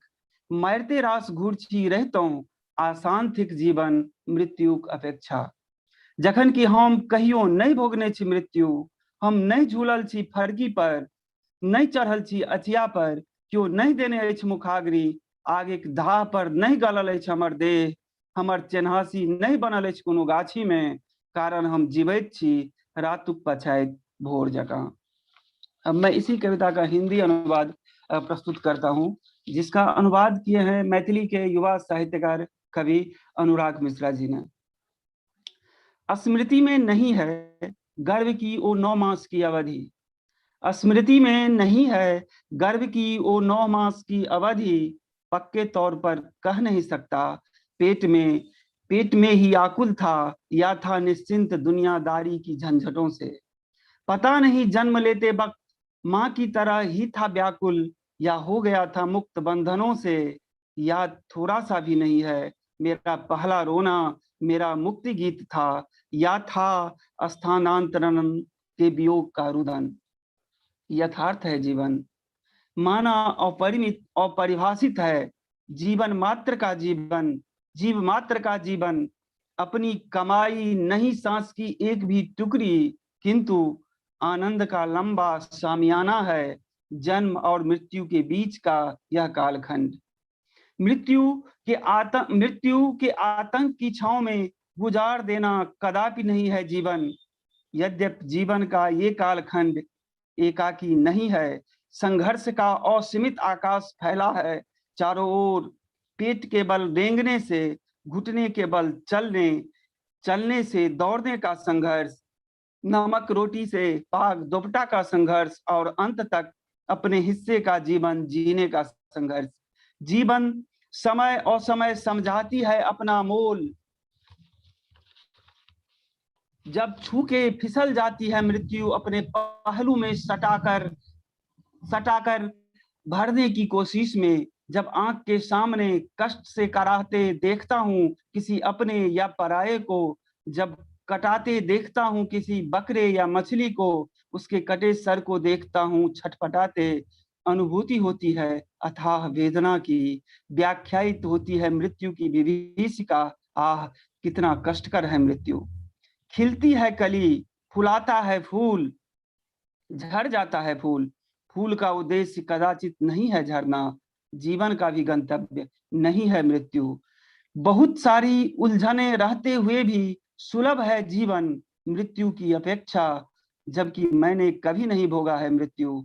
नहीं झूला हूं कभी बांस की फरकी पर, नहीं चढ़ा हूं कभी चिता के चूल्हे पर, नहीं दिया है किसी ने मुखाग्नि, आग के धाह पर नहीं गला है मेरा देह, मेरे निशान नहीं बने हैं किसी बगीचे में, क्योंकि मैं जीवित रात के बाद भोर की तरह खुद ही बनाता हूं अपना समाधि स्थल।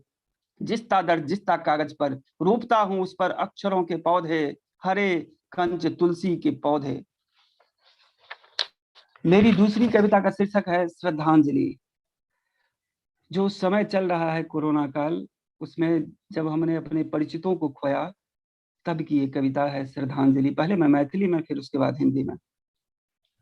प्रशांत जी, अब अनुवाद ही पढ़ सकते हैं। एक कविता अपनी मूल भाषा में आपने पढ़ दी है, तो अब अनुवाद पढ़ सकते हैं। ठीक है सर। जैसे श्रद्धांजलि, इस कविता का अनुवाद मैथिली के वरिष्ठ कवि दिलीप कुमार झा ने किया है। श्रद्धांजलि मैथिली में भी इसका शीर्षक था। मौत नंगा घूम रहा है, भीतर भीतर खोखला हो चुका है जीवन। मौत नंगा घूम रहा है, भीतर भीतर खोखला हो चुका है जीवन। जो सड़े हुए वृक्ष की शाख की तरह कभी भी टूट कर गिर सकता है धराम। लगातार मिल रही प्रियजनों की मृत्यु की सूचनाएं छीन लेना चाहता है मेरे शेष आयु को।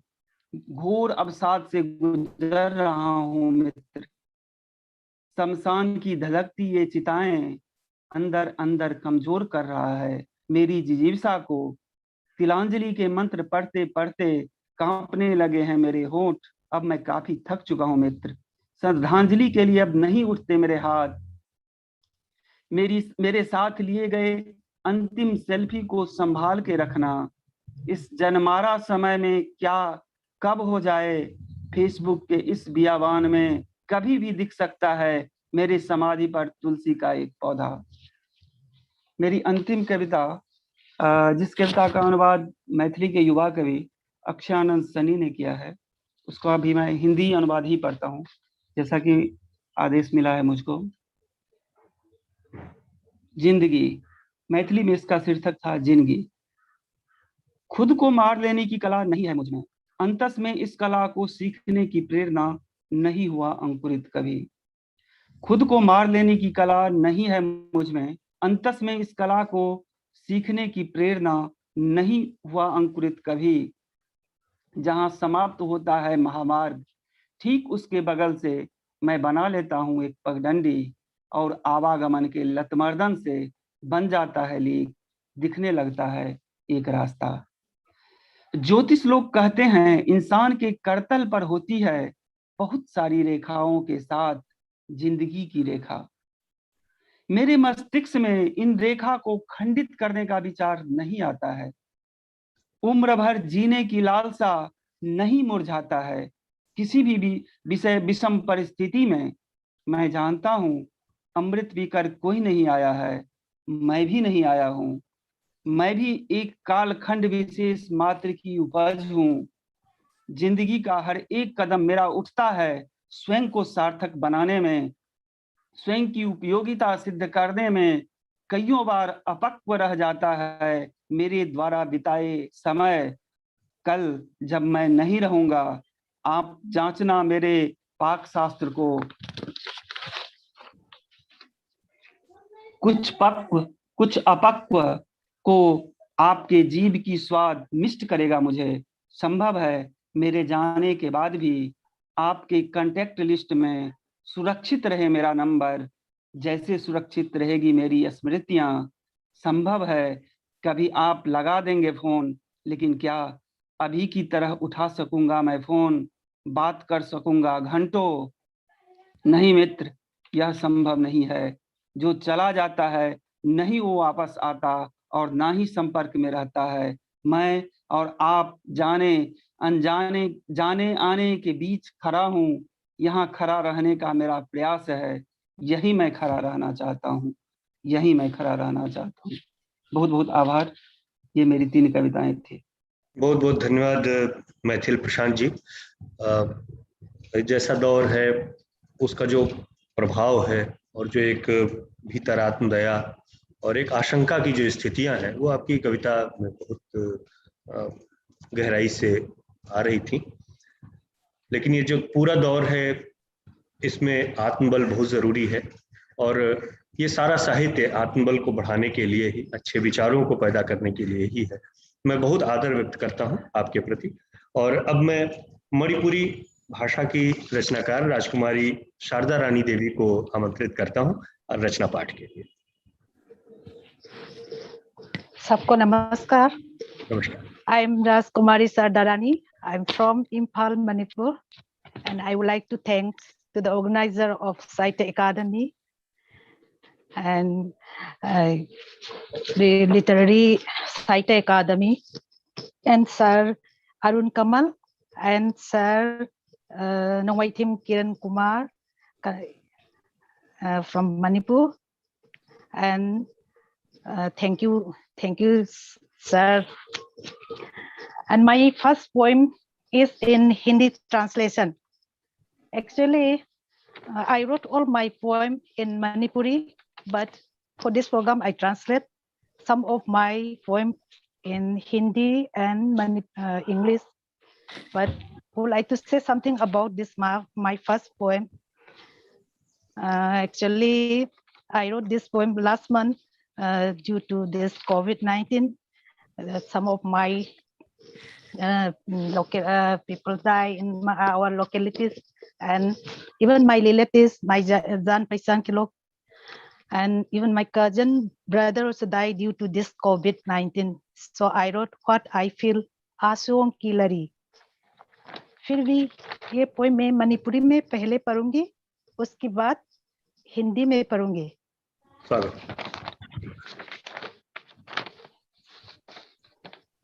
सिंथरी इरा वारौफम खंगदना सिंथरी इरा पुदुना चटखिबदा मरम चादा थवाई कया निल्ले माइकई खुदिंग अवाबगी खोंजेल तना आकी तुजुंगा लोइनना हे मालेम इमा करिगिनो नंगना थक थक निकलिबा पुबा ngamdrabra warabra इमा सेम लगे खल्लबरा अनौबा युकम्मा। इन हिंदी रुकता नहीं आंसुओं की लरी, रुकता नहीं आंसुओं की लरी जब देखती हूँ अपनों की अर्थी, रुकता नहीं आंसुओं की लरी जब देखती हूँ अपनों की अर्थी। चारों दिशा है फैली, चारों दिशा है फैली, करुण रुधन हा हा कर है मची, दुख दर्द संताप से है भरी, हे जननी हे दात्री कांपती से है तेरे साथी। क्या शक्ति वहीन हो गई माँ, या समझो एक नई की आह्वान। And my next poem is also Hindi translation.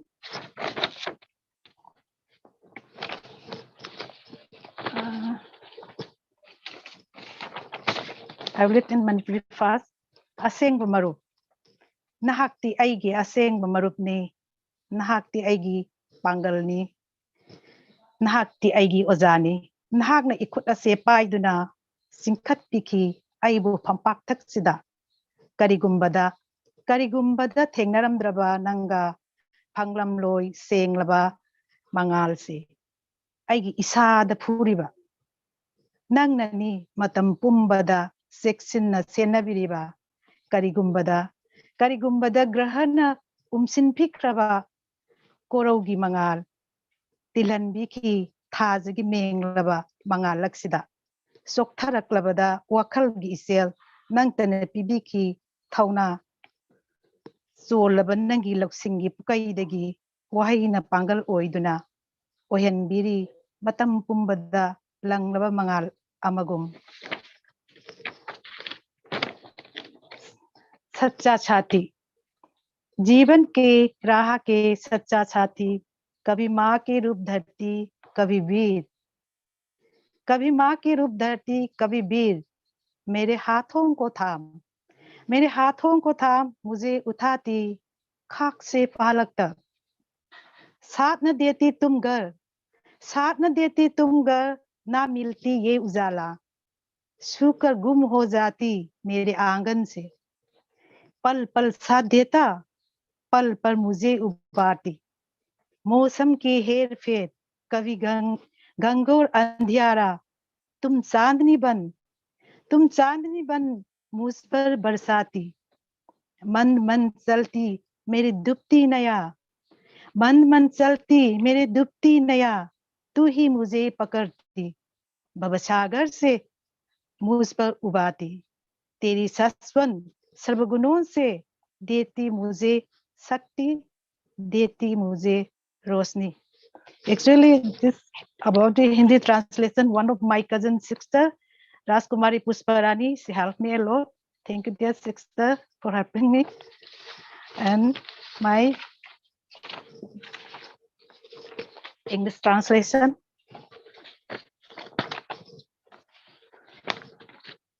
In Manipuri, name of the poem is Sikla.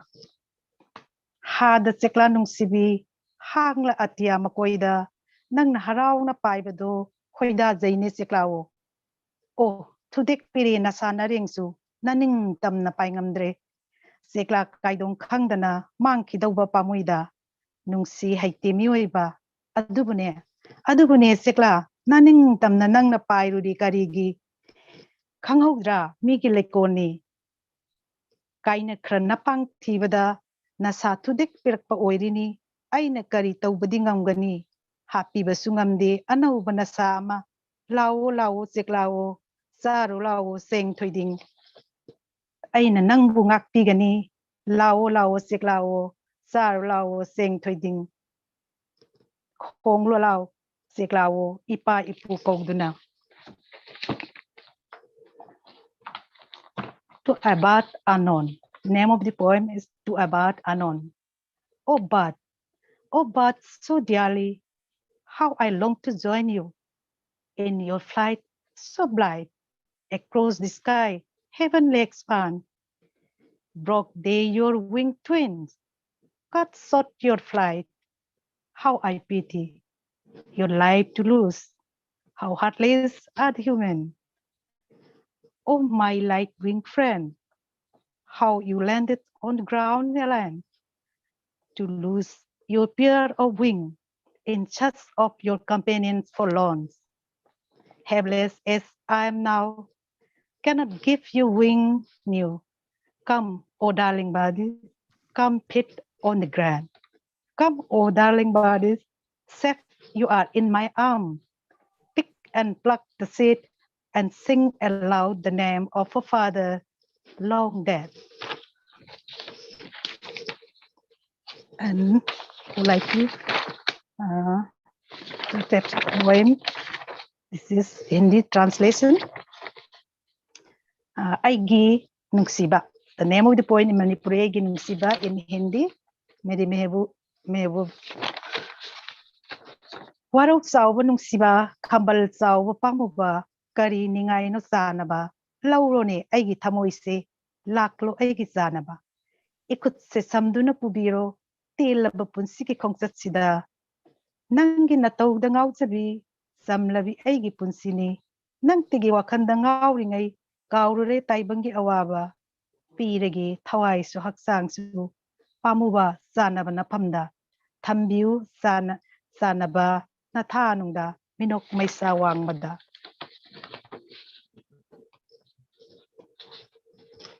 मेरी मोहब्बत क्यों खफा हो मोहब्बत क्यों नाराज की प्रियतम क्यों खफा हो मोहब्बत क्यों नाराज की प्रियतम रूठी रूठी तुम क्यों हो दिल में बहारों की उमंग लिए चली आओ मेरी जान दिल में बहारों की उमंग लिए चली आओ मेरी जान ले हाथों को मेरे थाम सुई में सी जिंदगी पर तुझ पर फिदा ये बावली तेरे धुन में धुन मिलाती भूल चली संसार की लो क्लास तन मन तुझ पे कुर्बान भर लो मुझे अपनी आगोश पे ले चल कहीं दूर बहुत दूर. Can I read one more?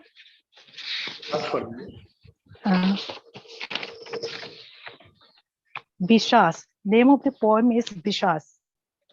हे मेरे अटूट विश्वास सदा रहे मेरे पास हे मेरे अटूट विश्वास सदा रहे मेरे पास मन की शांति तुम हो तन की शांति तुम हो बस तुम हा तुमसे है कक जिंदगी का तुम ही मेरी अभिलाषा, तुम ही नीम जिंदा रखा मुझे, तुमसे है कक जिंदगी का, तुम ही मेरी अभिलाषा, तुम ही ने जिंदा रखा मुझे, मन की अपर शांति तुम हो, साथ कभी न छोड़ना, हे मेरे हम सफर।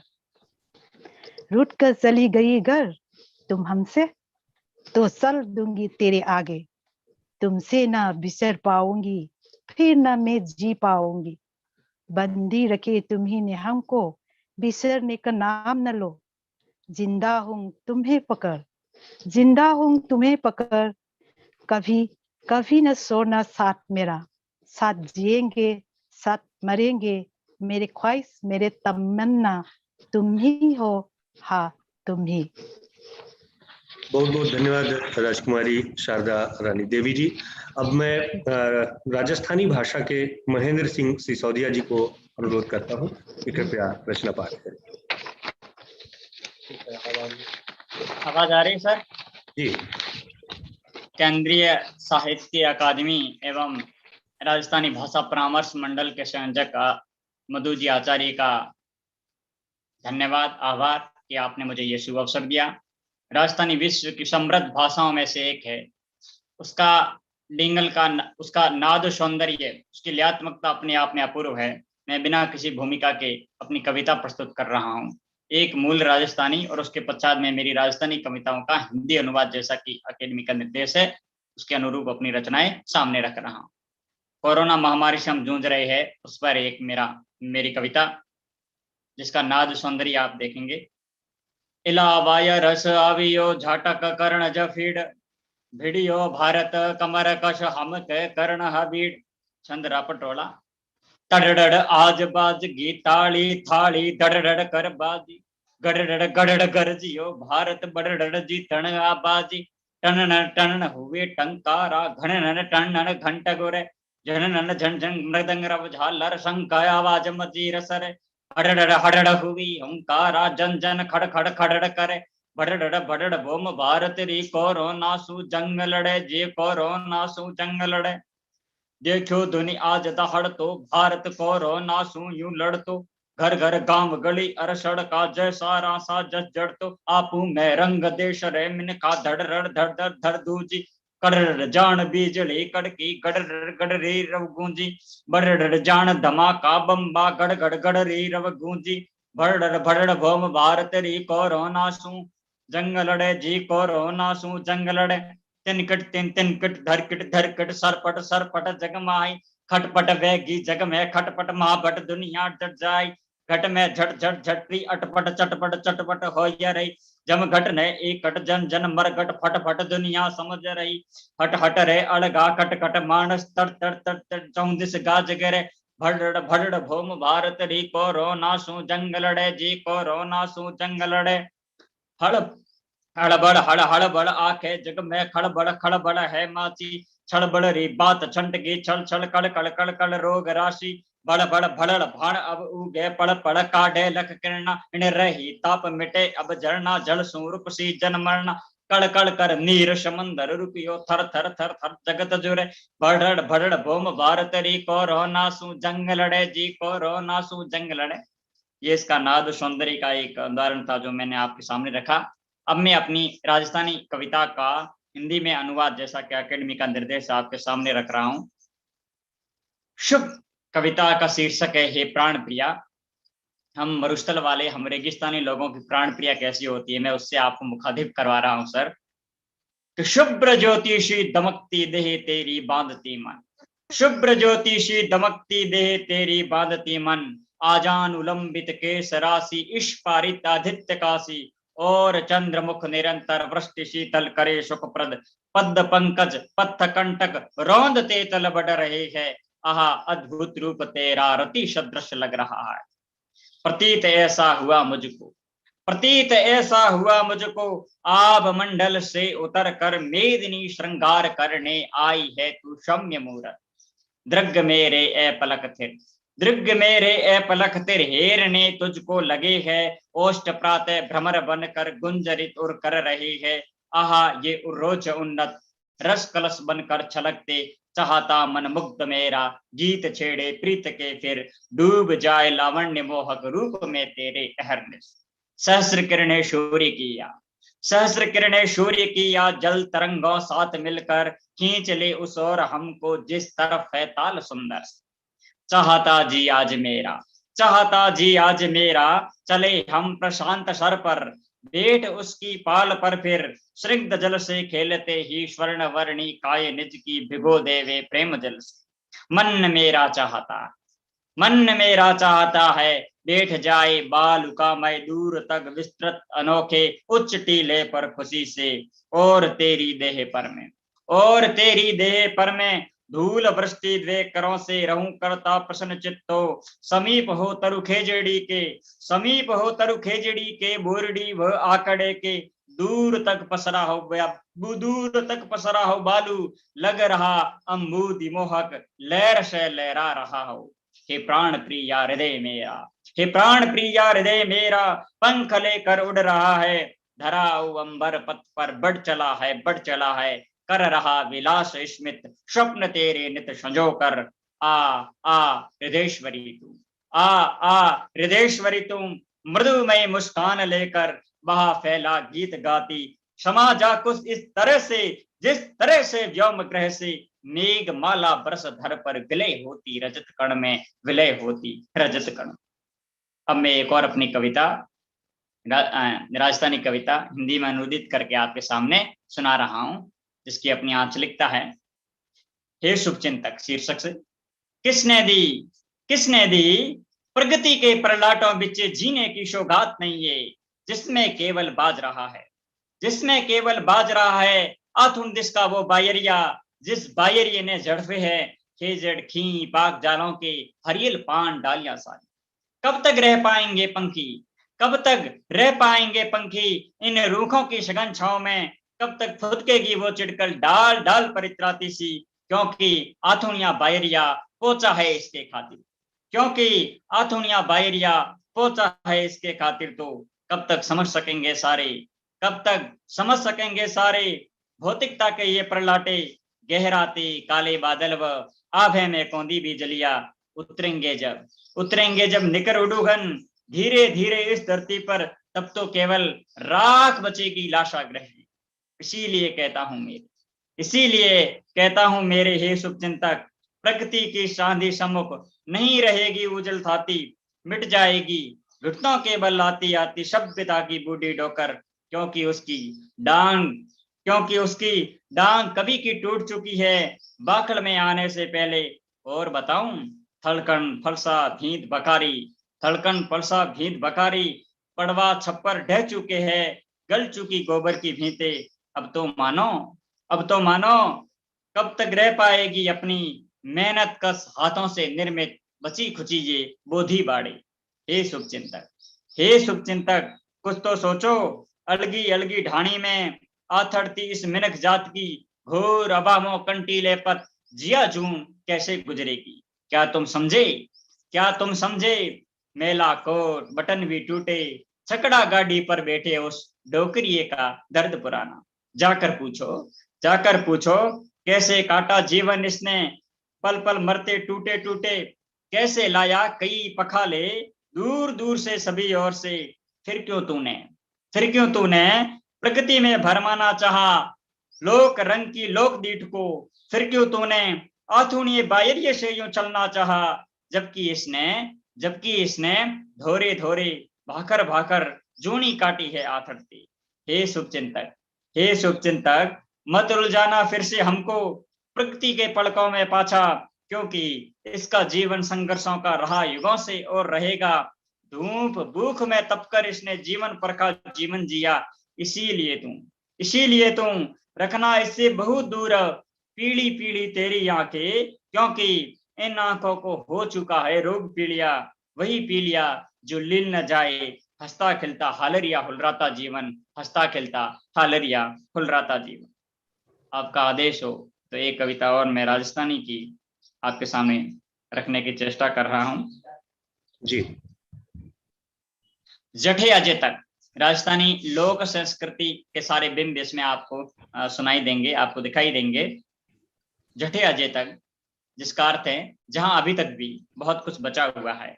जठे अजय तक रड़की है ठेठ हिमालय सूले, रड़की है ठेठ हिमालय सूले, गहरोड़े हुन समंदर ताई, खागा हंदी सिंधु कड़िया, भड़की है भुजबल रे पाना, भड़की है भुजबल रे पाना, रणचंडी हाथा ले खप्पर, नाची है काली मतवाली मदमस्त कराधर कृपाणी, काली है जिगण आंधिया उजड़ शांप्रत भिड़ने सदिया ताई, काली है जिगण आंधिया उजड़ शांप्रत भिड़ने सदिया ताई। जठे गाई जी इम्रतवाणी घन संतारी, जठे उड़ी ऊंची गिगनारा धवल पताका धर्म करमरी, जठे जठे पोमचो पीलो परतक साख भरे है स्वतंत्र क्यारी, जठे अजय तक मूमल ने मनवारे मेंदर, जठे अजय तक मूमल ने मनवारे मेंदर, ढोला मरवण मीठा मदरा हेत प्रेपना रंग रचे है, जठे अजय तक गूंजे रांगा, जठे अजय तक गूंजे रागा, रावण हत्ता अलको जारी, जठे अजय तक नड़ मंजीरा झींझा ढपली सुरना ईरा सुर साजे है, जठे अजय तक काती रे खेता में किरसा विणत ना दुहा अर्थावे, का छबियो रणलियो गावे, तीस तिवारा लाडा कोडा सकल सुरंगा रंग रचावे, जद कहूं के समंदर में सुखेला पानी, ढह जासी आबूरा भाकर, गड़ जासी हेमाड़ो एकर, तोई मारी थार धरारो नी सूखे आंख्यारो पानी, तोई मारी थार धरारो नी सूखे आंख्यारो पानी, कीरतरी बातानी जावे गड़े नहीं इतिहासु आकर, क्योंकि मारी अंतश्री सतरंगी सांसा, काल दुकाड़ा सु झूंझी है, घोर अबावा सु गुजरी है, मारी इन झीणी झोपड़ियां मांडी है गरबीली गाथा, मारे इन खेजड़ियां खीपा, मारी इन खेजड़ियां खीपा, जिया जूण ने परथक जीवी, सेवण सुरंग बोरडी मारी, जाल आकड़े साथे न्यारा, रोही डेरा फूल खिलाया, जठे मिनक में मरजा दारा, उजड़ मोती जगमग जाके, अंतसरा ऊंडोड़ा आकर, नेह तणी नदिया छलकावे, ए धवल धोरिया मीठा मगरा, परगड़ प्रीत जुगासू पोके, याने वीर संभाल राखजी, याने वीर अवेड़ राखजी, अंतशमाए अवेर राखजी। जय राजस्थान, जय राजस्थान। बहुत बहुत धन्यवाद महेंद्र सिंह सिसोदिया जी। बहुत ही ओजस्वी और लोक संस्कृति जिसे कहते हैं, जो सारे तत्व थे वो हम देख रहे थे। राजस्थान को बिल्कुल जीवंत आपकी रचनाओं में बहुत आदर व्यक्त करता हूं। अब मैं संताली भाषा के लालचंद सरेन को आमंत्रित करता हूं रचना पाठ के लिए।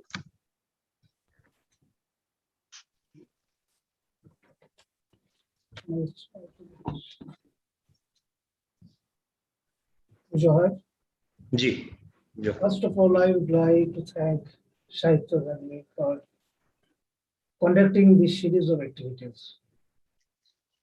Today, I will read 4 poems, and after reading each one, I will listen to the English translation of what I did.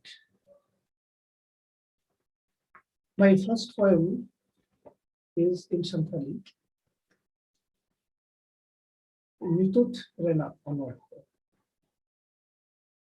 Dinuman Marshal Inya Hali Lajao Latoa Kape Lapalopo Shingur Chasu Renewed Kada Ama Urko Dilberi Chapo Chapo Urgumruna Ban Bunum Tutirata Parum Sabe Tumu Tajmahal Akal Toye Shere Litu Nirmaya Bijor Baname Rata Urupal Inya Aikel Amdu Jape in the Topol Utul Hasuko Fleeing in the Hamor Horasi Bakna Kochakna Yakoto Kunamichalo Atakan Aiku Parsi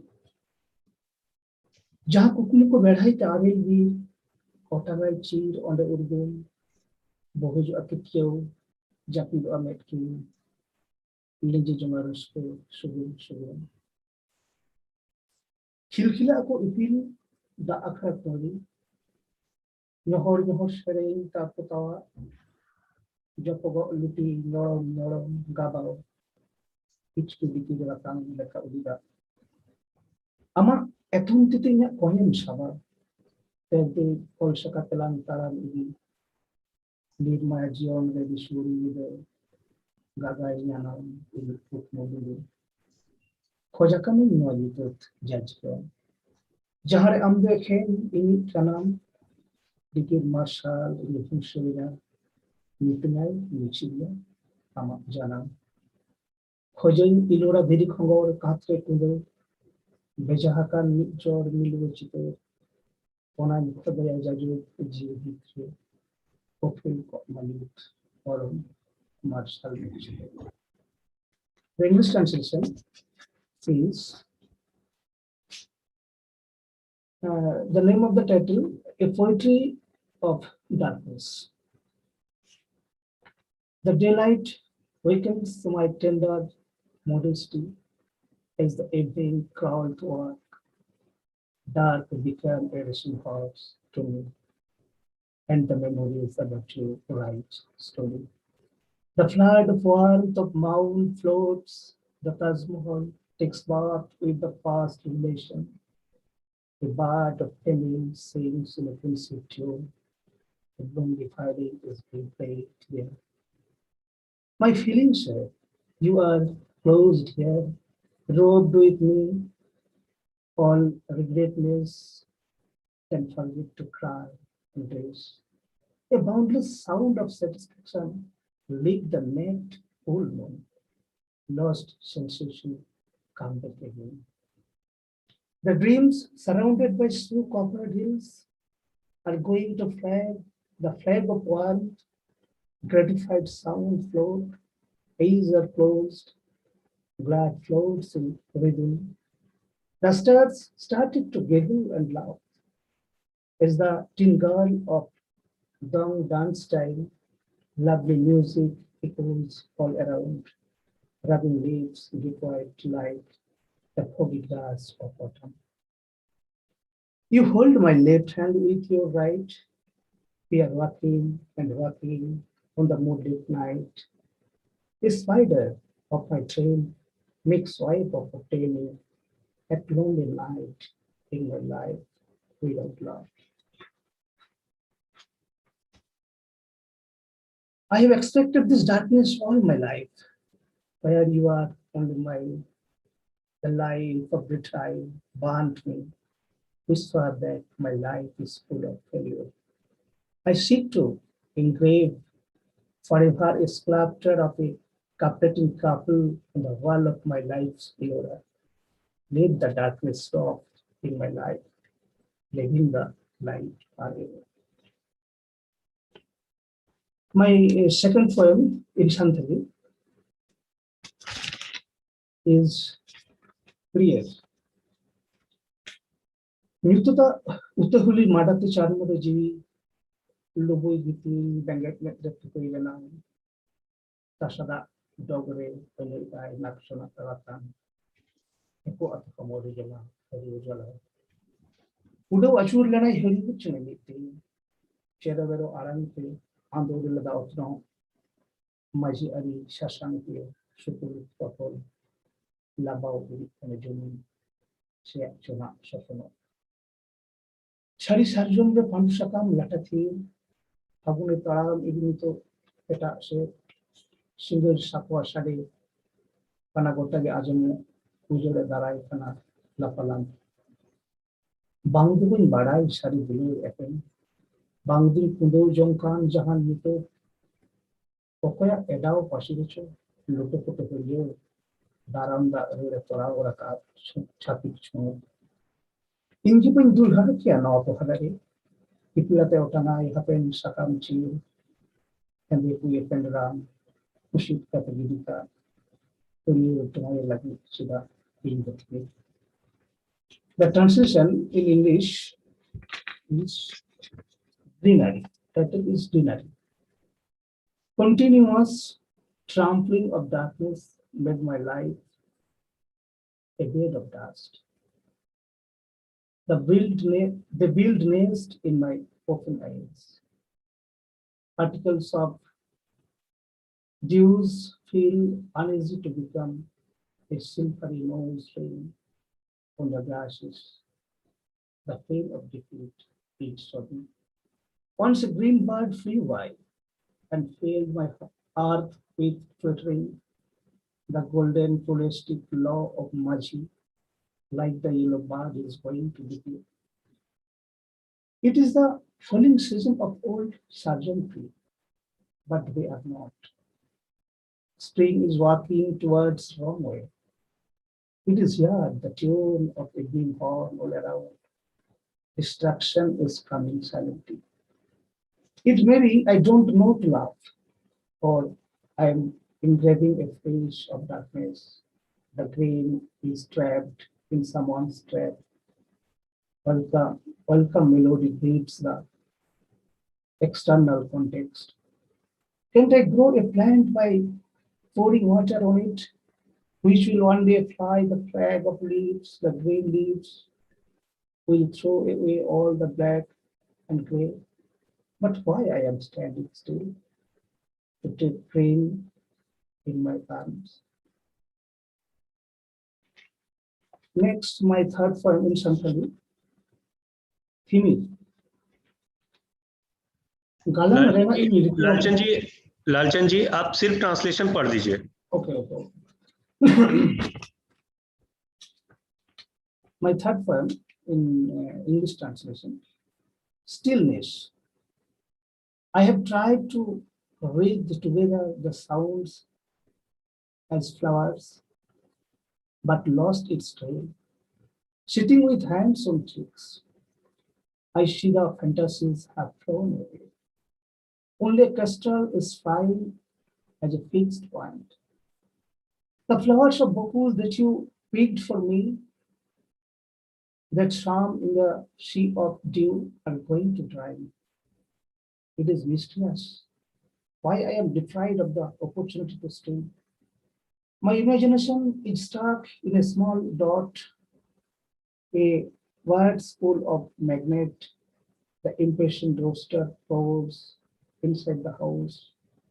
A flying bird in the sky enjoys the aristocracy of freedom. There is a flood of snow white catwing beside the bank of a river. A stone, forgetting to flow, cries for beloved there. A shitter of separation gives a bird of a tune. Black clouds come forwards to occupy the blue sky. Evening star embrace dark, hopeful earth. The arrows of my aims became invisible gradually. Breaking the darkness up to my throat, I lay down, and the flowers on my palm became dry. बहुत बहुत धन्यवाद लालचंद सरेन जी. अब मैं doctor C अरुणन को आमंत्रित करता हूं, मैथिली भाषा के तमिल भाषा के रचनाकार doctor C Arunan. Doctor C Arunan. Are you listening, sir? Please recite your poems.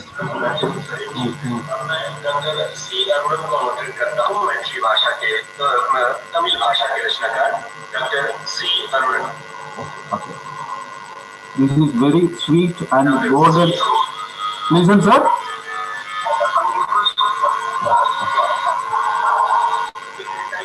Kindly mute your YouTube.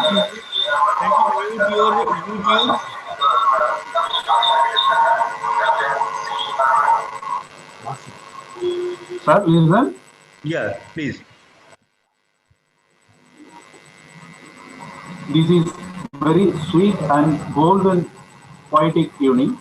Thanks to Sahitya Academy. Dear friends, Vanakkam.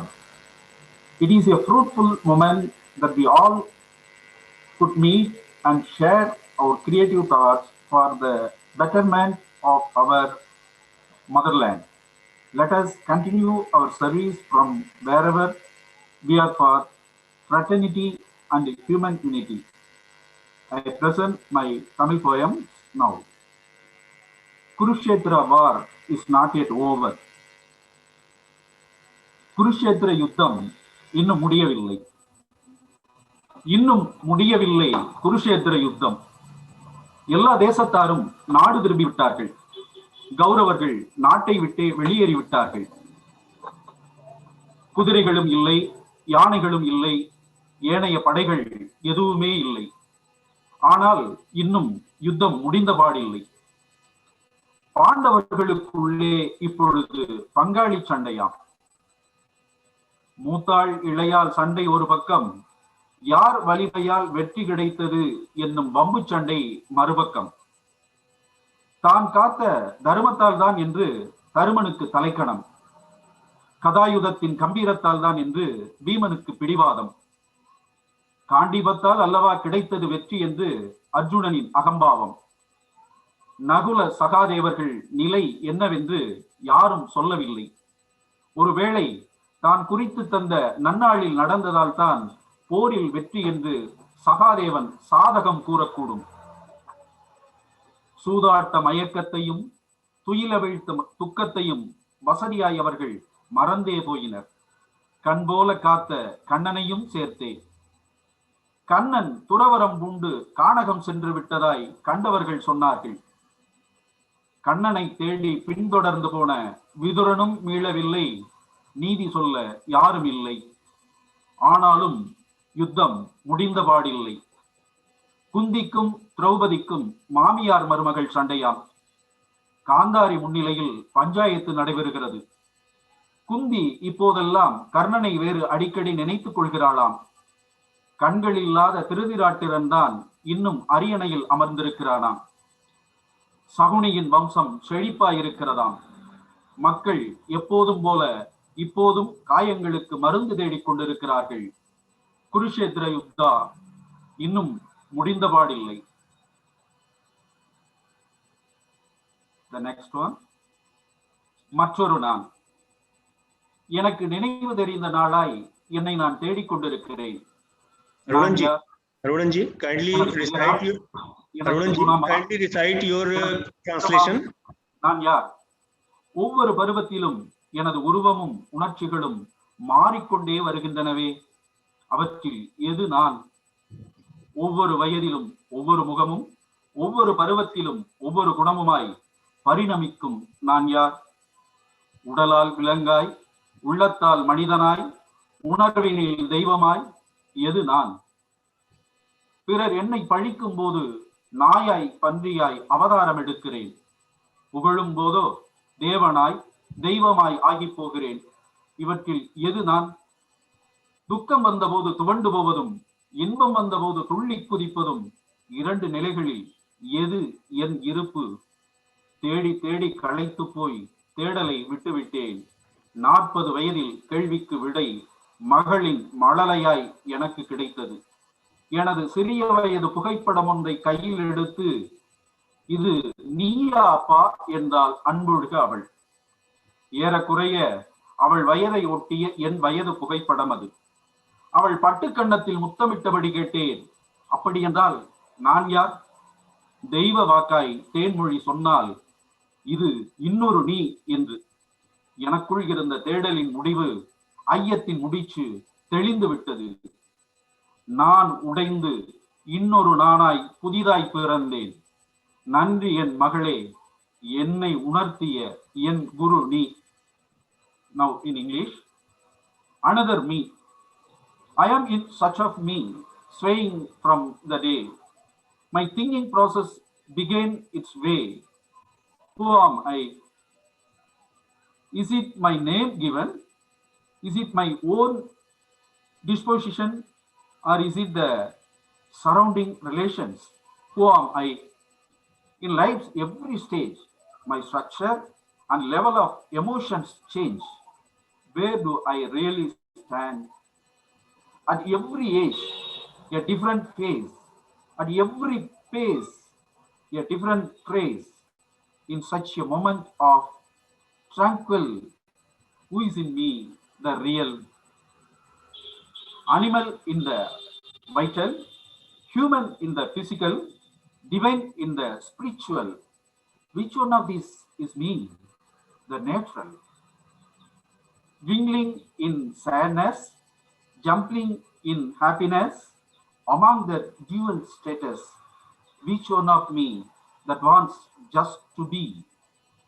Tired and fatigued in pain, I withdrew my search in vain. in my 40 at last to quench my inner thirst. The answer came in list of my dear little daughter's lips. She picked up a photograph of mine, shot when I was also a little one. Lovingly, she babbled, "This is you, Dad?"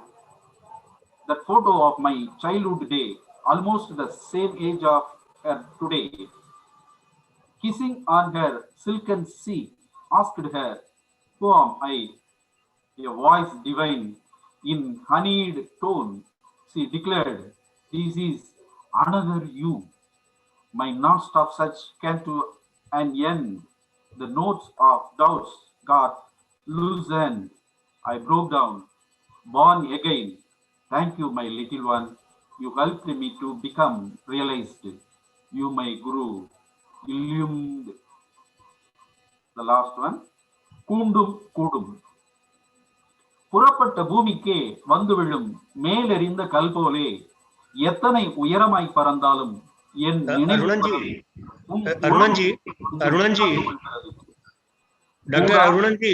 என்று புரியாத போதும் அடைபட்டு கிடக்கவே ஆசைப்படுகிறது மனது.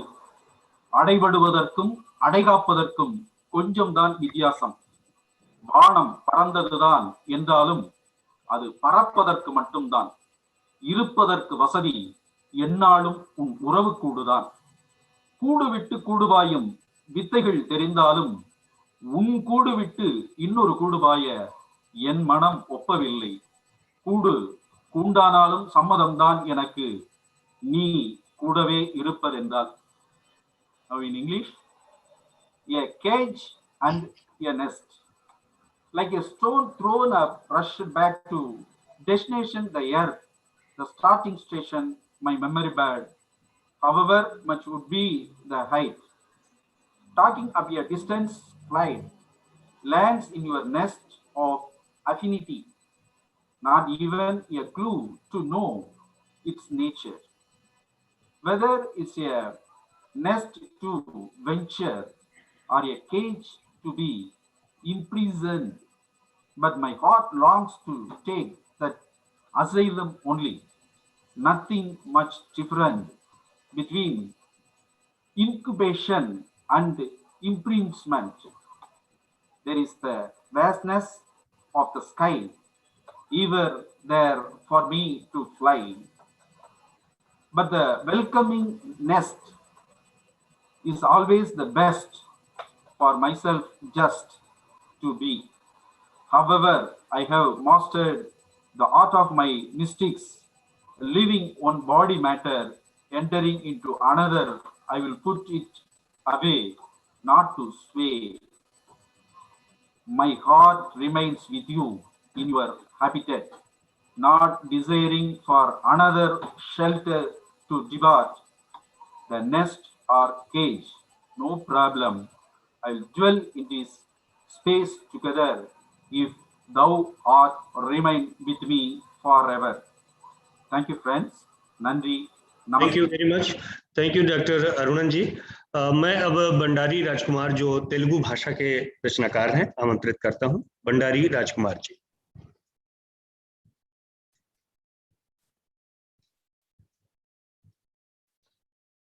Namaste, sir. Can you hear me, sir? जी बिल्कुल. Please. Thank you. I'm so happy to be part of this session, All India Young Writers Meet, among all the young writers all over India. Thank you, Sahitya Academy. I would like to read 3 of my English translated poems and one of its Telugu original poem. Welcome. Telugu. Bekili Navvu.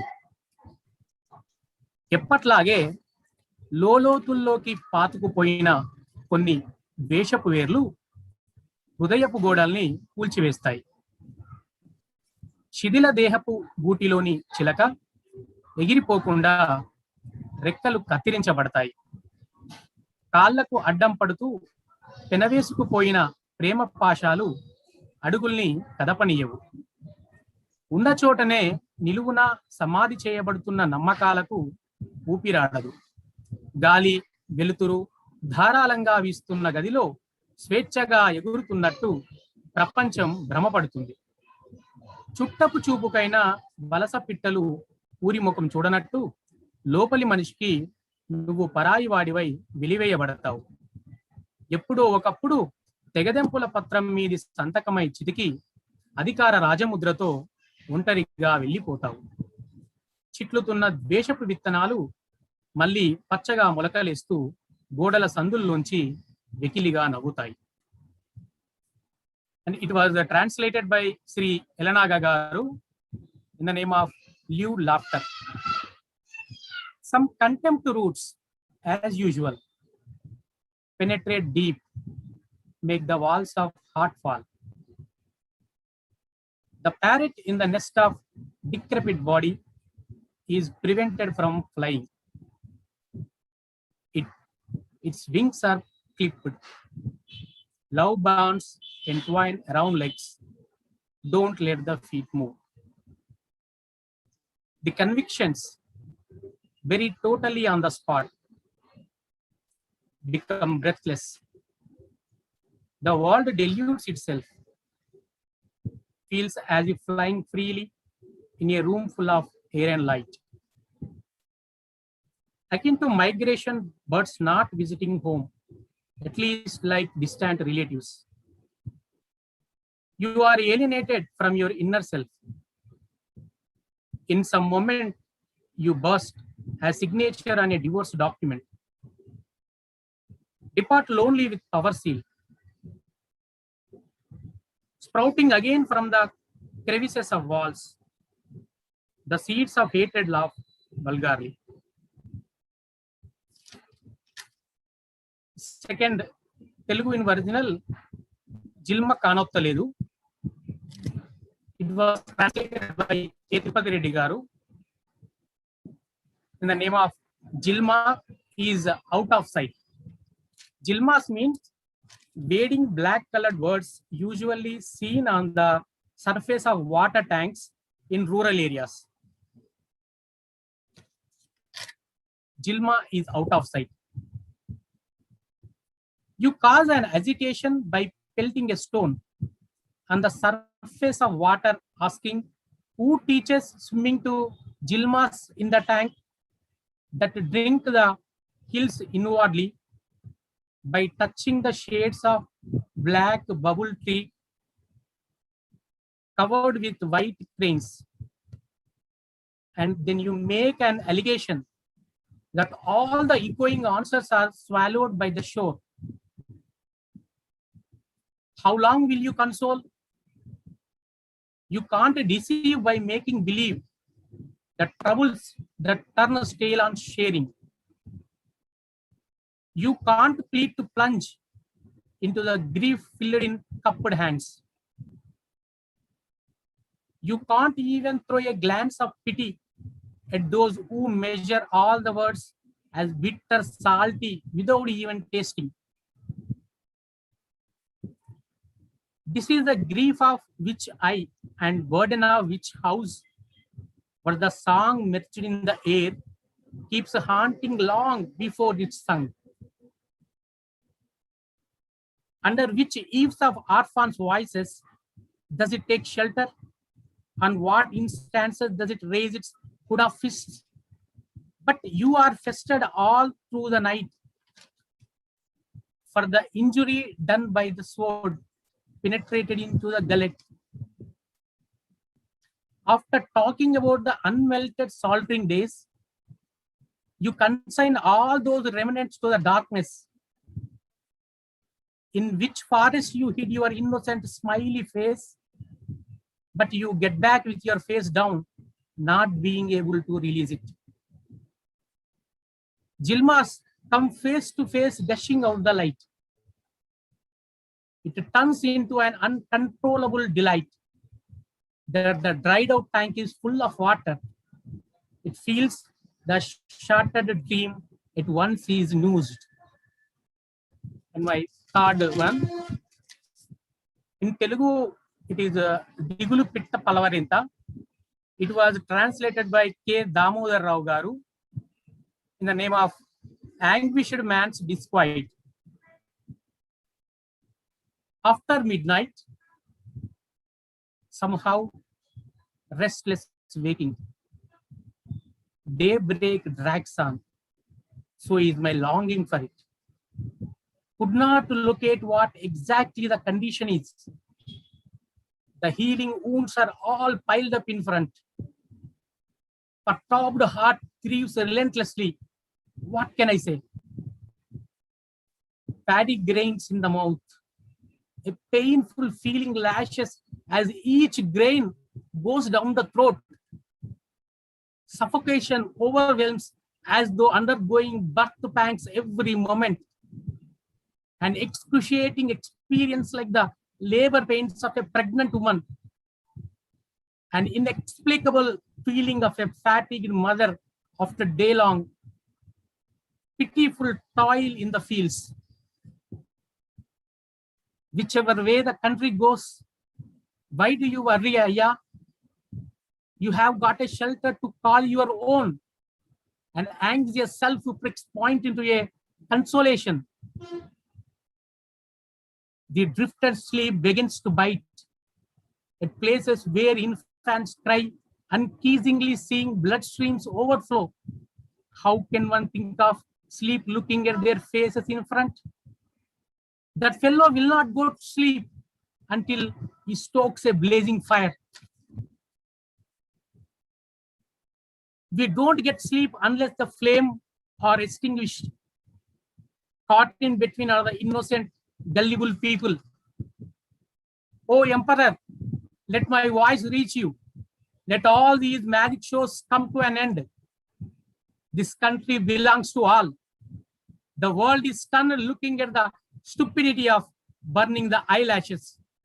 You don't have it in you, the ability to feed all.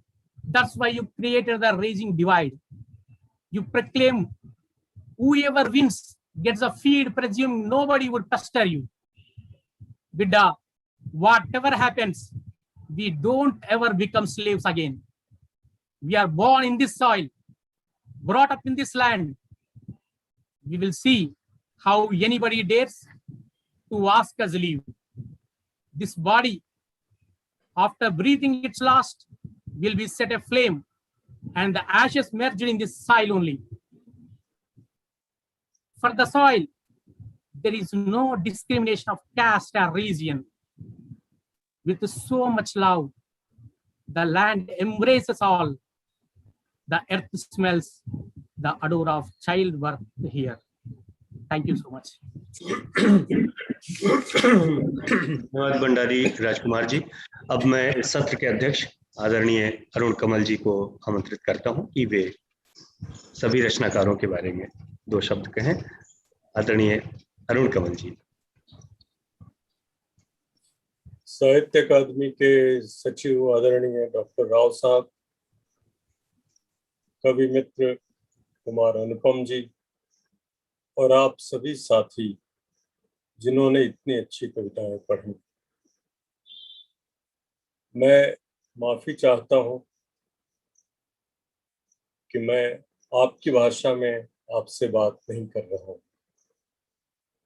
सबसे अच्छा तो ये होता कि मैं डोगरी, गुजराती, कश्मीरी, मणिपुरी, मैथिली, तमिल, तेलुगु, संताली, राजस्थानी सभी भाषाओं में एक साथ बोलता, लेकिन वो संभव नहीं है।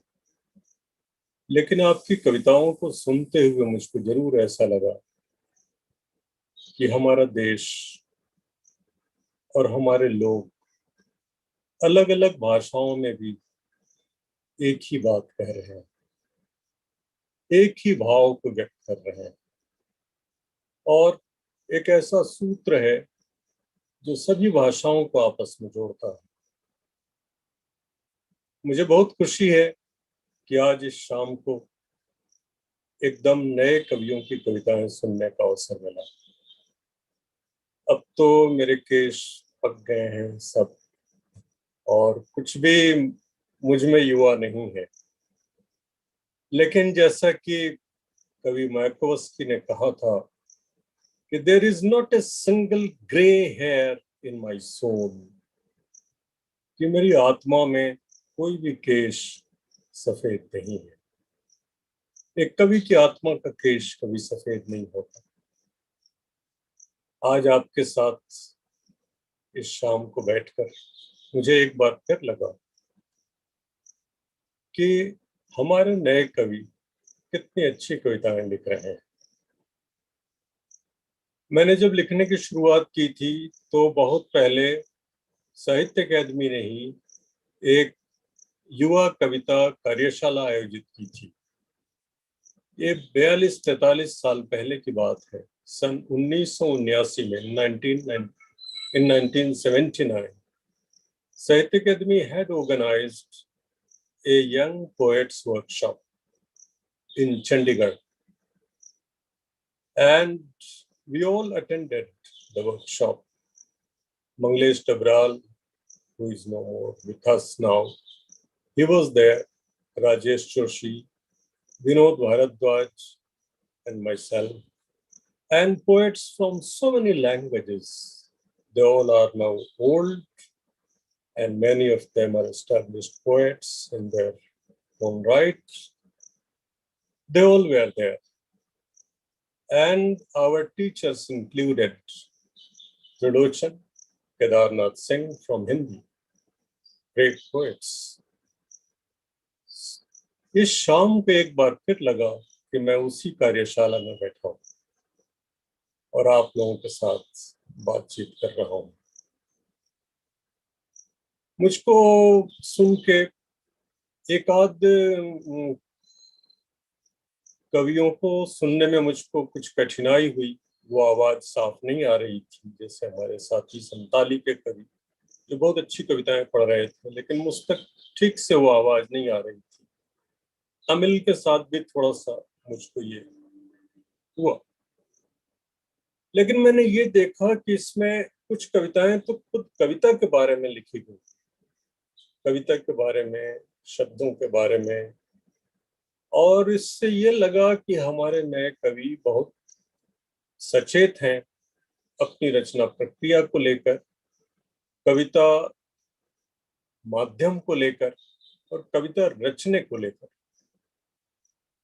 दूसरी जो सबसे महत्वपूर्ण बात मुझको लगी सबको मिलाकर, कि अधिकांश ने अभी के समय के बारे में लिखा है, चाहे वो महामारी के बारे में हो, उससे होने वाले नुकसान, जीवन का नुकसान और वियोग के बारे में, दुख के बारे में, पीड़ा के बारे में, या फिर अभी के समय के बारे में।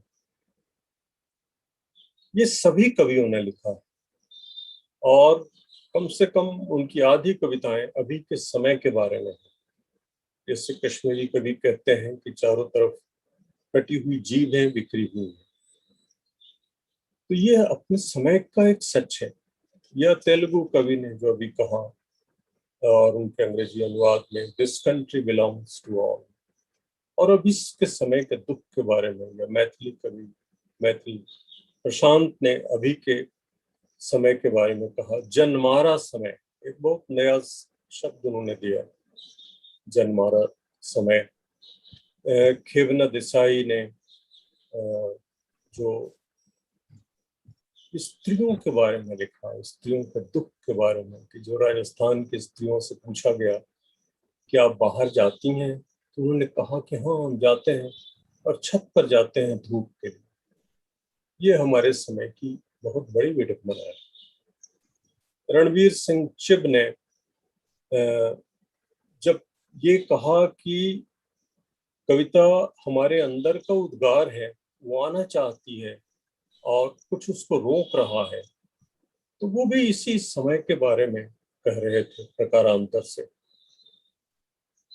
इसी तरह राजकुमारी शारदा रानी देवी ने आंसुओं की लड़ी कविता में अपने दुख को और हम सबके दुख को व्यक्त किया। महेंद्र सिंह सिसोदिया ने भी कोरोना महामारी पर एक बहुत मार्मिक कविता पढ़ी, और राजस्थानी भाषा में पढ़ते हुए उनकी भाषा का जो ध्वनि सौंदर्य है वो हम तक आया। डिंगल के बारे में भी उन्होंने बात की और ये मुझको बहुत खुशी हुई कि राजस्थानी उन परंपराओं का निर्वाह कर रही है। संताली भाषा के कवि लालचंद सरेन ने जीवन के कुछ नए अनुभव दिए। हालांकि उनकी आवाज मुझ तक टूट टूट के आ रही थी और मैं कोशिश कर रहा था कि ये बताऊं कि उनकी आवाज साफ नहीं आ रही है, लेकिन मेरा जो माइक था वो खामोश किया हुआ था, इसलिए मैं आप तक ये बात पहुंचा नहीं पा रहा था। लेकिन मैंने बहुत गौर से सुनने की कोशिश की और जीवन के कुछ बहुत सर्वथा नए अनुभव आपने दिए। सी अरुणन ने तमिल में कुरुक्षेत्र युद्धम के रूपक को लेकर जो कविता सुनाई वो हम सबके की कविता है। एक बहुत पुराने समय से अपने समय को जोड़ती हुई कविता और ये बहुत बड़ी बात। मैं ये नहीं कह सकता कि आप में से कितनों ने ये कविताएं छंद में पढ़ी और कितनों ने जिसे मुक्त छंद या गद्य कहते हैं उसमें पढ़ी, लेकिन आपकी भाषा, आपने अपनी भाषा में जो कविताएं पढ़ी, मुझको उससे आपकी भाषा के सौंदर्य का पता चला। जैसे मणिपुरी भाषा का अपना सौंदर्य है, वो खनकती हुई ध्वनि आती है।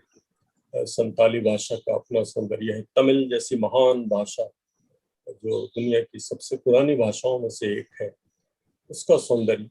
और इस तरह ये सभी भाषाएं मिलकर एक बहुत सुंदर स्तबक गुलदस्ते की रचना करती हैं। तो इसके लिए मैं आप सबको बहुत बधाई देता हूँ और उम्मीद करता हूँ कि आगे आने वाले दिनों में हमारी और ज्यादा मुलाकातें होंगी। अब एक दो बात मैं कविता पढ़ने के बारे में कहना चाहता हूँ। जैसे बेहतर ये हो कि हम पंक्तियां न दोहराएं, पहले पूरी कविता पढ़ दें ताकि उसका पूरा आशय हम तक आ जाए, उसका पूरा मतलब हम समझ लें। अब छोड़ छोड़ के पढ़ने से और पंक्तियों को दोहराने से ये बाधा होती है पूरी कविता को एक साथ समझने में। तो ये एक जरूरी बात है जो मुझको आपको सुनते हुए भी लगा और ऐसे भी मेरा ये अनुभव हमेशा होता है कि ऐसा होना चाहिए। मैं आपको कोई सलाह देने के लिए नहीं, एक बात जो मैं अक्सर कहता हूँ वो फिर दोहराता हूँ। दुनिया के बहुत से बड़े कवियों ने अपना सर्वोत्तम 35 साल की उम्र तक लिख लिया था। कविता का संबंध उम्र बढ़ने से नहीं है, वो भीतर की जो तीव्रता होती है। जैसे आप सबने, कई कवियों ने भीतर में जो बेचैनी है उसको लेकर कविता सुनाई है, तो वो बेचैनी, वो तीव्रता जो होती है वो महत्वपूर्ण है। इसलिए कभी ये नहीं सोचना चाहिए कि हम नए कवि हैं और हम युवा हैं, कल प्रौढ़ होंगे, फिर वृद्ध होंगे। कविता में ऐसा नहीं चलता, कविता में उम्र नहीं चलती। तो ये मेरा कहना बहुत जरूरी है। आपने बहुत ही अच्छी कविताएं सुनाई और साहित्य अकादमी ने ये राष्ट्रीय कविता पाठ का आयोजन करके और मुझ जैसे जो अब वृद्धावस्था की राह पर हैं, वैसे मैं मानता नहीं हूँ, तो उनको भी इससे जोड़ा और उनको एक बार फिर युवा होने का एहसास कराया। मैं इसके लिए साहित्य अकादमी को बहुत बहुत धन्यवाद देता हूँ और ये आशा करता हूँ कि आगे जब सब कुछ ठीक हो जाएगा तब वो एक कार्यशाला भी कई भाषाओं का आयोजित करेंगे। मैं एक बार फिर आप सबको बधाई और अकादमी को धन्यवाद देता हूँ। बहुत बहुत धन्यवाद। बहुत बहुत धन्यवाद आदरणीय अरुण कमल जी। अब मैं सचिव डॉक्टर के श्रीनिवास राव जी से अनुरोध करूंगा कि वे हमारे आमंत्रित विद्वानों को अकादमी की ओर से धन्यवाद ज्ञापित करें। अभी अरुण कमल जी बोलने के बाद मुझे बोलना उचित नहीं होगा, क्योंकि अरुण कमल जी कह रहे थे कि मैं वृद्धावस्था, लेकिन हमें मैं तो कम से कम उनको 25-30 साल से जानता हूँ, बहुत नजदीक से।